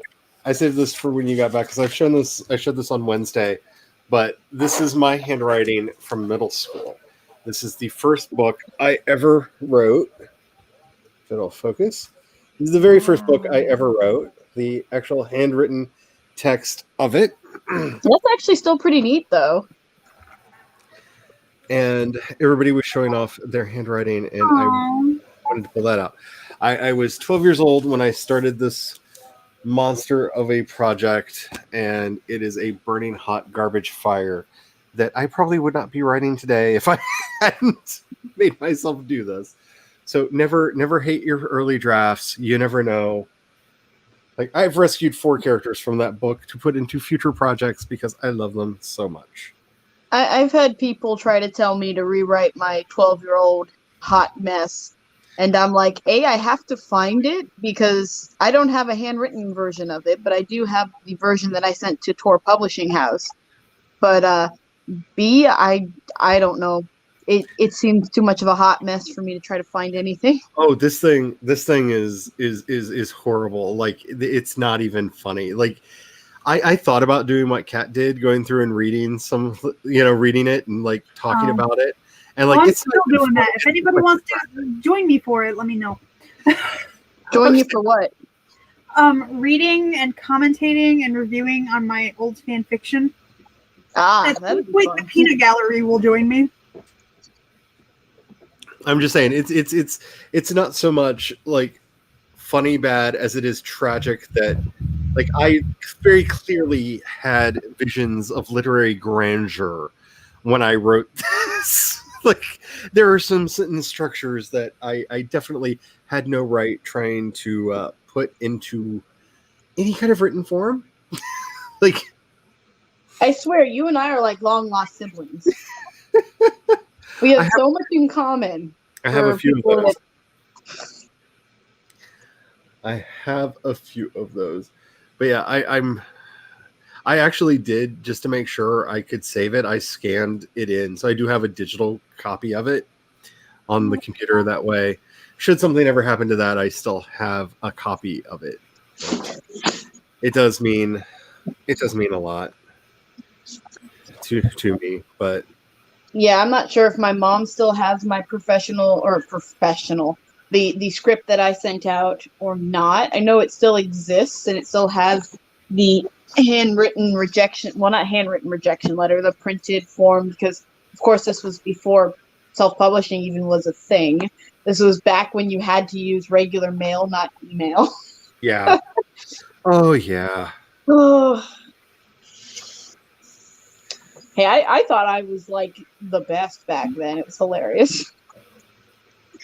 I did. What would we say I'm creating? What?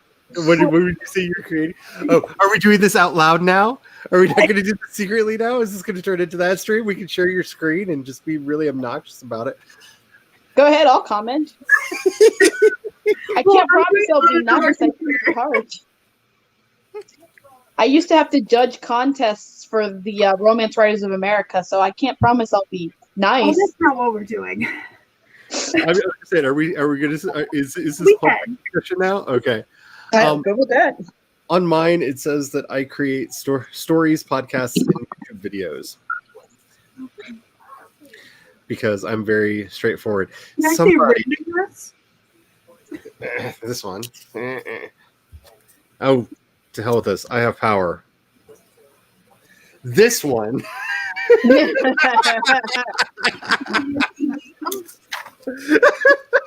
This is so much like the Brady Bunch, you know. We're just not giving me this power. I am going to abuse it. This one right here may or may not be about to create a Patreon. Woo-hoo!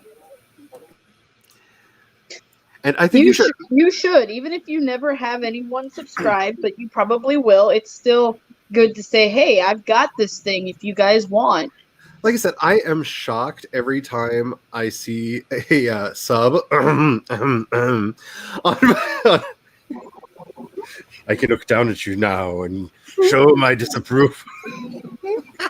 I was shocked the first time that I got a patron, and then they said something on the stream, and another person goes, "She's got one? Where?" And I was like, "Well, it's on my description. I just don't." I go, okay, visit my Patreon if you want, but I'm not like advertising full on it. It's there. I am going to be calling it out a bit more, just because if it is my business model, like this is where I'm coming from, right?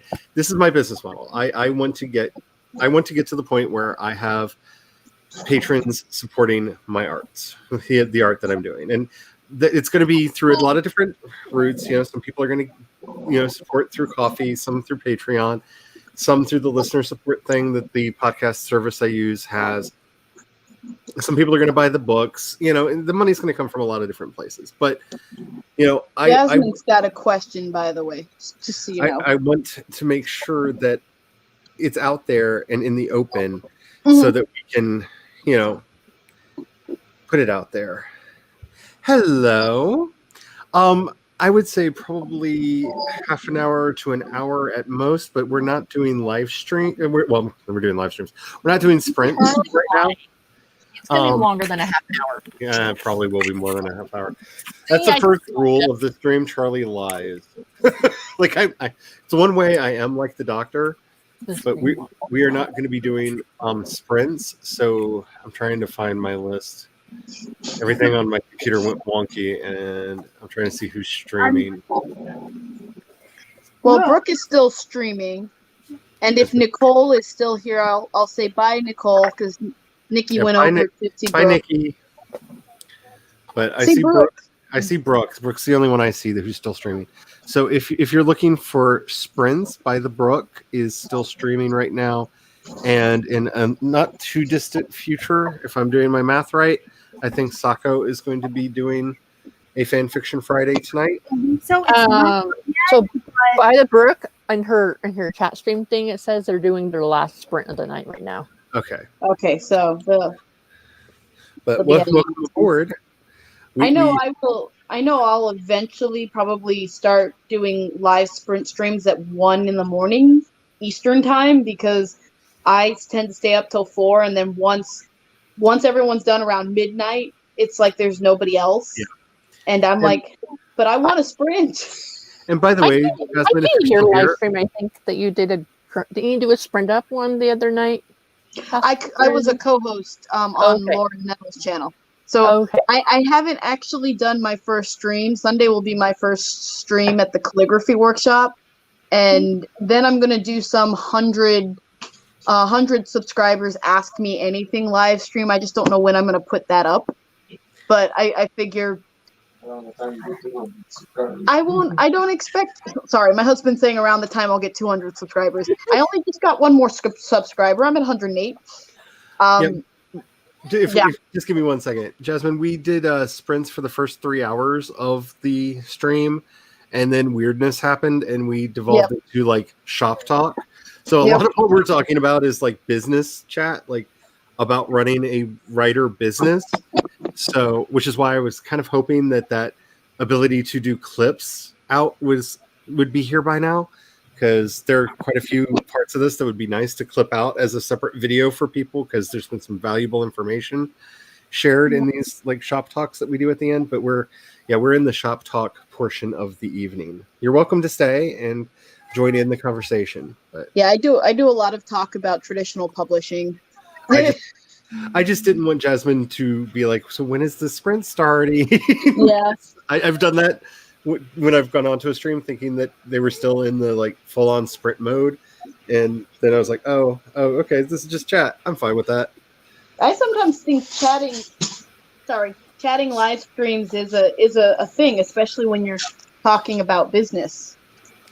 Yeah, but I think every writer should have a Patreon. I really do. I mean, think about it. N.K. Jemisin has a Patreon, and she uses it to fund her before the plague, used it to fund her travel, so that she could actually go to the places her books are about and actually experience them firsthand instead of having to rely on books and whatnot. And she's won more Hugos than I think any human will ever. Now, I know she's the only person to ever win it 3 times in a row for the same series, and the only person to ever win it for every book in a series. And having read those books, she deserved. I know who you're talking about. I know that I use my Patreon for help with better equipment, because right now I'm just using my phone. So yeah, same. I'm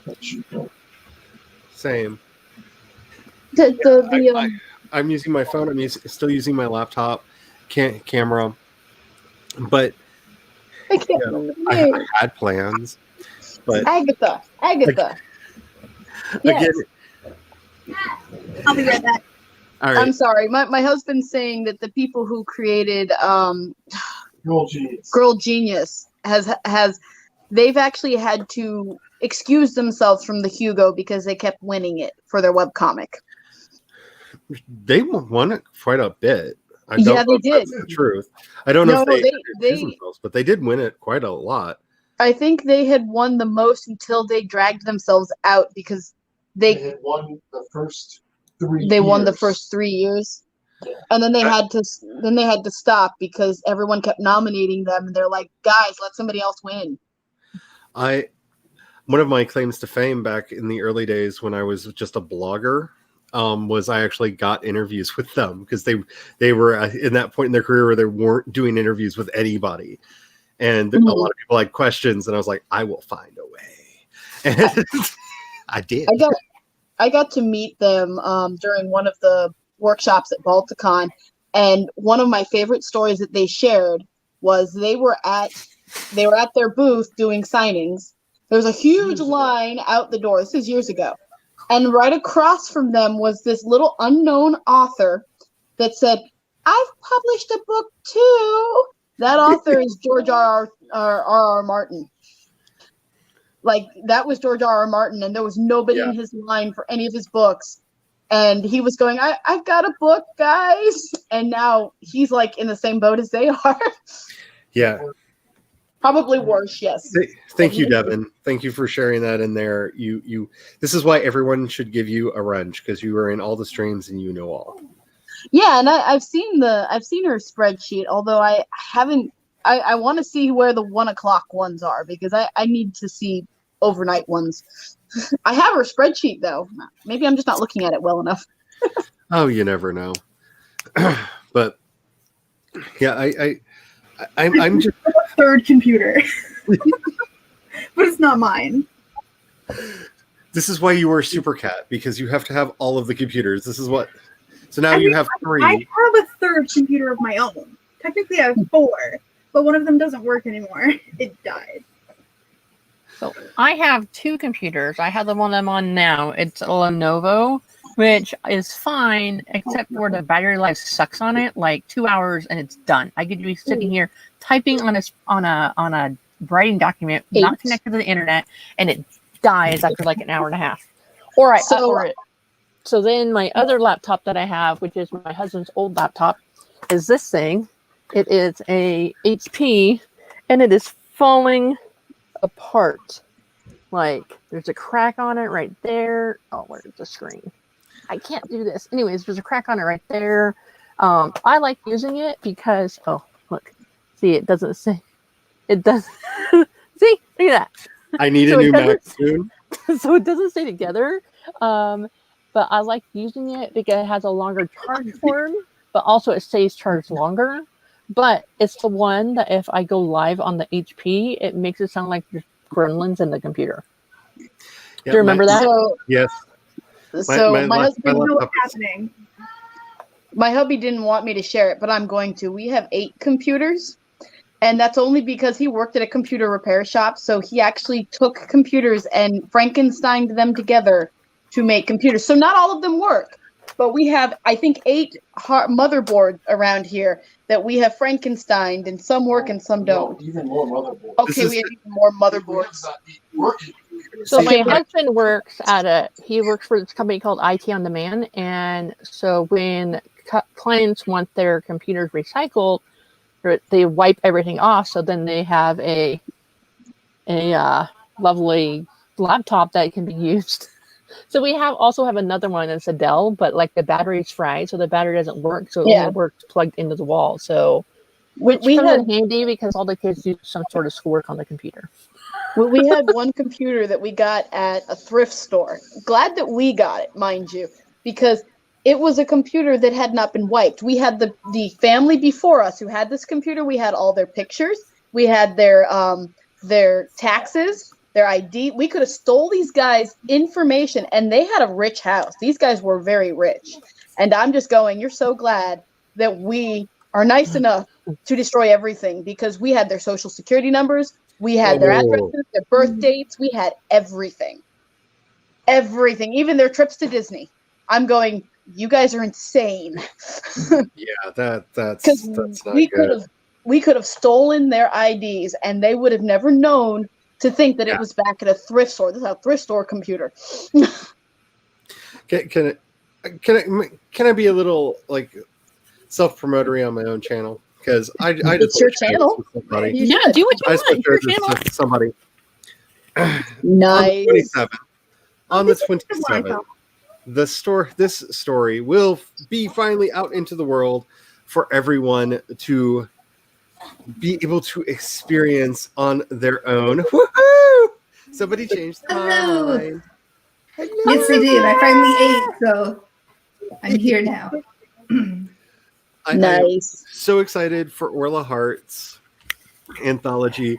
I finished and have everything scheduled. This is my entry. I'm not playing the video. This is just the screenshot of this is just the thumbnail for it.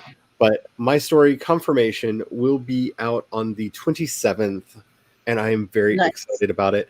I made all of the artwork and I did all of the things, and I'm so proud of it. And I just had to show somebody something. I can't. Hey, it looks great. It's fantastic. It's driving me absolutely insane that I have to sit on this because, like, I worked on this. I worked so I did so much.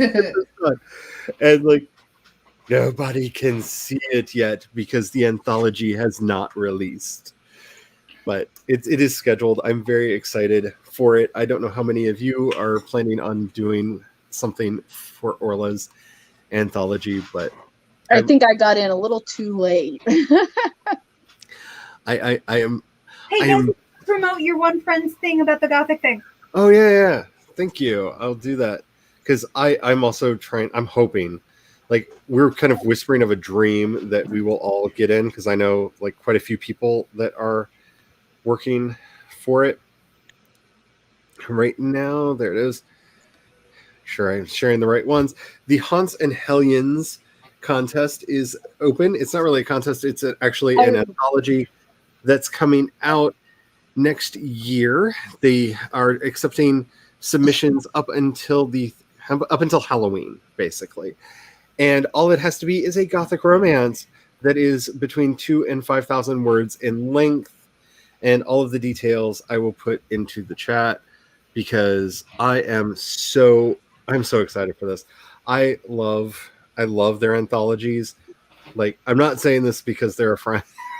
Like we were actually fans of each other's work before we became friends, which is the weirdest like relationship starter I have ever had. Because I was reading Nights, which was her book that was out at the time, and like absolutely in love with it.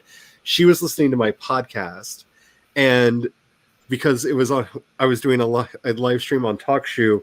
She was in the audience, and I was like, "Are you the same Marion Rich who wrote Nights?" And she was like, "Oh my goodness, you've read my book." You're the one person that's reading it. I'm like, no, I'm sure there are a lot more people than me reading it. And if not, go read her book. And yeah, I've got that contest booked, Mark. I'm like, I'm gonna see what I can cook up. I am very excited about it. I have an idea, and as you always say, and I think it's very true, ideas are cheap. I actually want to write a love story with a demon, but it's the demon that's in love with the mortal and trying to figure out a way to get summoned.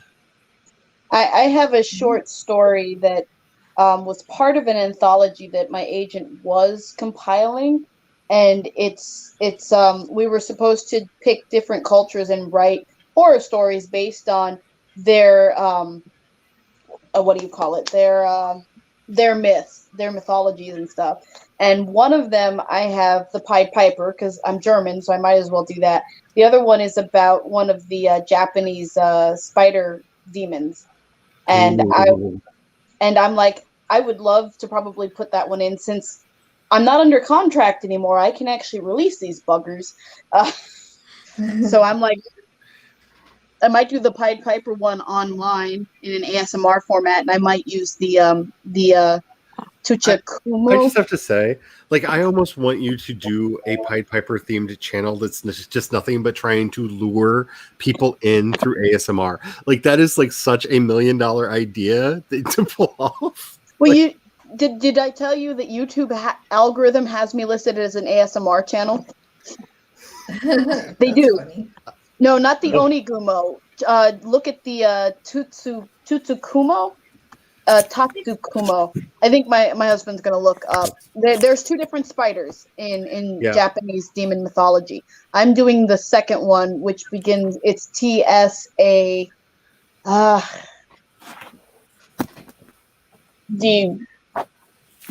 think my husband's trying to find it. I could also use my monsters. So while they're looking that up, Megan, how many live streams are you doing this weekend to make up for being away from us? Oh, I'm just gonna watch all of them, as many as I can find, and that's just gonna be my entire weekend. I'm I've so just been- excited for it. I've just been so brokenhearted, like seeing you in the chat, like I'm just dropping a like. I wish I could be here. I'm just like, I know, I'm so sad. Just, they're always going on while I'm in the middle of like work, and so I'm like, oh, I wish I could join. Are you working tomorrow, Megan? No, I have the weekends off, so I'm going to enjoy So it. if I made a live stream, would you come on there? Yeah, totally. Just hold send on. me a link. I just have to say, this has been like the weirdest streaming week ever. What time 'cause, will like, work for you, Megan, to you, be you on have live been stream? you have been on so many of my streams. Like, not that I don't love everybody else. It's just like you have been such a constant on my channel since I started it. Like, because you started streaming with me very early on. That like not having you here, like there's been a couple times where I'm like, and how did everyone else do?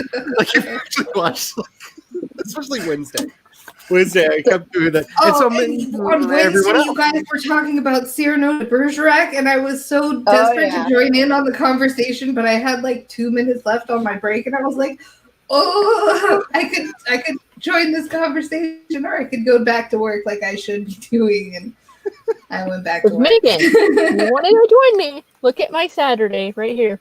Oh, look, it's completely empty. There's nothing there at all. See, completely Well, my empty. Saturday is empty as well, so whatever time works for you.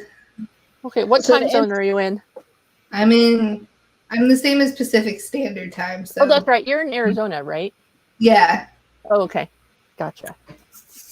So to answer your question, it's the Tutsi Kumo. It's the second one. Tsuchigumo.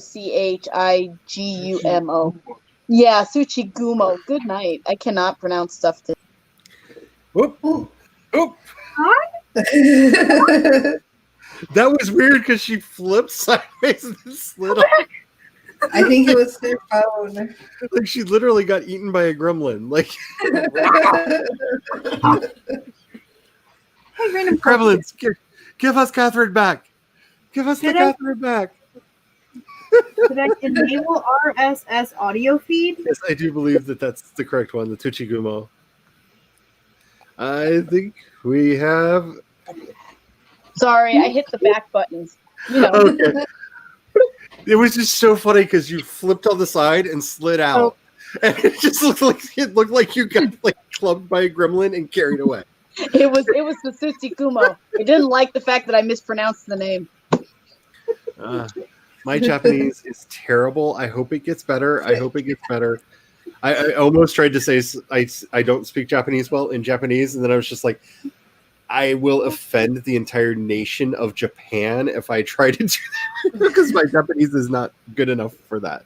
I sadly don't speak it well either. Ich spreche schon Deutsch better than I speak Japanese. Ich spreche nur ein bisschen Deutsch, aber mein Deutsch ist von Berlin. I had a teacher who was a Berliner. In Österreich gelernt in meiner Deutsch. So I have a very southern accent because I'm very more Vienna, Bavaria than I am. When I was speaking German a lot more than I am now, I used to have people ask me where in Berlin I was from because apparently I learned German with such a strong Berliner accent that I people thought that I was from Berlin. And I'm just like, no. Then where are your parents from? And like, Missouri. Yeah, when I was speaking German, my professor, my German teacher, she was like, "You're definitely from the South." I'm like, "Yeah, I am." What's funny is that my husband, he's Hans Friedrich Weidig der Vierte. He's the fourth, and yet he can't speak. He can't speak a lick of German. He just does sign language. Nein. Okay, you can do that. So.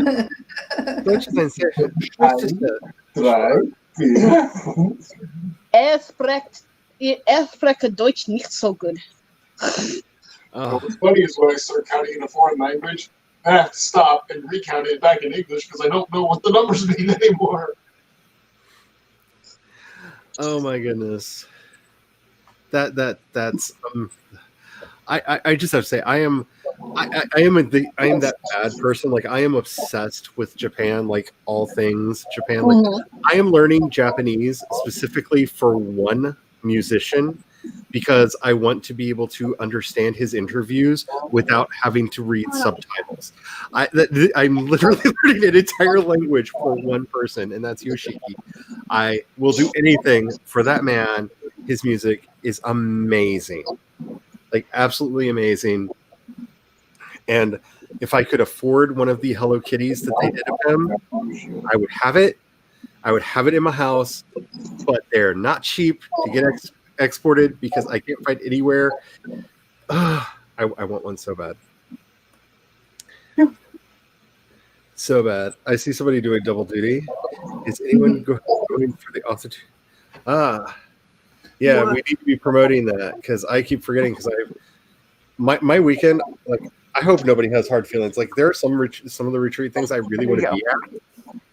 I really, really want to be at, but I'm hoping that I can just load up a video game tomorrow and disappear into the ether and actually relax. You can I shared the playlist in the chat stream there, but I might check out a couple of them, but I'm not going to sit through all of them. Yeah, there are quite a few that are really Watch them after the fact. I have to make sure things are filmed tomorrow, but I can at least say that my calligraphy workshop is Sunday, 20:30 or 8:30 p.m. And it's going to be short because they're giving me 30 minutes to introduce it. But I will be following that up with an extended intro to calligraphy, start off my calligraphy series on my channel. Because apparently a lot of people want to learn how to do calligraphy. Who knew? But that's my writing retreat contribution to the AuthorTube. That'll be fun. In the chat, I put a link to Sako's Fanfiction Friday stream that starts at midnight.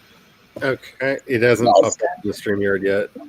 Oh, I can see it. Yeah, it's underneath.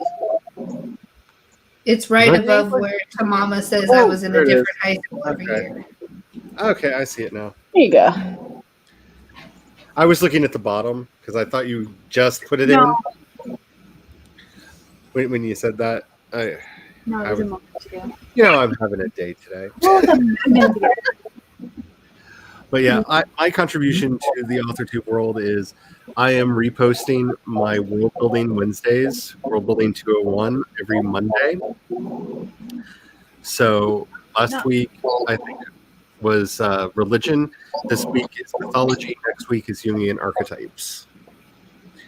So, because I get a lot of world building questions and I feel weird making videos about them because I'm like, I just did like a 30-minute episode of the podcast about this. So I'm repackaging them and hopefully that's not going to be offensive to people. I just read what Tamama wrote. Tamama wrote about now you've dangled a live stream marathon in front of me. I think the first video for the virtual retreat tomorrow is at 4 a.m. Pacific time. Yeah. So you guys do the math. I think it starts at 7 a.m. That's like 7 a.m. Eastern. Yeah. I only know it's 4 a.m. my time because I go to the video and it tells you what time it is according to your time zone that you're in. It's like all conventions. You can't be at all of them, but you try to be at the ones that matter the most to you. Well, like the 24-hour live stream, the 24-hour write-a-thon thing. No, the worldwide write-a-thon that Jessica Williamson put together.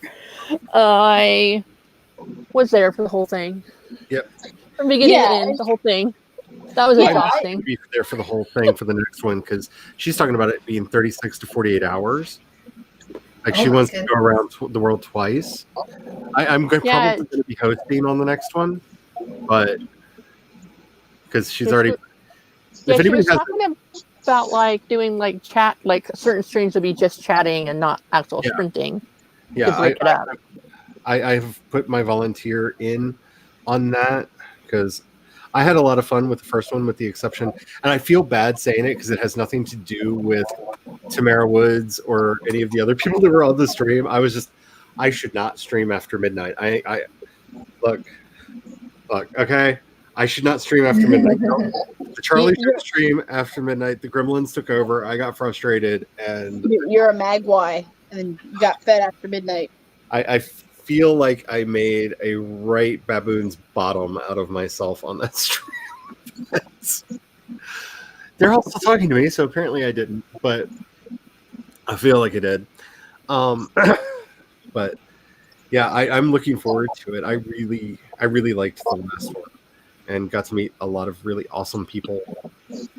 And yeah, I'm really looking forward to the next one, especially since I felt like such a liar for the first one, because when I volunteered to be a part of the first one, I was like, I've never streamed before, so I'll just co-host. And then I was like, if I'm going to co-host, I should figure out how streaming works. And that's when I did like a stream a day for like the 2-3 weeks leading up to it. So by the time it happened, I was like, yeah, I stream a lot. I am not a robot. I felt like I lied.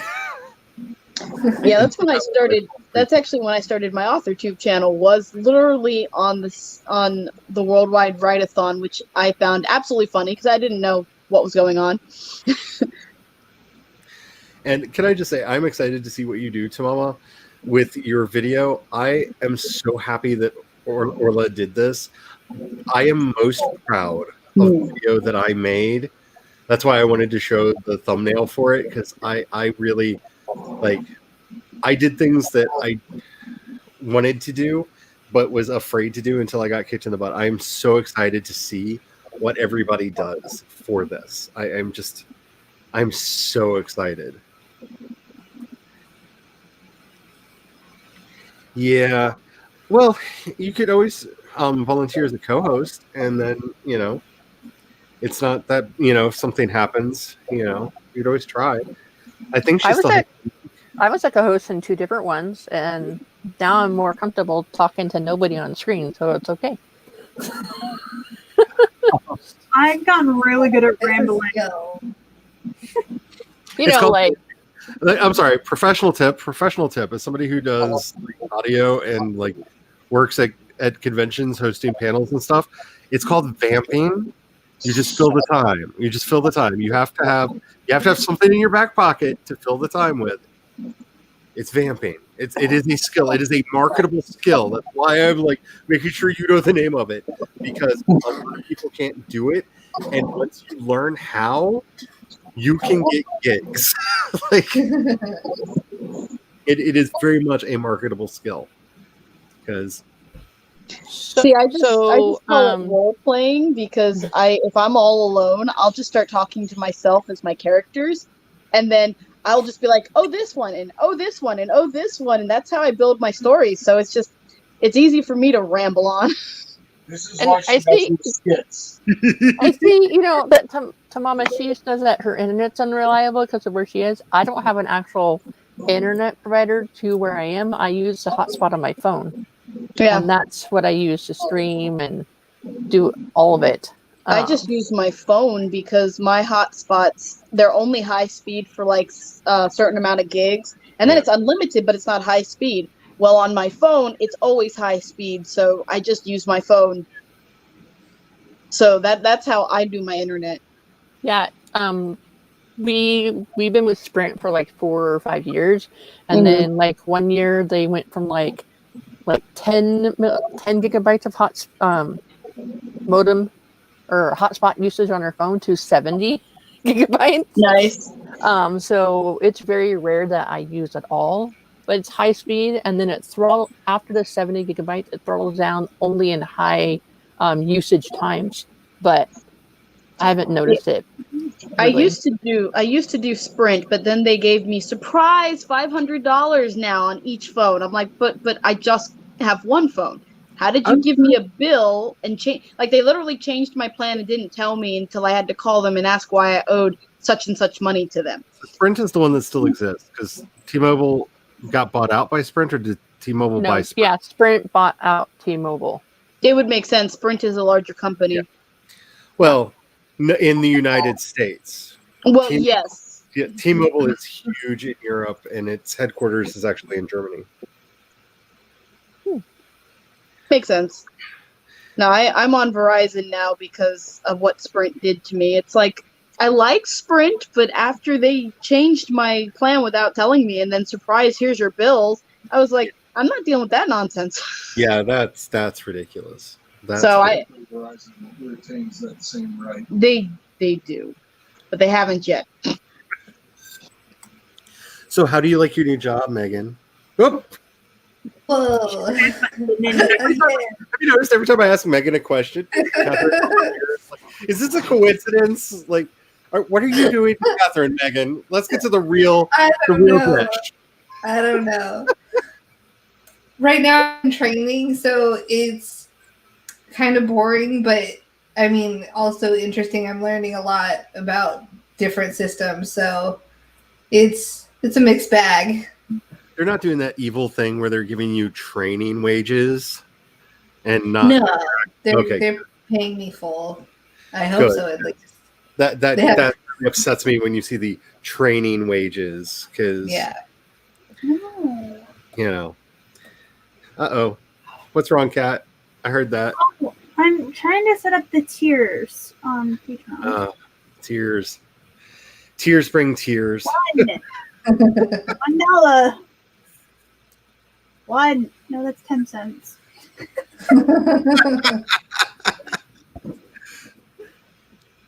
I have decided that I am at some point going to put like a $1,000 tier on my Patreon just because I'm mad at somebody who is like, you'll never make money on Patreon, and just to like be a jerk because I know nobody's ever going to sign up for it, but just to have it on there to be like, I don't know, I have high hopes. See, I've got $1,000 tier on my Patreon. There's $1,000 tier on my Patreon. Did you see that? And I'm only allowing one person in there because it has to be a special person. So I kind of want to do. Should I do like cat themed things for my tiers? Oh, that's kind of fun. See, mine originally. Catherine's back. Oh, is she? Yeah, there she is. I didn't hear the pop. All right. Sorry, I was looking at chat and I hit the leave button.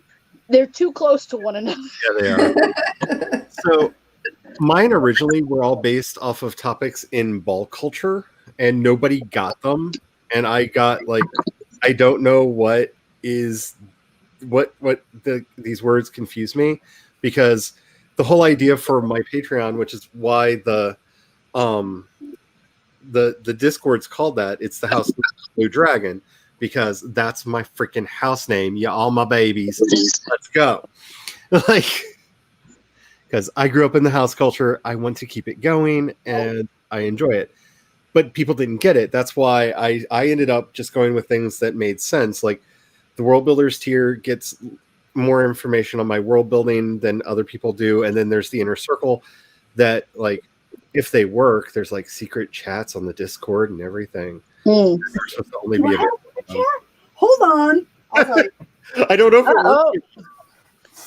Because most of my Discord broke when I set it up, so they probably don't work. But oh, I can only see the general voice general with a padlock on it.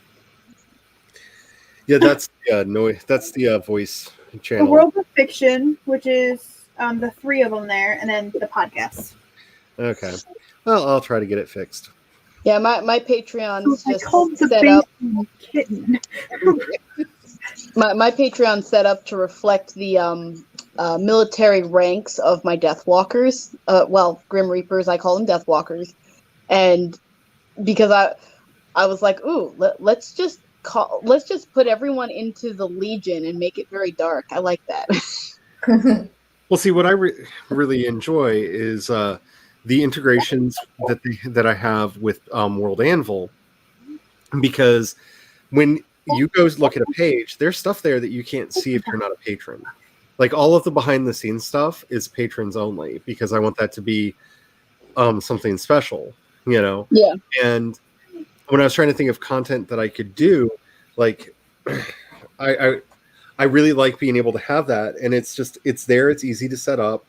And, you know, one of the things that I'm probably going to be putting up when I get the time to do it is actually annotated versions of some of the books, like especially like my first book and stuff that, you know, for patrons only, because I don't know if you got, I don't know who here is a Star Wars fan, but when Heir to the Empire, when Heir to the Empire had its 20th anniversary edition come out, they let Timothy Zahn make a annotated copy of the book where he and a couple of the other people from ILM that he worked on the idea with got to actually put in notes about how characters were created and all of like the actual behind the scenes process of putting the book together, including some deleted scenes that weren't in the final book and whatnot. And it was such a fascinating thing to read that I thought that would be really fun for some of my stuff.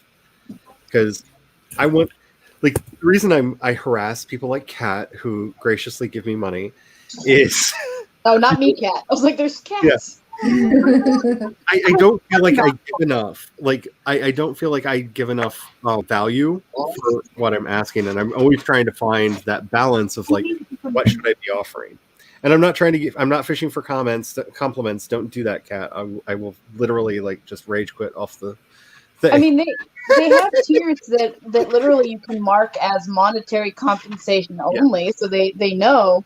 Right now, all I'm doing is polls behind the scene and bloopers because, I mean, I do skits, so I figured maybe somebody would have a laugh at all the bloopers that I put up. See, this is the sad thing. And I feel like this is bragging. Like, I thought about doing that, but after 15 years of doing a live podcast, which turned into a live to tape podcast, I don't have bloopers.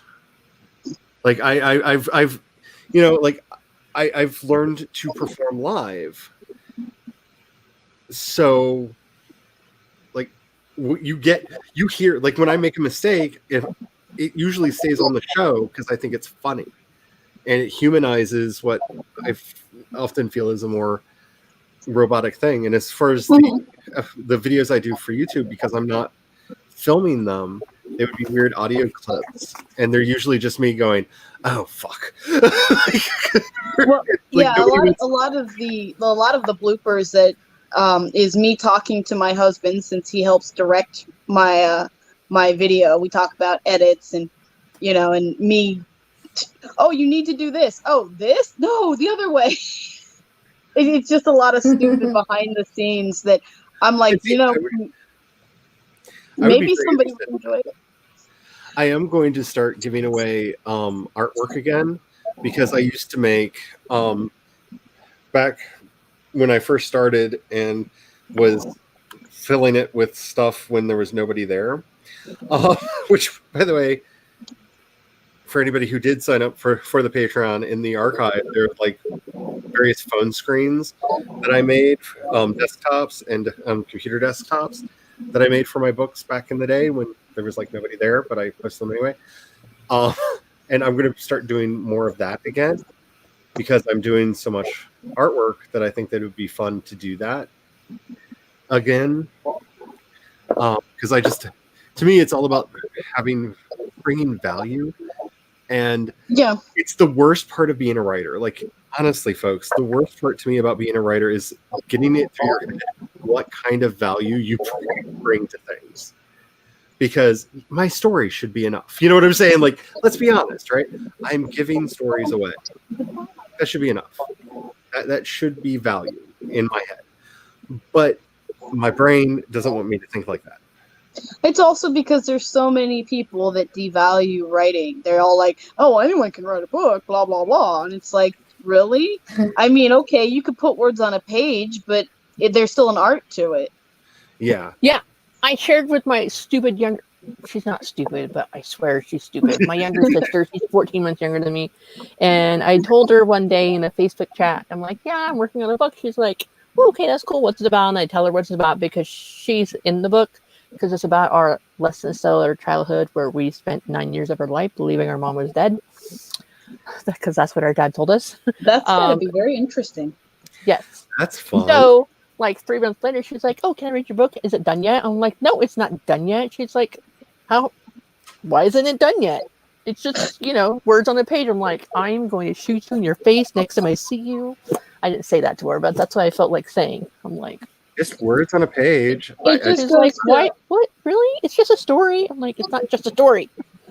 It just reminds me of all those people that are like, I'm gonna write this story and get published like Harry Potter like that. And I'm going, oh yeah. And then I ask them like, a couple months later, so how's the book? Oh, I gave up on that. I'm doing this now. And I'm going, yeah, because you think it's so easy and it's not. I've actually had people cry when I would judge or edit them, since I did judging and I can do a little editing, but my husband's better. Because they didn't like how harsh I was. And I'm like, look, honey, you're talking to somebody who's been entrenched in the traditional publishing for many years now. I'm nice compared to a lot of them. I'm nice compared to my former agent, the editors I've worked with. It's like, trust me on this one. If you can't take my criticism, you can't take the professional criticism. So I edit books I've only edited books for one particular author, but I've done like 4 or 5 books of hers. And the first time I edited the word "that" out of her freaking manuscript like 199 times. Yes, Kat. Okay. Leo? Right. We'll get to you just one second. Yeah, do that first. Everyone has recorded their flash fiction for the anthology, read the whole thing on camera, and editing is pending. Woo! Awesome. That needs celebration. Yes, Kat. Sako just sent me the link for her StreamYard, so I'm gonna go to that one. Have fun. So Bye. bye.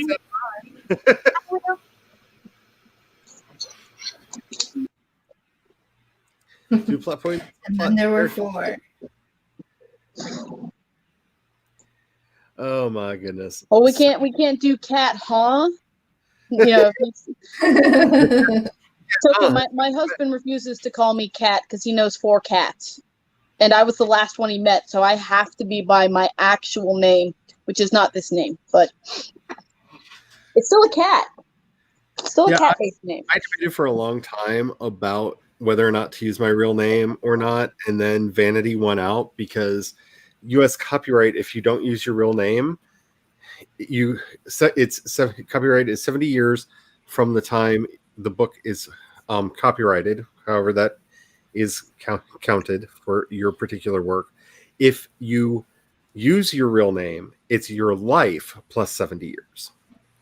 And in vanity, out of vanity that my work may be worth something someday, I wanted to have an estate that I could pass on that would mean something. Because if everybody else is able to profit off of somebody's estate, and it's pure vanity, like it's literally pure vanity.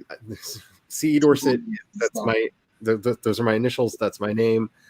It's pure vanity, but Well, mine is close enough to my real name, but it is it's not. Although the one that Devin just promoted, K. Kozarowski, is also very close to my actual name too. So I mean, it's like, okay. There were 5. This camera. But I thought about going with a pen name, but I decided to use my real, married first and married last name, only because if by chance my book ever gets on a real bookshelf in the real bookstore, I'd like to say, look, that's my name on there. You know what I mean? So that's why. I chose Catherine Fay because I was writing horror romance at the time, and my real name sounds too harsh to be, quote, romantic. And it seems like every writer has a romantic sounding name, and mine's a German Polish name, so it comes out very harsh if you know German and Polish. So I'm like, probably try to do a more Americanized name that sounds like it flows pretty. That's actually why I brought it up, because it only really matters if it matters to you, because 70 years after most of our books come out, we won't be here to worry about it. I mean, let's be honest, like, unless you're really young or you live to be exceedingly old, like 70 years after your book comes out. I'd be 100 something. Yeah.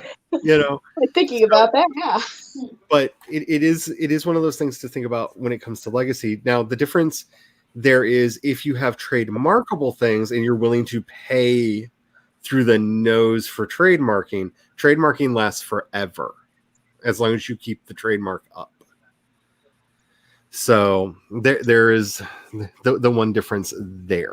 So, but yeah, I like to bring that up to people because, I see a lot of authors, especially it's very in vogue right now, that every genre I write in, I have a different pen name, and that's great. That's wonderful. You do you. Like, if that feels like the thing that you need to do that. But no, that does have ramifications on your rights going forward. The big problem is if you try to do different genres as a traditionally published author, there are times where your editor or publisher will force you to change your name because they want you to be found.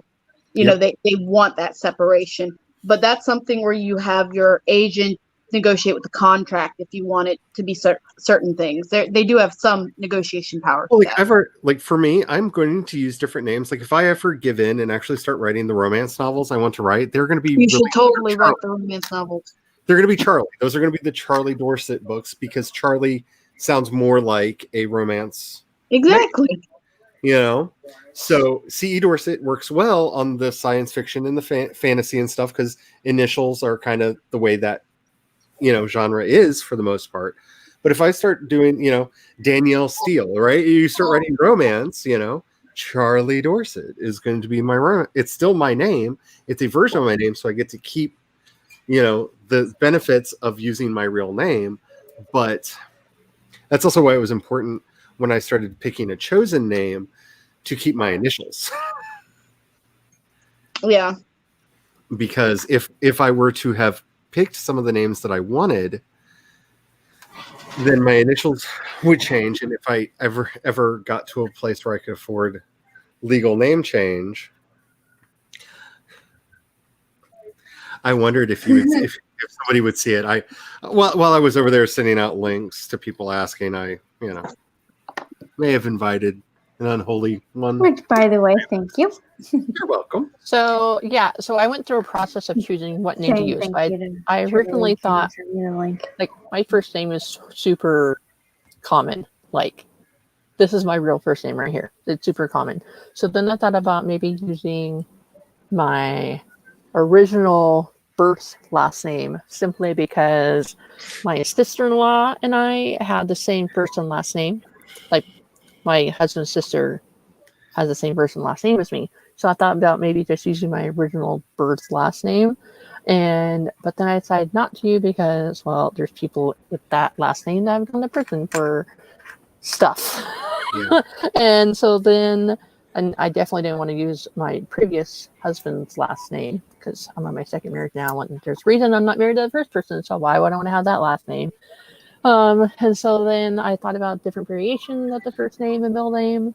So I'm gonna, I'll publish under my first and last name that I have here. But I think, on the cover of books, since my first and last name is so long, I'll do S in Whitson, so that it all fits in one line on the cover of the book. So that's my thought process. I might change it, but I mean, that'll still be my name on there. Yeah, it's just something that I don't think a lot of writers are thinking about, because it's one of those things that's hard to consider, because you have to think about what do you want to have after you're dead, and nobody wants to think about that at all. But it is something to consider, because when I think about a lot of my favorite writers, they weren't big until years after they were dead. And you never know if that's going to be yours. I don't know. I've got a small audience now, but who knows? 20 years after I'm gone, I might be the next big thing. It'd be sad because I'd like to actually enjoy it. Yeah, that happens with a lot of artists. They're not famous until they're dead. But I have to say, the Unholy Weird one will be respected now because there's so much love and so much wonder and so much greatness there. Hello, Kay. How are you doing? Hello. I am very well. How are you all doing on this fine evening? I'm still freaking out, but The silence is telling. I have. My brain. I have felt much better after getting an appointment for my husband to see the dermatologist. So still freaking out, but feeling better at least. Good. Feeling pretty good over here. Okay, I'm just going to put this one up to the to the assembly. The husband just texted me and said, "Would it be all right for me to go one more hour?" Duh.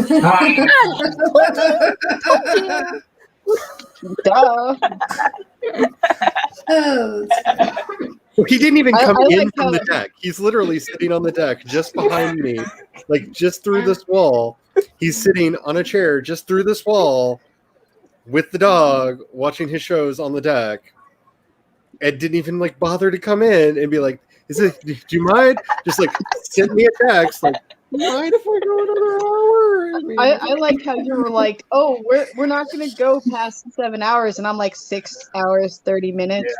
Yeah. I mean, I do the forever streams. This is my new brand, Friday And Forever. as long as we've got people that are watching and people that are talking, Yeah. I have no idea how many people are watching, but And people watching who are currently on other people's streams. So apparently, according to my husband, he said it says on legalgenealogist.com that works distributed under a pseudonym enjoy a term of copyright protection that is the earlier of 95 years from publication of the work or 120 years from its creation. However, if the author's identity is revealed in the registration records of the Copyright Office, including in any other registration made before that term is expired, the term then becomes the author's life plus 70 years. Okay, so if you're interested in that. Yeah, thank you. No, that's really good because that's slightly different from if you hear that ding. You just have an extra hoop to jump through. Yeah. Sorry, I've got. So yeah, you just have an extra hoop to jump through, but what in the world? Life plus 70. I have issues. You don't know I have issues. Okay. No, so I don't know how well. Like I said, we are obsessed with this Canadian comedy called Letterkenny. The hubby's text back was Derry saying "okay," like that was the response. So hooray! So yeah, he's happy. My internet is going wonky, so just in case I disappear, that is why I will be back shortly. All right. It's understandable. I've dropped 2 or 3 times, all from my own accidental fingers. But that's okay. I've dropped out of my own stream a couple times, so I can't be hateful or anything. Yes, Letterkenny. Hello, Logan Bluefield. Yeah, Letterkenny. We are kind of obsessed with Letterkenny. We have trained all of our bar regulars that anytime anybody says "to be fair," they sing in multi-part harmony, which will be fair back at them because Letterkenny is amazing. Hasn't started yet. No, I'm just on a different computer. Oh, have we broken StreamYard? That's the camera. Yes.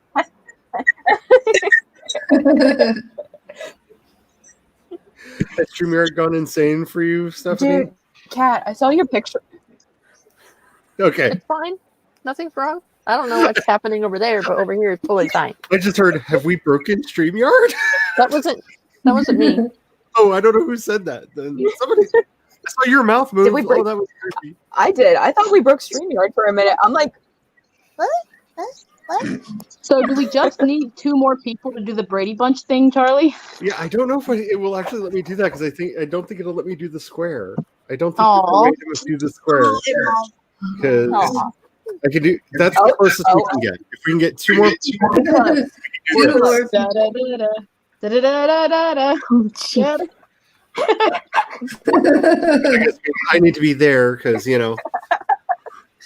if anybody here is Alice, I'm definitely Alice. I'm the sassy one who has things to say about everything. So I'm definitely the Alice. Oh, sugar, we can does argue. that mean I'm Jan?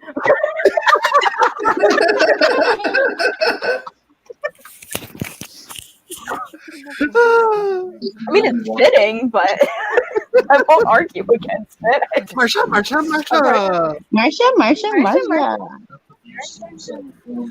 Oh my goodness. Yeah, Ow, my nose!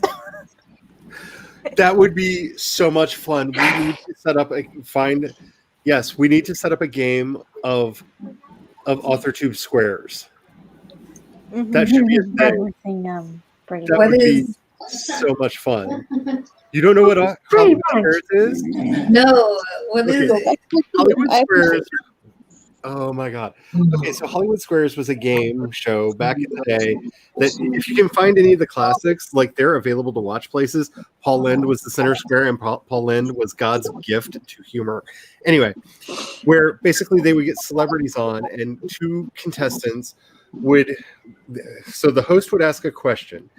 The celebrities would answer the question, and then the actual contestants in the game had to say whether they thought that the celebrity was right or wrong. And that's how the game was actually scored. But because in the original iteration, Paul Lynde, who played Uncle Arthur on Bewitched, so if anybody knows Bewitched, yep. That's Paul Lynde. He was the original center square, and because he was queer fabulous and had absolutely no shame, just started reading all of the other squares for filth, like all the time. Like he was, they would people just picked Paul Lynde because they knew he was going to say something utterly fabulous and amazing, and he would just read everybody for filth, and it was so funny and it was great. It was wonderful. And I can already think of all the people, and I would not be the center square in that one because I know who I'd want in the center square there. But I'm not saying. We'll have to see if we can make it happen. But yeah, it was a funny thing. Funny thing. I rather enjoyed it. Yeah. We did 3 hours of productivity sprints and then decided to just chat. Descent into madness. It's what we do. That's what happens at the end of the the middle/end. We just go on and on. We never end. Yes, that Different is a show. great. Oh gosh, I just thought of the song goes with that. This is a song that never ends. That song. Holy crap! Wait a minute. Pause the stream. That's like near your home? Nice. That's amazing. Like nothing against you, Devin. I just presumed because it was such an awesome picture that it was like just some wildlife photography that you like grabbed from some. That's insane. Like you need to make sure more people know that. That's so cool. Yes, definitely. Look at you.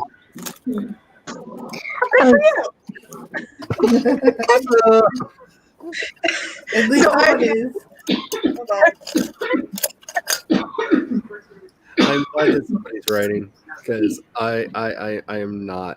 I've written a lot this week, but today I'm done. I'm done. Like using 46,000 words in what 11 days enough. I've done my time. I've been counting my work notes for Millward, even though I'm not doing it. But do it. It counts. All that handwriting. My shoulders are so sore from the amount of notes I've been taking. I'm like, you're gonna get your writing nub back. I miss my writing nub. Yeah. My sister thought I had a tumor on my finger, and I was like, no, that's just because I handwrite so much. Like, that's callous. And she didn't believe me until I stopped writing with a pen, and it completely went away because I stopped handwriting. But yeah. Oh my goodness. Okay, bye. It is. Bye. Bye. Here's a story of Cat going over to the other stream now. Sorry, I my husband and I were signing. Ich konnte dich nicht verstanden. So how are so Nikki, the unholy weird one? How have your days been? You want to go first, or should I?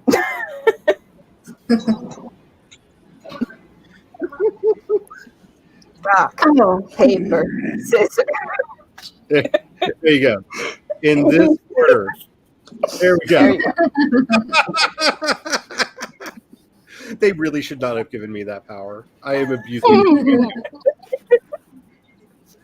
Oh, I can. Wait. She said Nikki, and then all of a sudden you said, okay, weird one. And I was like, I said both of you because I'm you're confused. You're both new. My all day day. has been, thankfully uneventful. That's good. I found out about the anthology that Orla's doing this morning, and I thought, like, you know what, this sounds fun. Let's do it. So I went and I wrote that. So at least if I was doing Milwardy, I would have 1,000 words already. But and I have. So you can actually still enter Orla's thing? Yeah. As long as she has the link by the 26th. Okay, I will remember that. I didn't think we could. That's why I haven't done anything. I think my time, the videos are going live at 9 a.m. on the 27th. I think when I did the conversion this morning, when I actually had to schedule, because it's 3 p.m. Great Britain time is when they're all going live. Okay, so schedule it for 3 p.m. Great Britain time. Yeah. All right. Yeah. Hello. If you're going to come over here, I'm going to pick you up, and everybody can see you. Kitty. This is the cat we thought ran away. Kitty. No. This is the cat I thought ran away today, and didn't. Thank You goodness. shouldn't scare your mommy, Kitty. Don't scare your mommy. You don't do that. What's their name? This is Minerva. Minerva. Yes, I have two cats and their sisters, and because McGonagall, who is asleep over on the cat stand right now, looks just like the cat that played McGonagall in the Harry Potter movies. Minerva and McGonagall. And named them Minerva and McGonagall. And then She Who Shall Not Be Named did what She Who Shall Not Be Named did, and I had a little bit of regret. But as my grandmother always said, never rename a pet, or you'll have bad luck for every year that animal lives after that. And my grandmother scares me. And right? Oh no, she was right about a lot more than she was wrong, and I'm not tempting fate. Like that makes sense. I still turn the lights off in the middle of a thunderstorm because I don't want Jesus to be mad at me, just in case. I don't think Jesus will be mad at me, but I've never heard that. One time I didn't turn the lights off during a thunderstorm. Our back tree caught on fire in the middle of an ice storm because lightning struck it and knocked a power line into it and almost burned my yard down in the middle of a blizzard. I tried it once. No. Wow. Okay. I'm not tempted fate again. That was probably Granny going, I told you to listen to me, boy. Hi. Yeah, go. She's very loving tonight. Catherine, what's your cat's name again? This is Acheron Parthenopaeus. Hi. Acheron. You know, if I you don't turned know if he's around, they gonna would be look, happier. but there, huh? If you turned around, they would be happier to see your pretty face. So cute. They don't need to see the starfish. No, keep the starfish. Yeah, he's a pretty big cat, but he's not a full-blooded Maine Coon, so he's not the 30 pounders. But he's about 10 pounds, 10, 11. I want them to see your pretty star. I want them to see your pretty star. Can you look this way? Yes, the face. No, she's got one Aww. line of white fur right between her eyes. Aww. Oh, Yeah, my cat has fangs. He has 2 black tips right here in his white fur on his mouth, so he looks like he's got fangs. nice. Yes, he's named agree with after the the god of pronoun. destruction. Kitties, we are being spoiled. Yes, this has turned into the cute animal hour of the. Our Tamama says that they're still writing though, so people are still writing. Our kitty has black whiskers. Oh, she's got regular white whiskers, but there's like a couple within her whiskers that's like black, and it's so cute. Yeah, he's got some black whiskers in there.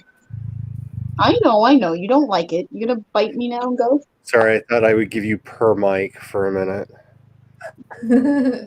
I was wondering where that sound was coming from. I grabbed my microphone because I was like, "You're purring so loud. I'm going to share it with your vibes with everybody." Yeah. I've just got my little wolf here. I don't know if we can. My little wolf.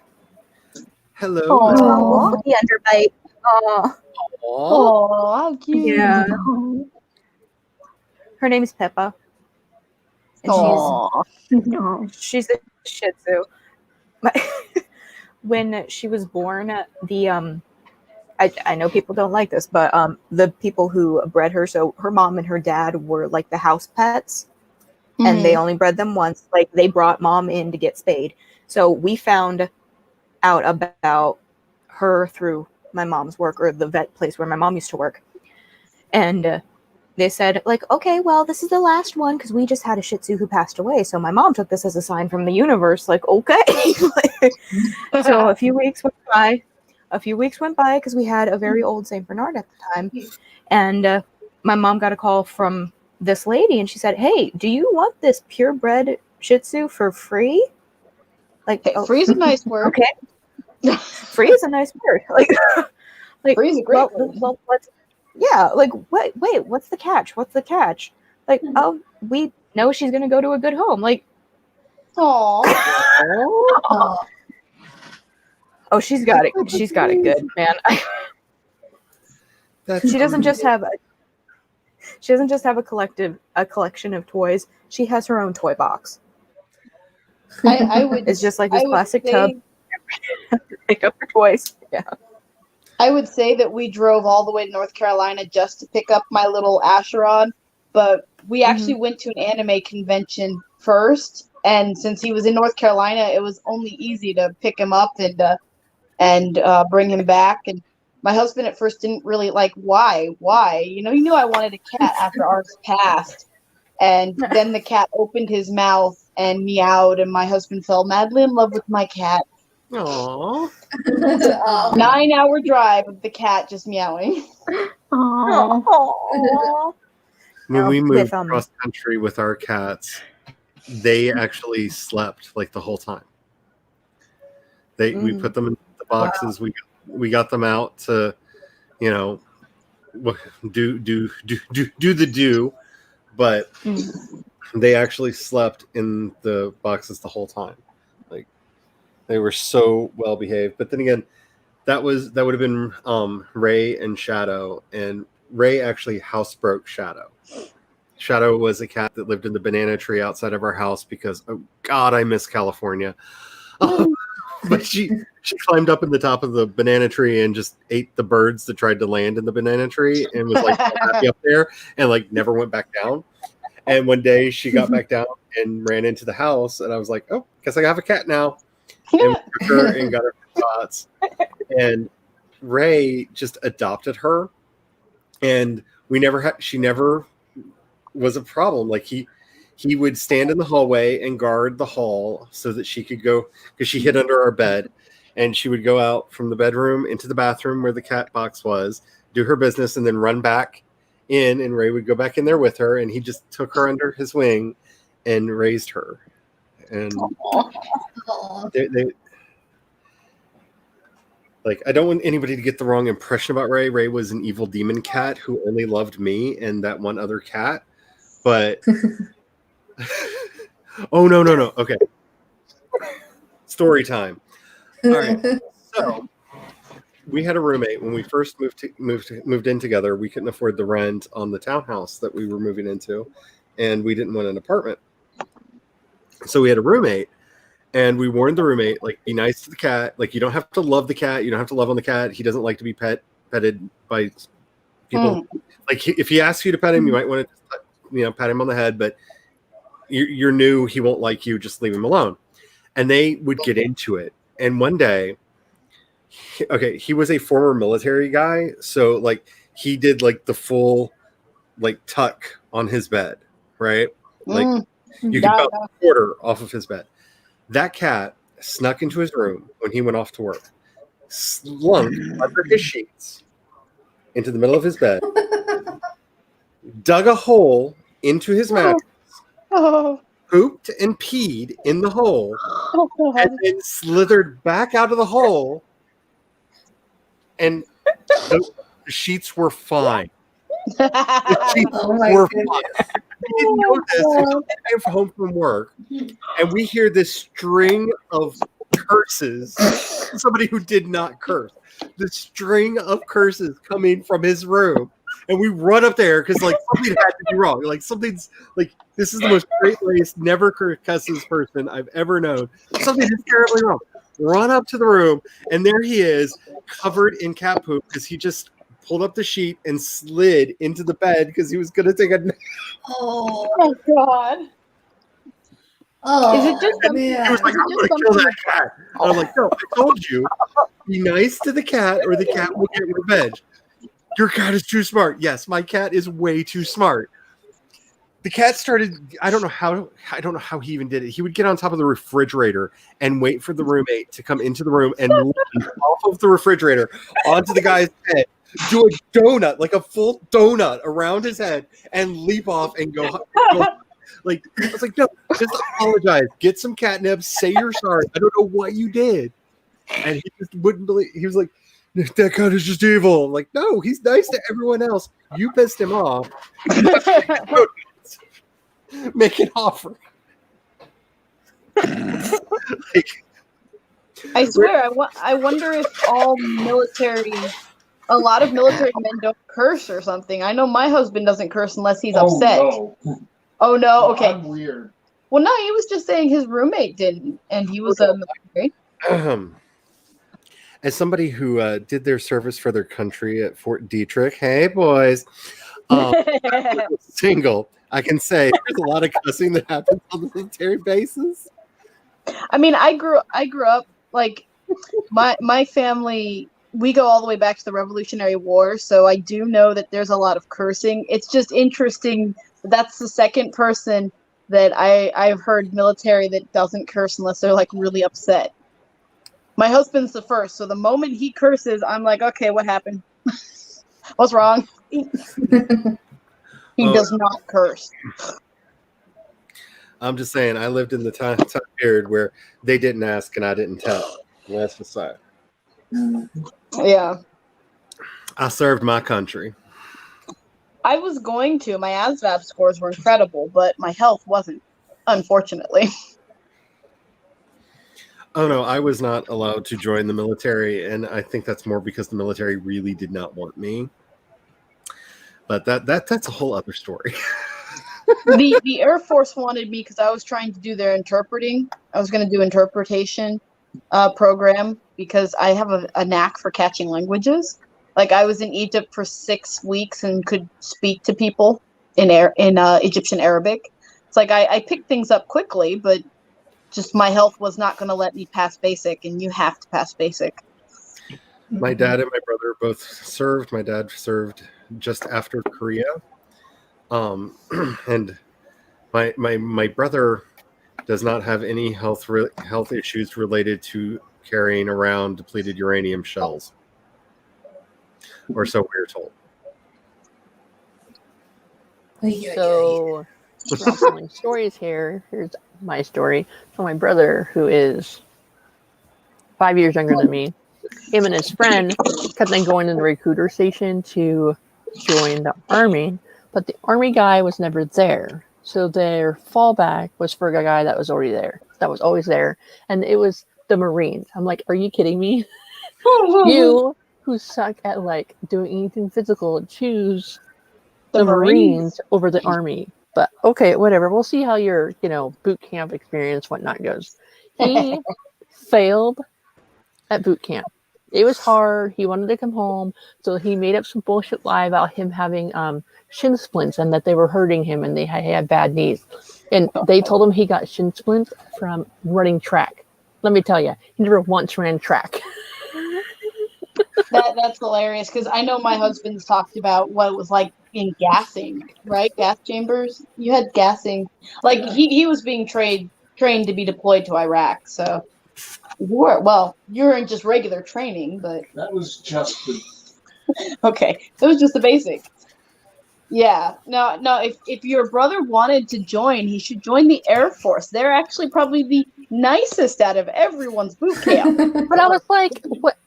I'm like, you couldn't just waited till the army was there, like the army recruiter, Right. like they're all in the same office here, and so they just. Well, the guy was never there, so we went with the next person that was always there, and the Marine was always there. I'm like, Marine's the worst one when it comes to hard. That's what I said. I'm like, you suck at anything athletic. Why would you choose the Marines? And that's not even counting like the Rangers, the SEALs, all the Black Ops. Like that doesn't even count those guys who are even worse than the Marines. So yeah. That's awesome, Devin, by the way. What happened? Sako just gave Devin a wrench. Well, that's because he gets wrenches everywhere. Devin Right? should have a wrench everywhere. Devin is the ultimate moderator. Like I secretly feel like Devin is collecting wrenches so that he can take over YouTube. Like one of these days, he's just going to own YouTube because he's going to have all of the power. Well, I don't have a wrench in mine yet, but that's because I haven't made moderators. I haven't streamed, so. Yeah, for anybody who actually wants to do something productive, we're chatting. So Sako will probably do sprints. We did that.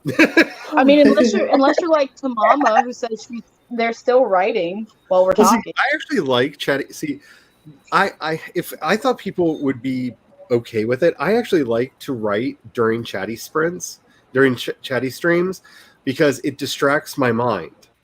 Like I can listen to what they're saying and just let words flow.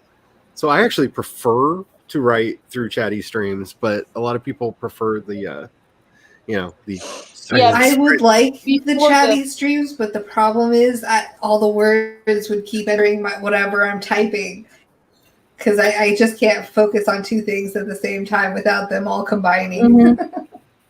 Before the pandemic, I was always at cafes, so I definitely loved the chattiness. Yep, still writing. Yep. I was thinking of writing too while we talk. Yeah, I think that has something to do with it. I was never. See, I'm of the generation they didn't talk about ADHD in my generation, but I was a hyperactive child, which I think is the same thing, but it wasn't. It really wasn't a diagnosis then. It was just you need to discipline your child better thing. I'm of that generation, so. Yeah, my parents are that generation too. My parents didn't even know until they decided to do a brain scan on me, and the people looked up at me because I was 18. They're like, "How did you solve your ADHD problem?" And I said, "I had ADHD." They're like, "Yeah, your brain's lit up like freaking New York City. How the heck did you do that?" And I'm going, "Well, I didn't know." It's like I said, I write. That was my answer. I write. I've off the wall. I am desperately trying not to tell the story of the worst breakup I ever went through in my life, but with all the military talk, like, it's making me want to do it. Oh no, we lost to Stephanie. Her internet's being spotty. She'll probably be back in a minute. She should try some She Spotify. said she was going to go and write. Ah, okay, I see that. I see it. Oh, it must be in the private chat. Yeah, I see it over in the private chat. Hey, that's fine. Yes. But oh my goodness, My husband's getting work done. If any of you guys are interested in Isaac Asimov's The Trope, my husband is on TV Tropes, and he does a whole thing about Isaac Asimov. He dissects every little book and short story to put all the tropes up. He's even been in contact with the Asimov estate for. wow. Yeah, no, he's been doing it for about a year or so. Like, he is trying to get every single one of them. That's why we have signed copies and all that, is where we hunt down these books. I love Asimov. I really, really do. But I wouldn't even know where to start with all that. Like, the first. No, I'm sorry. His work isn't like exactly sacred to me, but it is really, really highly esteemed. And I don't know. I have weirdness. Yeah, but this is how my husband is doing his tribute to Asimov. He loves Asimov so much. He was like, I'm going to trope your book. Because a lot of people look at TV tropes. So, it's a way to get your book. Like, he's even troped my middle grade dark fantasy. Was it? Or was it? You've troped something of mine. Oh, he troped my fan fiction. Sorry. Publishing, you told me not to trope anything that you haven't published. That's because traditional publishing, I can get in trouble for troping. Yeah. You lean forward like you're wanting to say something.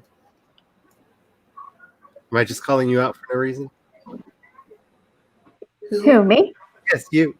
Me? Like you lean forward. Yes, like you lean forward like you were going to say something. Oh, I don't know why. Oh, I was looking at the TV. The TV went all wonky over here on our end. And I was like, what the? It went blank, but you could hear the sound. Like, what the heck? Yeah, please don't let me stop you. I mean, I will sit there and talk till the cows come home. So same. Just tell me to shut up. I'm even okay if you use those exact words, Katrina. Shut the up. I'll do it. No, I wouldn't do that. And I was gonna say, I forgot that I was gonna say something to Stephanie. I forgot that I was gonna say something to Stephanie when she was here. It happens. My story, the trilogy I'm writing, where my the academy is, it's right. I'm writing it in Parkdale. And Mount Hood, by Mount Hood. Oh, cool. So I was going to mention that to her. I thought that was cool. I was like, wait a second, you know where Mount Hood is? You know where that is? Wow. Yeah. Most of my books that take place in the real world take place in Maryland because I lived there, like, probably not the longest, but I was out and about and know the terrain better there than most other places. So I try to write what I know. But oh my goodness. Sorry, I'm trying to keep myself from saying embarrassing things on the interwebs. Wait a minute. Hello. Yeah, I was gonna do work, but I don't feel like it. I'm just gonna listen. I'm just gonna listen and chat. I'll be right back, guys. One of us. Oh, I know. I'm not gonna say that I hit a wall today, but when whatever knocked on my window, I was just like, I'm done. I'm done. I'm just no, I'm done. And I just thought I would complete the triumvirate here at the bottom. You should write a story about that, Charlie, and put a horror twist to it. My life is a horror twist. Like everything about my life. like there's a reason why I have to be very careful about some of the stories that I tell, because like the best way of explaining this is we were talking about, I forgot what we were talking about at one of the panels I was doing at a convention, and I was trying to give an example of it. And in the middle of the story, I had 3 people like stand up and shout, that means you were raped, right? And I was like, yes, that's the point of the story. We're talking about unwanted sexual contact. And they're like, okay, just the way you're telling the story, it's like you didn't know. And I'm like, no, it was a long time ago. I'm better now. Ish. As better as you can be. My most of my stories are not funny. But and now I have a weird thing in my throat. Oh no. So of course I do. But anyway, so Nikki, how was your day today? Interesting. Good interesting, bad interesting? We got our air conditioning temporarily fixed. Only temporarily fixed? Yeah. I have no. I have no idea. We can't use our air conditioner Something because about it pulls in all the smoke. Oh, something about how it's gonna be fixed Monday or something. I think I don't really know. There was something about how somebody didn't do something with the air conditioning and getting something about Freon, and now it's gonna cost like $3,000 to get it completely fixed, which I have no idea. My folks No found idea. their heater has been acting up because the people that originally installed it lied to them because they have propane going into the house and they didn't put the propane converter in, so it was treating it like a natural gas stove for the last 20 years and basically sending giant streams of fire and wasting all of their propane and could have set the house on fire. Yikes. So, yikes. Yay. So at least it's not that. And of course, the last time we worked with the company that did that, they didn't put the cap on our propane tank. Oh. It went to light the stove and nothing happened. Because 200 gallons of propane just decided to be set free in our backyard, and luckily nothing sparked near it. Oh, Yeah, because if you don't put a cap on the propane tank, it just seeps out because it's, air, basically, like gas air. So, if there's nothing there, and then it just goes wherever it wants. So, lucky on that one. Same penumbra. Snow. Where has snow? Wow. I'm going to presume you're in the southern hemisphere. If not, where are you? Because I'd love to go. Yes. I want the snow. Be much better than the rain. No, I don't miss shoveling it. I like the rain. Rain is nice. You don't have to shovel it later. My husband and I have an arrangement. Whenever it snows, I go out and shovel and play in it, and then he makes the hot chocolate in the fire, and then when I'm really cold, I come in and we cuddle up. That is our arrangement because he hates snow, and I absolutely love snow. Yeah. Aww. We're very lucky that we still have a house, and my parents are lucky that they still have a house. It's insane. Really, it snowed in Colorado today? Wow. Oh, I wouldn't be surprised. When I lived in Colorado, it snowed in July, so not surprised. I'm just saying, at the end of June, when we were stranded up in the Colorado mountains, we got all sorts of weather: hail, rain, snow. I we were there cannot for 12 days. convince my husband to go to Colorado. I have a friend out in Colorado who keeps trying to get me to do a retreat out on her ranch. Ooh, that would be beautiful. That sounds fun. Okay, is Colorado just like the Western equivalent of Pennsylvania? Because this is stuff that I remember having as a kid. I remember we had snow on Halloween. Is Pennsylvania a stepped terrain? I'm not sure. Like a lot of it is because Colorado is under a jet stream, one of our main ones, and that jet stream changes the weather on the dime. Plus, it's also steppe climate, so it's very drought-like, but it gets really cold winters. I don't know whether to be happy or sad for you, pronoun I. Aw, never experienced snow. I You remember gotta when experience it just once. I remember when I was a kid, we used to chase snow because it seems like wherever we were, snow wasn't. So I grew up, in Oregon most of my life, and like there was a few times we got snow in Portland, and it closed because an inch of snow in Portland, everyone shuts everything down. But then in '96, I moved to Reno for 2 years when I was 14, and it snowed for 21 long, endless fucking days straight, nonstop. We lived at the top of a freaking hill. We lived just under 2 miles away from the middle school, so we had to walk both ways uphill on the snow. So I can tell my kids that. That's when I learned I don't like the snow at all. I don't like it at all. When I lived in Colorado, our superintendent for our school is from Alaska. So even if our snow was up to our waist, we had to go to school. It was the bus drivers who shut the school down because they would refuse to drive and get kids. And this is not a city.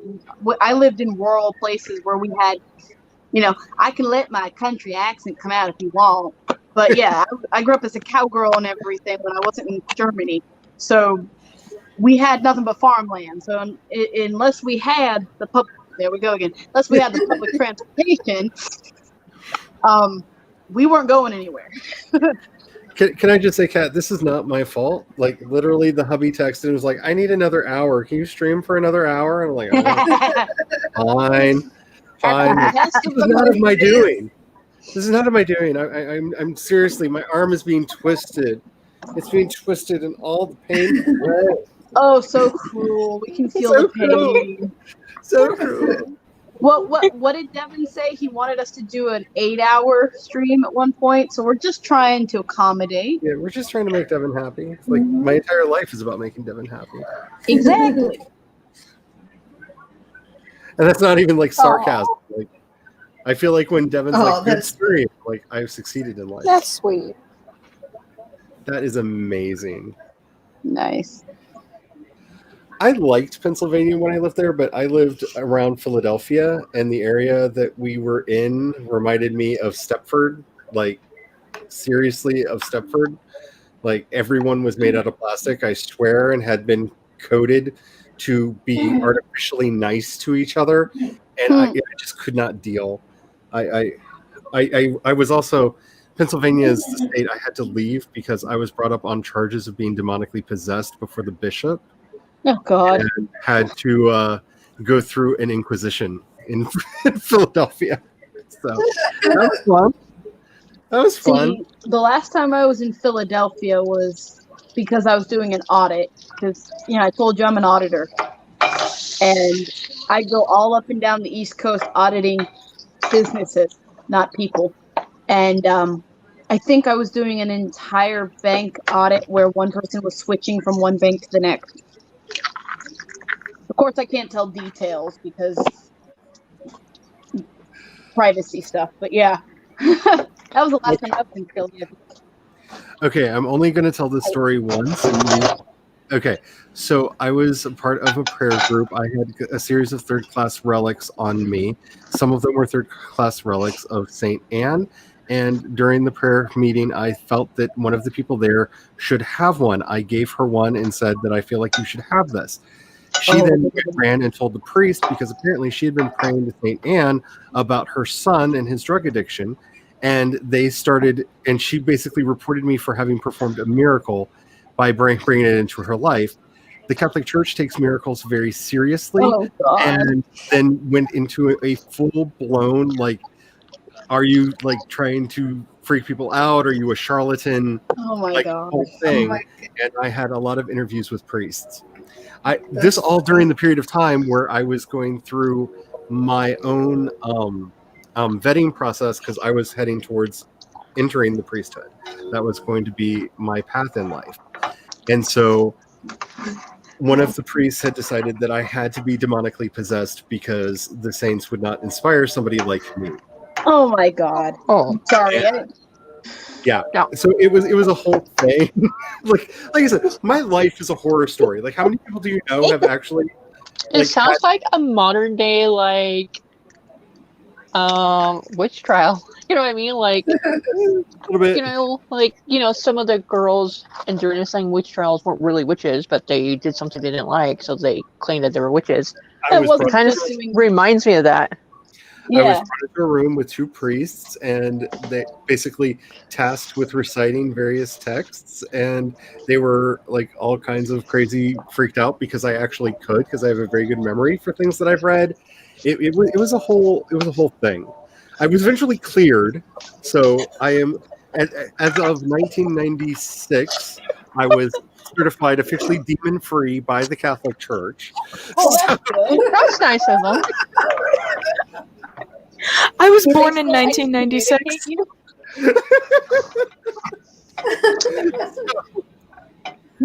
Whatever happened, it exited you and just went into me, I guess. But I was actually certified officially demon free, so there's that. But yeah, this is why you see me get weird looks on my face periodically and go, I don't know if I should tell that story. Yeah. All of my stories. I mean, it's a sad story, but it's a good story at the same time. Yeah. Like, how many people no do you judgment know? Here. Like, yes. Okay, yes. I know I voiced my opinion on Monty Python, but I believe that actually does sound like a skit that they would do.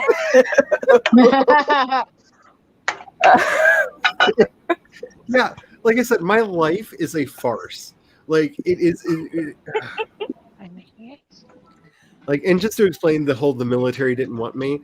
Just imagine if Frankenfurter went to a Cure concert and decided that they were going to be nothing but goth, and then spent their entire life at a pride parade. That's who I was when I graduated high school. The military did not want me. And how much water did you drink today? At least you could avoid the draft if they tried. For an hour and a half. You didn't drink Like, water the time when you were in the shower. You got dehydrated. I was. Hey. I was clear enough. I kind of glowed in the dark. You know what I'm saying? I mean, just, dogs knew. Take off your socks Uh, and drink more water tomorrow. yeah. It is what it is. Surely. Like I said, I stopped writing stories. One of the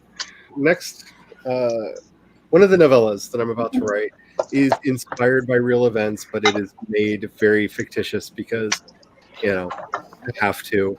My life is too much like a weird fantasy novel. Like I just go the rest of the way.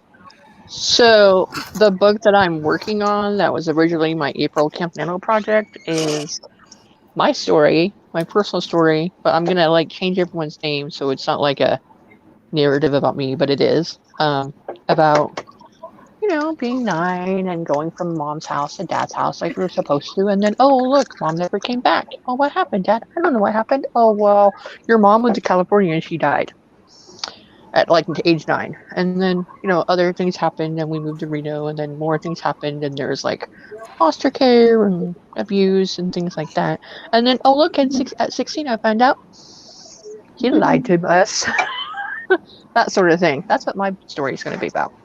So, because everybody has a happy story, and I do mean that sarcastically, because a lot of people think that their life is the worst, and you know what? For you, it is. And I don't like sharing my stories because it feels like at least for me, I always feel like I'm entering the pain Olympics. Like, oh no, I got one. Because my friend Pepper and I literally do the pain Olympics every year because we know we haven't heard all of each other's stories yet. We're like, okay, boyfriends, go. And it's just how bad has it been in your life? But it's not. Can I It's clarify, not a story that I super quick? Yeah. I'm not doing this for like a thought pose or anything. I literally am like holding my laptop against an air conditioner just to see if I can cool it down, because my camera tends to freak out when it gets like overheated. So I'm like, here. You're fine. I'm just like, this works.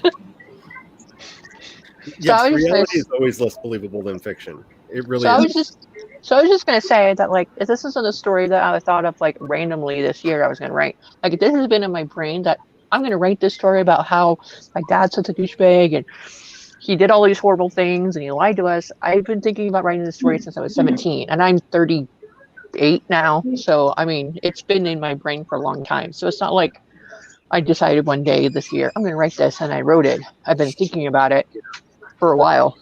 So I know that I've had people ask me to write about my autobiography because I've almost died 13 times. They're like, how? And I'm like, you don't want to know. Yeah, it's why I am not ashamed to tell my age. Like, so many people are like, oh my goodness, I'm over 40. Oh, and I'm just like, bitch, I'm over 40. Oh, I was happy when I made it to 30 because most of those almost 13 times before I was 30. Oh, yeah. 27 was the worst for me. I had to escape a serial killer. I went out on a date with a very cute guy, got back to the car, looked into the back seat. There was a hatchet, rope, duct tape, and a plastic bag. Okay.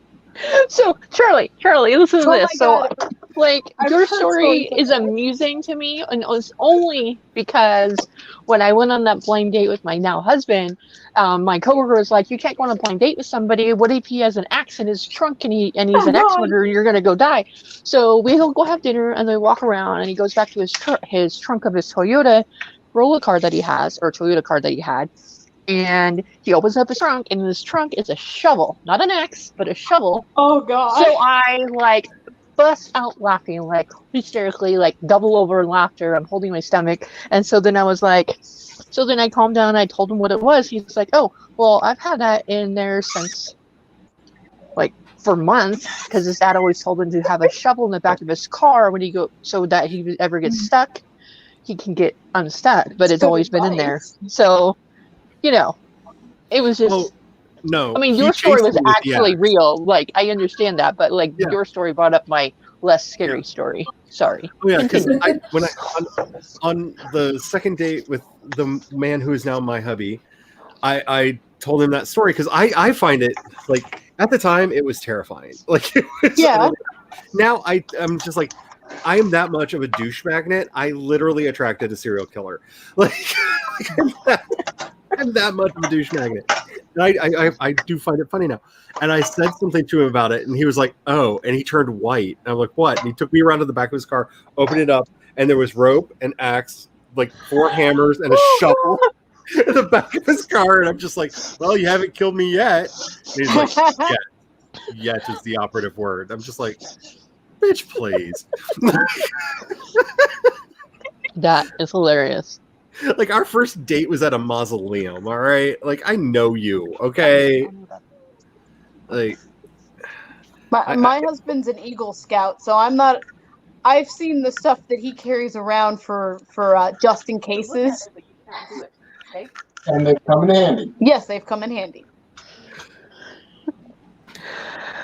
but yeah, yes, Tamama, it's because people are so unpredictable, and in our stories, they have to make some sort of sense. And in real life, they never do. But yeah, like life is so insane and it's so crazy. But somehow we always find a way to get through it. Like we even like my one of my oldest friends and I are still trying to figure out who the mistress was in our relationship. And just like 2 years ago, we found out that like 30 years ago, we both dated the same person at the same time. And we can't quite figure out the math as to who he started dating first. So we don't know who the mistress was. But it was one of us. And that dirty SOB Sorry about that. I wasn't laughing at you, Charlie. Laugh at me. It's funny. I started laughing because I just realized I put myself on mute and then turned off the camera and then turned on the camera again, and then this whole time I've been back putting my camera on. I just realized I was muted. I was like, I thought you were just being really quiet. That's why I started laughing. When you started telling your story, I looked over at my name and I was like, oh, I'm muted. Whoops. But this is one of the reasons why I like to, talking about this stuff, because, like, there are things that I have gone through that I thought would be the end of me, like quite literally the end of me.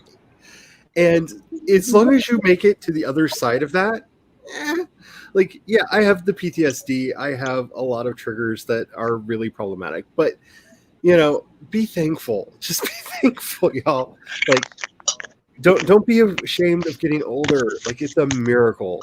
It is a miracle. I'm never ashamed because most people don't even believe my age. They all think I'm like stuffed out of high school and got a little bit into college, and I'm like, my best friend got pregnant when she was 18, 19, and she's got 9 kids already, and I'm like, damn. Well, she's Mormon. That. Oh yeah, I saw that. Yeah. Damn. Yeah. Hey, they just saved themselves and their friend or roommates. Well, they could be friends. I'll just. Whoa! What? We're all friends here. It's just you, me, and me. Oh my god! I'm gonna have to turn the camera off to do this. You see, this is my real voice. So everyone has always thought that I've been like in my 50s. Because I talk like an old man. Have you ever, Charlie, met Kate, who Thomas works for? I don't think so. Okay. Because we work for Kadan Enterprises, which is a game company that makes mathematical puzzles and games. That's why I love math so much, is I'm very used to it. I'm telling you, she looks like she's in her 50s, maybe, and she's 80-something. You just look at her and like, you are not your age. And she is so spry and so clear-eyed. You're just like, oh my God. Yeah. My family tends to live forever. Like, one of my earliest memories is going to visit my Uncle John, who was 102 years old.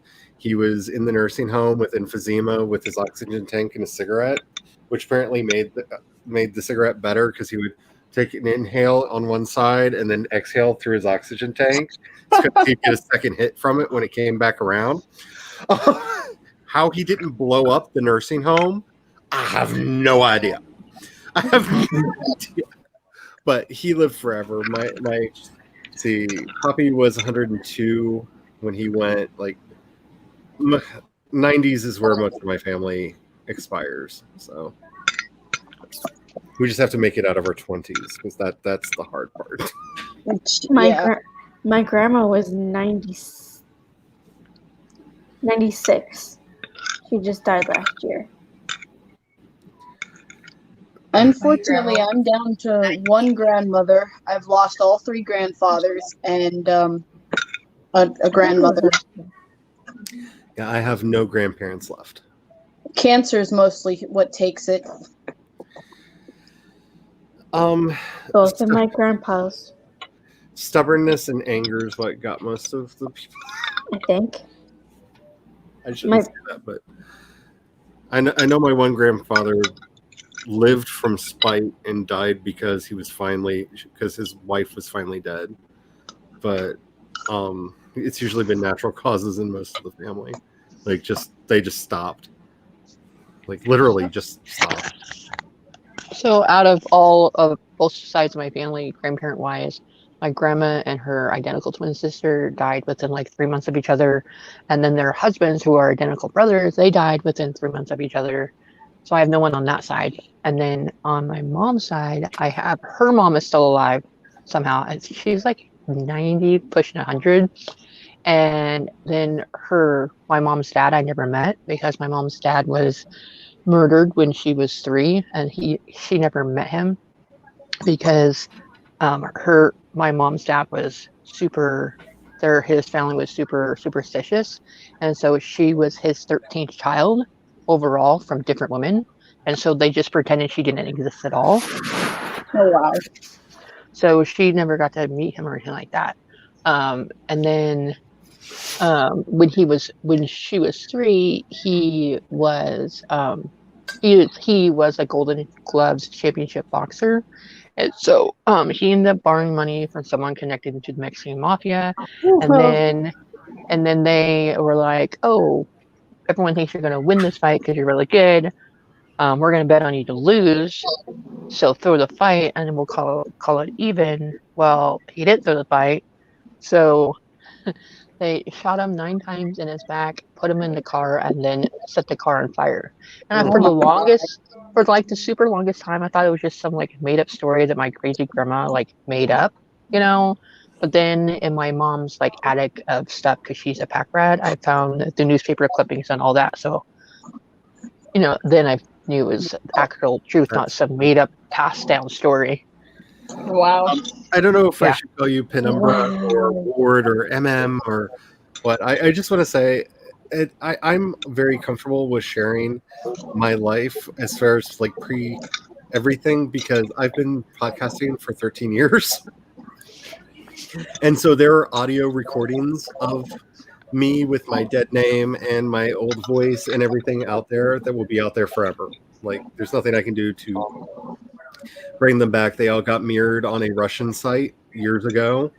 So they will be in the internet forever. And so I've just gotten comfortable with it. So if that was in reference to me outing my voice, like there are recordings.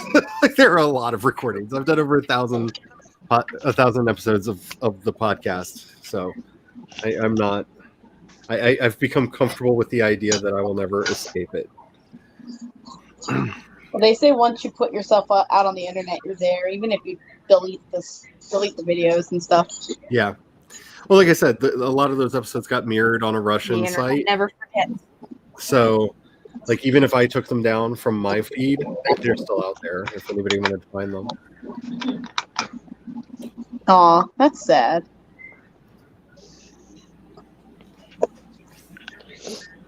Yeah. Like it's a weird world. Like it's a weird world, and I personally I have a dog. My dog is just underneath my chair. I'm sorry, that's just the greatest moment in the world. Oh, I have a dog. Like I kind of want that to be a text sound. Like I need to go back and pull that out just so like when I get a message from certain people, it just goes, "Oh, I have a dog." Oh, I have a dog. Just make sure all the proceeds for that go to Megan, right? Yes. Yes. Definitely. Oh, it is so bright. There we go. It's better. Yeah. Yeah. Like my grandmother died after her 7th cancer, I believe. Wow. Yeah, no, it was bone cancer that got her. But well, it wasn't the bone cancer. She survived that. It was the stroke that happened right after. Oh wow. Yeah, my brother has already had, I think, 4 kinds of cancer. And then he got leukemia from the treatments they gave him. So I guess, yeah. But, you know. I do have to ask if you guys could send good vibes to my husband, because that is what we're going to the dermatologist for. Definitely. All the good vibes.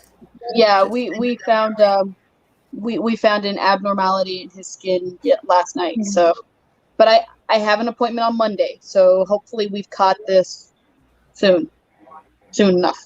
Yeah. Definitely. Yeah. And just for something much, much lighter, Unholy Weird One. I love your hair color. What color is that? It's a very nice color. And now for something completely different. This is a washed out version of called I hear opera. Blue Velvet by a brand called Lunar Tides. They're based in Washington. Oh, I'm on the big screen. I feel like I'm at the Super Bowl. Yeah. Nice.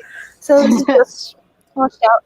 There's like a really pretty purpley tint to it. There a little bit. is. I really like it. That's why I thought it was that's peacock so blue. cool. Yeah. Look at her hair. Yeah. It's very peacock. Nice. It's got blue and purple in it. That is really cool. Purple. I just had to ask because It kind of looks like there's green too. yeah. Again, peacock. There was peacock color. There was green in it. Yeah, at one point. color. I went and did one of my first streams that I did on AuthorTube was I dyed my hair on stream, and I also read like Bear Shifter romance summaries. So that stream is still on my channel. Like I look like a moron most of the time. I didn't have a mirror. I didn't factor that in. I had like foils, but I didn't factor in that. You need a I should mirror. probably have a. You should probably do that. No, I just I used my always webcam. It turned out great, but like I always look like a moron. yeah. Maggie. Okay, I will do my best to remember that. Maggie. Yes, sending all the good vibes. Mm-hmm. Yeah, Oh, I my know. hair. I know. My thing? This is the longest point in my life that my hair has ever been its natural color, which is one of the reasons why I stopped turning off the purple lights at night, because it kind of makes my hair look purple again, and I'm so used to having purple hair that it looks normal to me when I see myself in StreamYard. I'm 40 years old and my hair has always been purple or red and not this. Yeah, my husband still has a full head of brown, almost black hair that's longer than mine because he donates it to wigs. Nice. I need a haircut. I need this pandemic to be over so I can get my hair done. Oh my goodness. I'm still trying various treatments because I want my hair to be longer. Like this is its length. This is its natural length. This is as long as it will go before it just dies. Are you encouraging him to eat my fox? But I'm trying very hard to get it to grow longer. My thing is my husband's hair is bushy. Like it is very thick, bushy. It's kind of wavy. But he can't grow a beard to save his life. You'd think for a Scottish German man he could do it, but nope. Too much French. Yeah, too much French. No, my whole thing is that I hate it when my hair like touches the back of my neck when I sleep. So when it does get long, I tie it up, or just do what I do and just cut it off. Yeah, my husband top knots his hair, but he couldn't grow when he got out of the military. He couldn't grow a beard, so I asked him if he could grow his hair just because I wanted to see what it looked like on a guy. And I've already gotten people calling him Fabio, and then his principal, since he works at a school, his principal said, "Dan, if you weren't married, I'd take you." He'd seen me for months with my hair up the whole time. And one day I walked in with the hair down. You look beautiful, babe. He's also over 6 feet tall, so a lot of girls like him. I cannot have enough long hair. I'm just saying, like, my life goal is I want Peter Steele's hair. Maybe not black, but like that's my goal in life, because ever since I saw him in concert in 92 and watched that glorious black mane do its thing Nice. in the wind, and I just because it was an outdoor concert, I was just like, I need all the hair. I need all the hair, all of it, all of it. Give me all of it. And I have to say, for anybody who is a Peter Steele fan, the character of Michael Blackwood in my upcoming novellas is inspired by him, at least physically. Mm-hmm.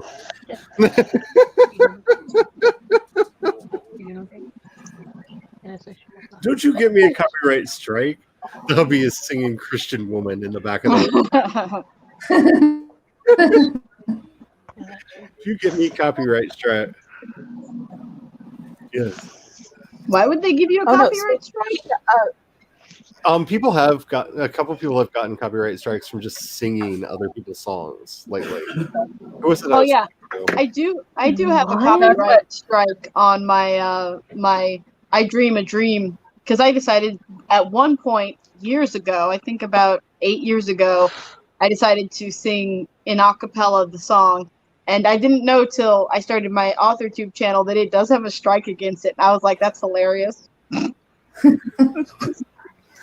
No, I got a sounds strike so for weird. like a weird experiment that I did. So I was trying to stay up super late or super early to attend this stream that Sako was doing with What Now? And I'm like, you know what? It's 4 a.m. I don't have anything better to do. The stream is at 9. I'm gonna like just do some sprints for a little bit. So I wake up and like, okay, you know what? We'll get a timer up. It's gonna be real cute. And it devolved into karaoke sprints. So singing, it was basically singing until the timer ran out. And it was great. It was fantastic. I actually want to do it again at some point. And I'm just like, hey, look, I made it, because I got a copyright strike claim on that.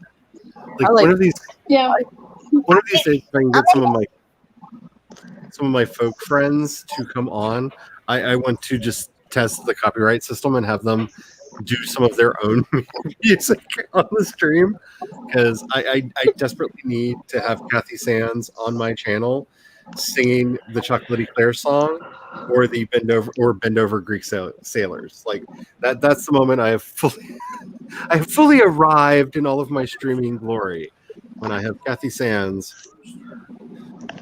One of these nights I'm gonna just not realize I'm still streaming and I'm gonna sing the Rooster song. It's gonna happen. The husband's in the kitchen screaming, but the Rooster song. Like, no, I did that earlier today and I had to quickly check and see if my mic was muted, because I don't know why, but like we went into the sprint and I just started singing the Rooster song because I get it stuck in my head. Yeah, I've just kind of accepted the fact that if I do any more songs, because I've had people request it, that those songs are just going to get copyright struck. I mean, at least the other videos won't get struck or demonetized. Just my singing videos.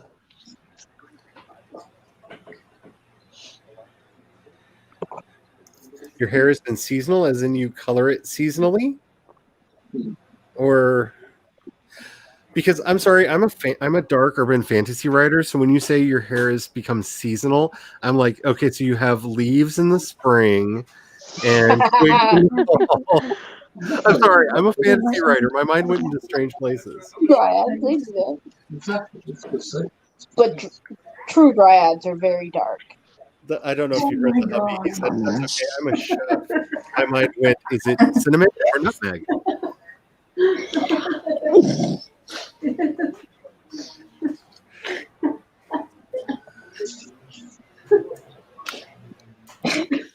Sorry, you guys will probably hear my husband and I going back and forth because we're both very big into the writing world. He just does the editing side, and so I'll say something and he'll counteract me, and we'll have this little thing. So I got to remember to mute my mic when that happens. Oh, I know. I'm trying to remember to do that because the hubby is in the kitchen making the meat for the dinner.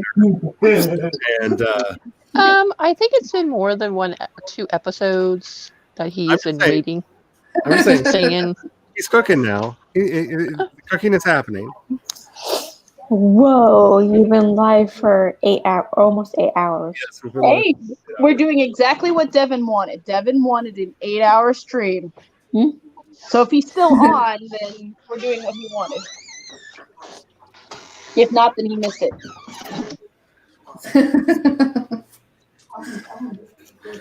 Oh man, so that's gonna be a thing.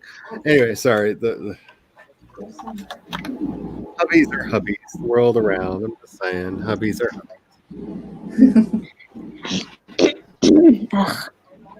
Yeah, I used to think that my hubby didn't support my writing, and I was Yes, like, oh no, he finally- does. He just is a bit critical with it. Which is a blessing and a curse. I can't hand it to him for little pride tips. Oh, fluff my pillow. No, he'll never do that. He'll never fluff my ego. Stop it! Stop it! He's now in the kitchen singing Menomina. He's just walking around the kitchen singing Menomina. Like, I don't need this. I don't You need can sign it.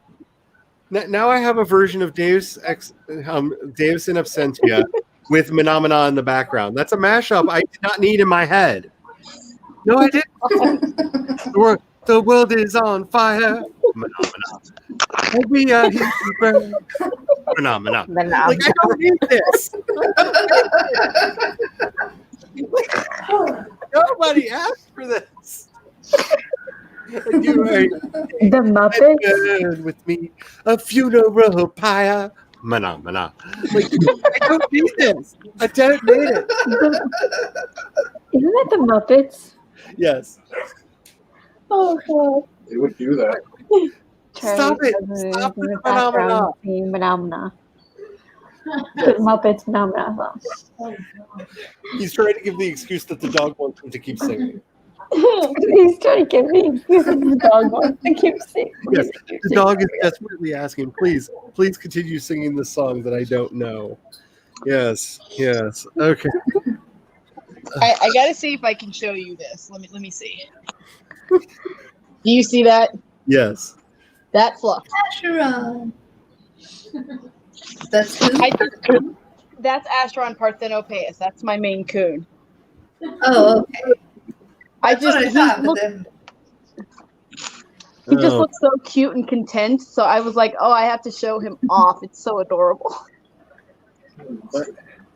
See, I would try that, but as soon as I point the camera at the cats, they do terrible things to me. Like, they're so cute, and I was like, oh man, my Instagram is going to be on fire. Like, it's going to be nothing but really cute cat pictures, and it's going to be amazing. And oh yeah, this is going to be great. And no, I get out my phone, they attack me. I don't. There's something about my phone that's just like, let's kill Charlie now. Don't do that. You won't have the cat, you're not going to pay for your habit. If you want the cat, I need the Instagram pictures. I have to be a little stealthy with my cat because he looks so cute and everything. The moment you point the camera, he looks away or he does something that basically says, nope, you don't get that picture. Oh yeah. No reward. And forget rubbing his belly. He will actually attack you. He was feral for I think they said 6 months of his kitten life. So before they brought him in. So he's half feral.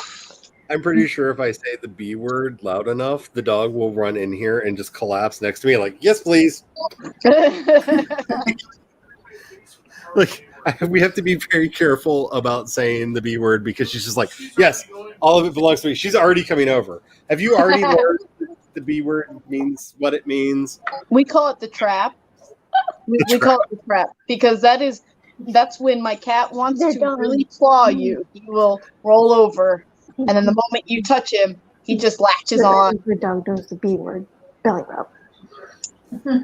That's why I have nice scars everywhere because he is relentless. That's actually kind of nifty. That would be really fun. I've actually thought about doing more seasonal stuff. If I can ever get over my laziness and start dyeing this, that's the other reason why every time I have the discussion of I really need to dye my hair, I pull it out to be like, this is a full-time job. Like, this is not like I'm going to put a bottle of hair color on this. This is like, I need all Or the like hair two color. Like, drive a truck over to my house filled with hair dye. I can never get the back of my head when I try dyeing my hair myself. I can never like get it fully done, so I gave up. Yeah, the back is dying- like the weirdest part. Yeah. Yeah.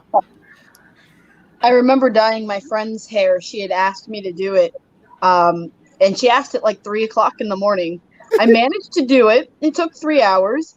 Her friends, or not her friends, her work thought it was professionally done, which I was very happy about. But my hands looked red because it was red hair dye. So I looked like I just butchered something.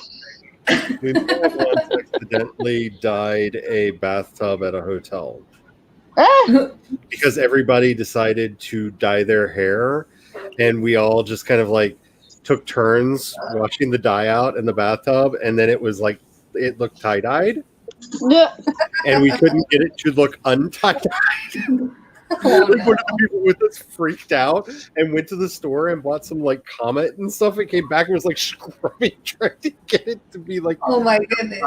We're just like, we have done what we have done, and this is not the worst thing that's happened in this hotel room, so we're fine. They're like, yeah, you're right about that. Now that you said that, I'm thinking of the old comic commercials. Da-na-na, da-na, da-na-na-na-na, da-na-na-na-na, da-da-da-da-da. I don't want to sing it because you might get demonetized, but Well, I'm not monetized, but you know, I live in hope, and it's not necessarily for like the money from the ads. I want to play with the community features. Like, I get so frustrated when I hear people say, like, I've done this on the community tab. Go do this on the community tab, and I'm like, I want a community tab. yeah, I want to be able to make posts so that if a video's late, I can be like, look, guys, this is what happened. Like, I like, you can keep your money that you're already making, because I know you're putting ads on the videos anyway. You're just not giving me money. Right. Like, just keep your money. Give me the community tab. How many Yeah, you have followers this and whatnot many do you people. need for the Exactly. community tab? 1,000. 1 Yeah. grand. Yeah, I believe at 1,000 you get the community tab. Yeah, I'm not there yet. Far That'll from take it. a lifetime. And then the rest of the community features you get at 10,000, because there's some features that they hold off until you get to 10,000. So some people never get them. Yeah. And you know, like I said, I don't know how big this will get. I really don't. I don't care. You know, like, that's not what I'm here for. But like, there are some features that I feel like really, like, seriously. If anybody needs a community tab, it's the small channels and the small streamers, because we have like crazy active communities. Think about it. It's what, almost midnight here where I'm at. It's almost 1 o'clock here. Yeah. Same here. People watch. We've been going for almost 8 hours. There's still people watching, still commenting, still like engaged. It's not just us doing this. Like, we need the community tab. Like, we actually have communities that would communicate with each other. Yeah. Yeah, but they don't consider us lucrative enough. Oh, I know. It's all about the money. But I'm just saying, like, you know, as much as I like going to like By the Brook and some of the bigger channel streams, like, you're not there for community. You're there because you enjoy the entertainment of it. You know what I'm saying? Like, because the chat goes too quickly and everything. She's also another fun one to watch. Oh, I love watching her streams. Yeah. Except that I can no longer do the 5 a.m. streams since my life's been flipped. Well, she's not doing them anymore either. Oh, really? Oh. Yeah, her recent video, she said that she's not doing the morning ones because her new schedule is not going to allow for it, and she's really upset. Liked doing them, especially for like international. But then she said something about like she's gonna try to do some like later in the day, but not like middle of the night ones either. So yeah, but she said she hasn't decided on a schedule yet. Yeah, since the vid happened, since the pandemic. My life has been upside down. What sucks is that I don't think I can apply for unemployment because technically I own my own business, so I'm still kind of employed, but I don't have money because I can't go to my clients because of the whole social distancing and high risk stuff. I will say, contact the Small Business Administration in your area. There may be things that they can do to help you. I think I'll have to because, I mean, it's not like my husband and I are hurting, but it'd be nice. You know, we lost half the income when I left because even though I'm taxed 35%, I still made a good enough amount of money. Yeah, I'm just saying there are some things that they might be able to help you with because that's the two groups that are really getting hurt the most in this is the low pay low pay workers that either had to go and get sick because they weren't allowed to stay home, and then the very small business, like the actual small businesses that basically are closed because like my entire like most of my business before I started doing YouTube relied on going to places in person and doing convention appearances and whatnot. Yeah, like I'm a financial auditor, and though my business, like the people that give me contracts, my clients, they're all open because it's the financial sector. We're talking about somebody who has 2 autoimmune diseases and lives with an actual cybernetic part to keep her alive. Me going to go get myself sick for it, I can't do. So I'm kind of like, I don't know what to do with that. So it's like technically I'm not unemployed, but I can't go really and do anything. It's a weird anniversary. It really is. Yeah. And I've actually been thinking about, you know, this stuff. My oil painting stuff. Because I'm like, well, maybe Oil somebody wants painting art. supplies. That's what I like. Okay, you have Megan's full attention. Well, I was showing. Talk to us about. Yeah, no. Let me show you the other one. She wasn't ready for the super zoom. No one is ready for the super zoom. It can happen at any time. To anyone. Super zoom.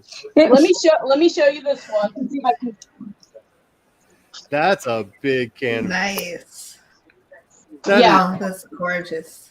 I was thinking about doing a section in my author tube that says learn how to paint oil paintings with me, because I know the basic techniques, but I don't know enough. So I'm like, well, I could always paint with people. I know some people are making a thing out of it, but that's why I did my CreatorTube tag. That's why I added CreatorTube to what I'm doing, because I'm sharing my artwork, I'm sharing my pictures, I'm sharing my music.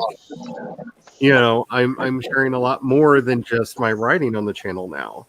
And I don't want people to me, it feels almost like false advertising to be like, hi, welcome to my AuthorTube channel.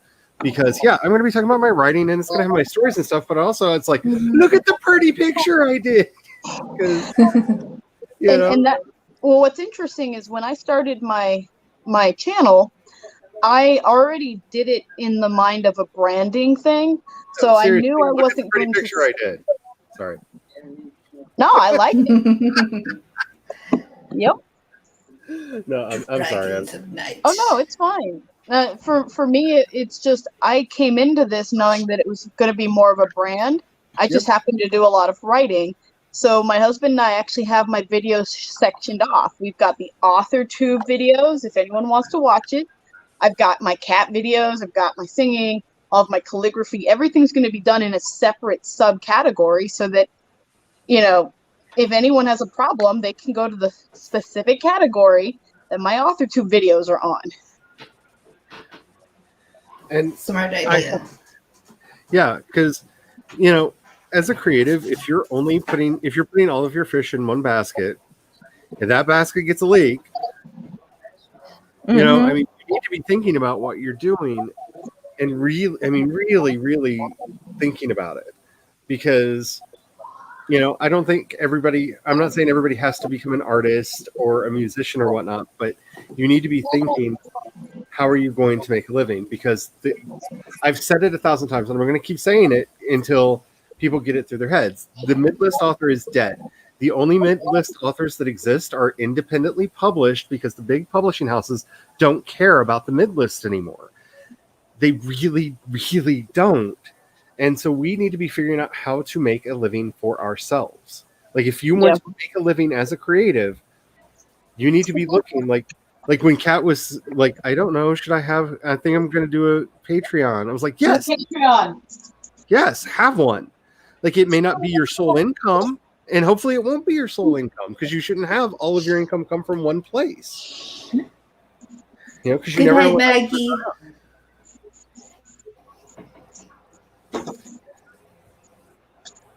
what happened. I missed something. Maggie said she's going to Maggie went to bed. Oh, it's in the chat. Oh, there it is. Yeah. Good night. Good night. Have the fun. We're going to call it in a little bit because the steak's almost done. But yeah,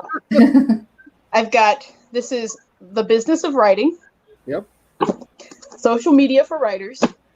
Guerrilla Marketing. This is cheap or no cost. Such a good book. Marketing.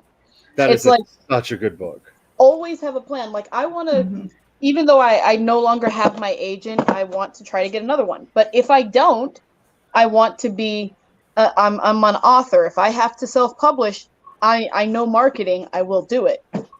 I used to be a car salesman. I've learned how to market very well. A used car salesman. But like for me, I'm looking at making my settings into games that are playable and that I can make money off of. I'm looking for other revenue streams just because I want to make I want to make a living as a creative. Like, that's what I want to do.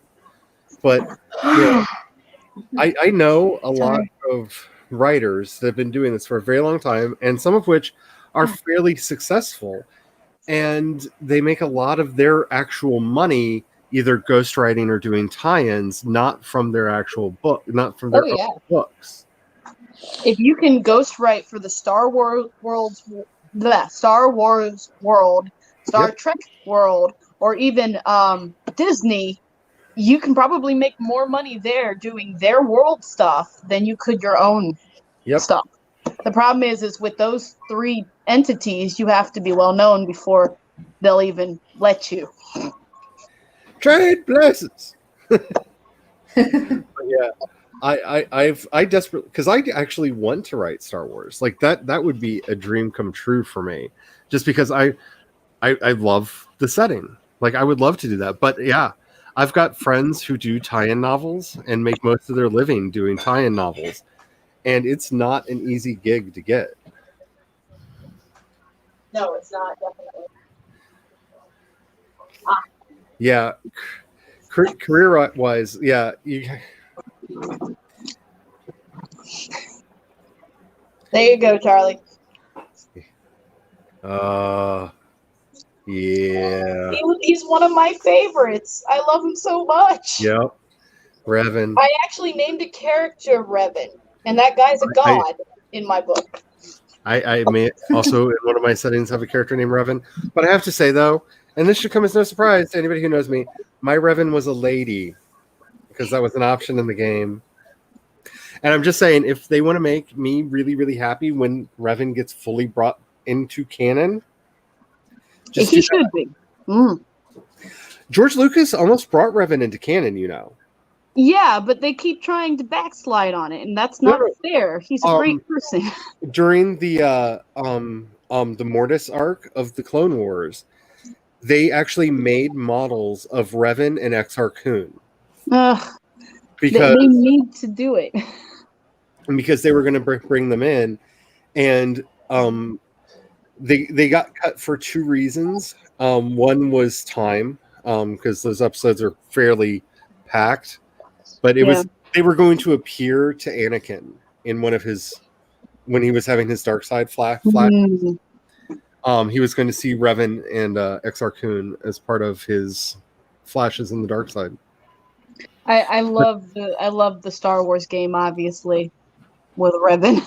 Yeah, Knights of the Old Republic, but I would love to do tie-ins for that. Like, I'm one of the few, I think, writers on AuthorTube that doesn't see tie-in writing as somehow selling out, which is weird because like I'm all like indie, rah rah rah. Yes, I will write your tie-in books. Like the gig that I'm desperately trying to get because I know some people that might be able to connect me. I want to write one of the Alien books. Like I don't know if you're reading the Alien Extended Universe. I love the Alien movies. Like they're my favorite movies ever. Until they give them back to Ridley Scott, who seriously needs to stop making movies. Stop making movies. You've lost it. Anyway, I'm sorry, not holding back. Like the Blade Runner, I don't care. It was crap. I'm sorry. No. And the 2 Alien movies he did are terrible. And don't even get me started on, hey, I know a fun twist on the story of Moses. Let's make it anti-Semitic. That's not a fun twist on the story of Moses. What are you thinking, Ridley Scott? Anyway, he loves it. Just like go away. But anyway, they've been doing novels and audio dramas based in the setting, and I'm desperately trying to get in on that. So what is this whole sellout thing? Never heard of it myself. Oh yeah, like it's every time I bring up that I want to write tie-in novels, it's just like, oh, so you don't want to do your own stuff. You just want to sell out and write what other people tell you. If it's Star Wars, yeah. So would I be considered a sellout because I've always been geared towards traditional publishing? Now I'm confused. A lot of them are the people that are into trad publishing too, which is funny because trad publishing, the 2 things that traditional publishing people despise more than anything are people who do tie-ins and people who do indie publishing. But they're getting better at indie publishing, but they still hate the tie-in writers. And yet I can tell you that a lot of the traditionally published authors are probably doing tie-ins because it's a lot of money in it. It's very lucrative. It's a very lucrative business. They might just be changing their name so you don't know. I had you muted because I didn't know what you were going to say. I said in the approximated words of Samuel Clemens, you already know what type of person I am. We are just haggling for the price. Yes. Like, look, to officially have like Star Wars or some of the other properties' names over my head, like for goodness sakes, if they wanted to hire me to write Maleficent fiction, I love that movie. I will definitely help build that out and go deep in. Like, I will write those. Like, I mean, there was one person that got their big break. I remember listening to Writing Excuses with Brandon Sanderson. They started doing Ninja Turtle stuff, and because of what they were doing for that company, they got their big break into being a best-selling author. It's like there are several ways to break into the traditional publishing business. And don't forget, the Ninja Turtles are fan fiction. Yeah. They are fan fiction. No. The same ooze that creates the Ninja Turtles is the same thing that caused Daredevil to go blind. Mm-hmm. Yeah. That's why they fight the foot, because he fights the hand. Yeah. Like, it's the Ninja Turtles are just Daredevil fan fiction, and so many people don't get that. Like, especially when you read the original, what was it, Laird and Miller stories? Like, they're just like Daredevil's up on top of the streets taking care of stuff, and they're down below taking care of the rest. Like, they're just Daredevil fan fiction. So there was a funny story that happened on Twitter, I think a year or two ago, where one lady was talking about, I can't remember who she was talking about. It was one of the anti-heroes, which of course that means there's a lot of them, but I can't remember which one. And one guy comes up and is like, you don't know anything about that person's personal backstory, so you need to stop talking about it. And she shows the collection of comic books she has, right? And he's like, so you've got a lot of collections. That doesn't mean anything. And she looked real closely at it. And sure enough, it was her name on the comic book because she wrote the comic book. And it was like, but only a guy should be able to write it. And she goes, no. But she's like, I know what I'm talking about. I wrote the damn things. But he didn't believe her because she was a girl. It's like, Oh, really? That happens way, way too much. And it's a very popular one. I can't remember who it is at this moment, but yeah, I thought it was hilarious. What were you gonna say, Klaus Michelson, the Oh, anti-hero. I just says it always baffles me. It always baffles you. Yeah, that people don't understand that women can do things. It's like, since when? Since when? Women were there at the beginning of Atari. I mean, they were the foundation of video gaming. Like, women have been here this whole time. Star Wars wouldn't exist if Mary Lucas hadn't told him to shut up, sit down, and let her re-edit it. Because the original Star Wars was unwatchable. If you've ever read the original shooting script, it was. She's the one who took all of the footage and cut it down into the movie that you know as A New Hope. That was Mary Lucas. That wasn't George. That was Mary. And he has always given her credit for that. But he went on to do the rest of them. So, Star Wars is a guy's thing. No. George and Mary Lucas made those movies. Like, that was literally a family affair. Sorry, I had to explain that to Hans. Well, Stephen King wouldn't be who he is if his wife hadn't have taken Carrie out from the garbage and said, no, you should try to publish it. He threw it away. Yeah. And she said, publish it. And that made King who he is now. I mean. I was going to say Klaus Michelson, the anti-hero. Klaus Michelson, the ultimate anti-hero. The what? The ultimate anti-hero.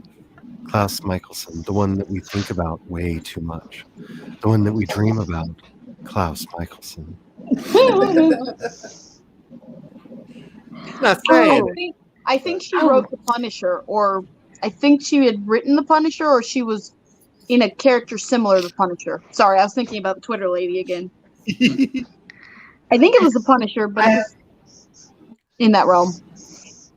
I figured out I my once heard The Punisher and thought it was The Publisher. I was like, what? Yes, there's an evil anti-hero called The Publisher. Yes. What do you mean your sales are not good enough? That's so close to real life. I figured out my flashback scene. Ooh. That's exciting. I was going to put it in the private chat. You can if you want to. I think I'm about to have a presentation, and then we're probably going to have to call it in a minute because, y'all wish you had smell-o-vision right now. That's all I'm going to say. Like, this is one of those days that. Okay. All I know is women can write comics. I mean, I have a web comic. I have a web comic about. Let's see. Is that... Those are gorgeous. Very nice. Those are droolable over. I know. Yes, the gratin is melting apart. So the hubby has brought the plate of things, and you're going to take that away from the dog. I'll come get it in a minute. All right. I'm going to give you all a chance. Anybody who wants to say an outro, say an outro now. Speak now or forever hold your peace. I mean, if you like skits, journals, calligraphy, talking about traditional publishing, if like me, all of that nice little fun stuff. You can my channel, I believe, is Catherine Faye. I might have 007 at the end. I'm not sure. Yeah. I do have 007 at the end. I write dark fantasy of all different genres and horror romance. Ages, not genres. If you like bound leather, if you're a big fan of bound leather, go check out Catherine's channel because she is surrounded by bound leather tomes that will make you drool. All the leather. All the leather, honey. I mean, all the leather. And I'm also doing a calligraphy introduction on Sunday. Ooh, so exciting. The hubby's now singing Venus in Furs by the Velvet Underground. All right. Anyone else have a outro that they would like to do? I'm good. If you would like to watch someone figure out what the heck they're doing with their YouTube channel, come see my channel because I'm still figuring it out. I definitely follow Stephanie's channel because Stephanie and Megan are probably going to do something later. Yes, tomorrow. Right, Megan? Yes. Yes. Just pick a time. message me on Instagram. Do you have my Instagram? Okay. Yeah, I think so. I'll have to pick one. Yeah, pick a time. Anytime. I'll Pick send you a time message. right now. Okay, pick a time and send me a message. I'm not going to do a dramatic reading of it, but I will say, Nikki, I like your flashback. I like it a lot.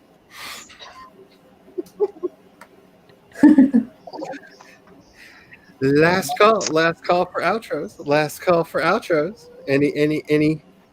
Any more call? Any more?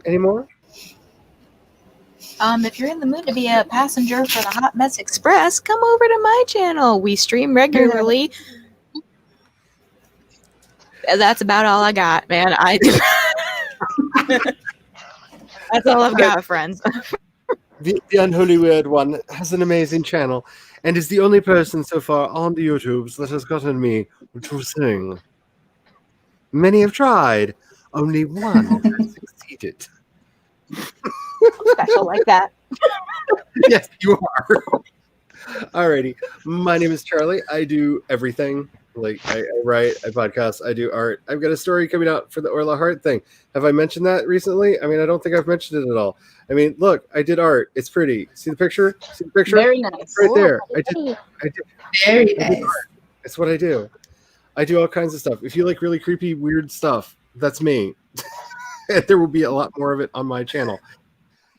As always, as I like to end everything because oh wait, the hubby has an outro. I'm sorry. The hubby wants to make an outro. Cool.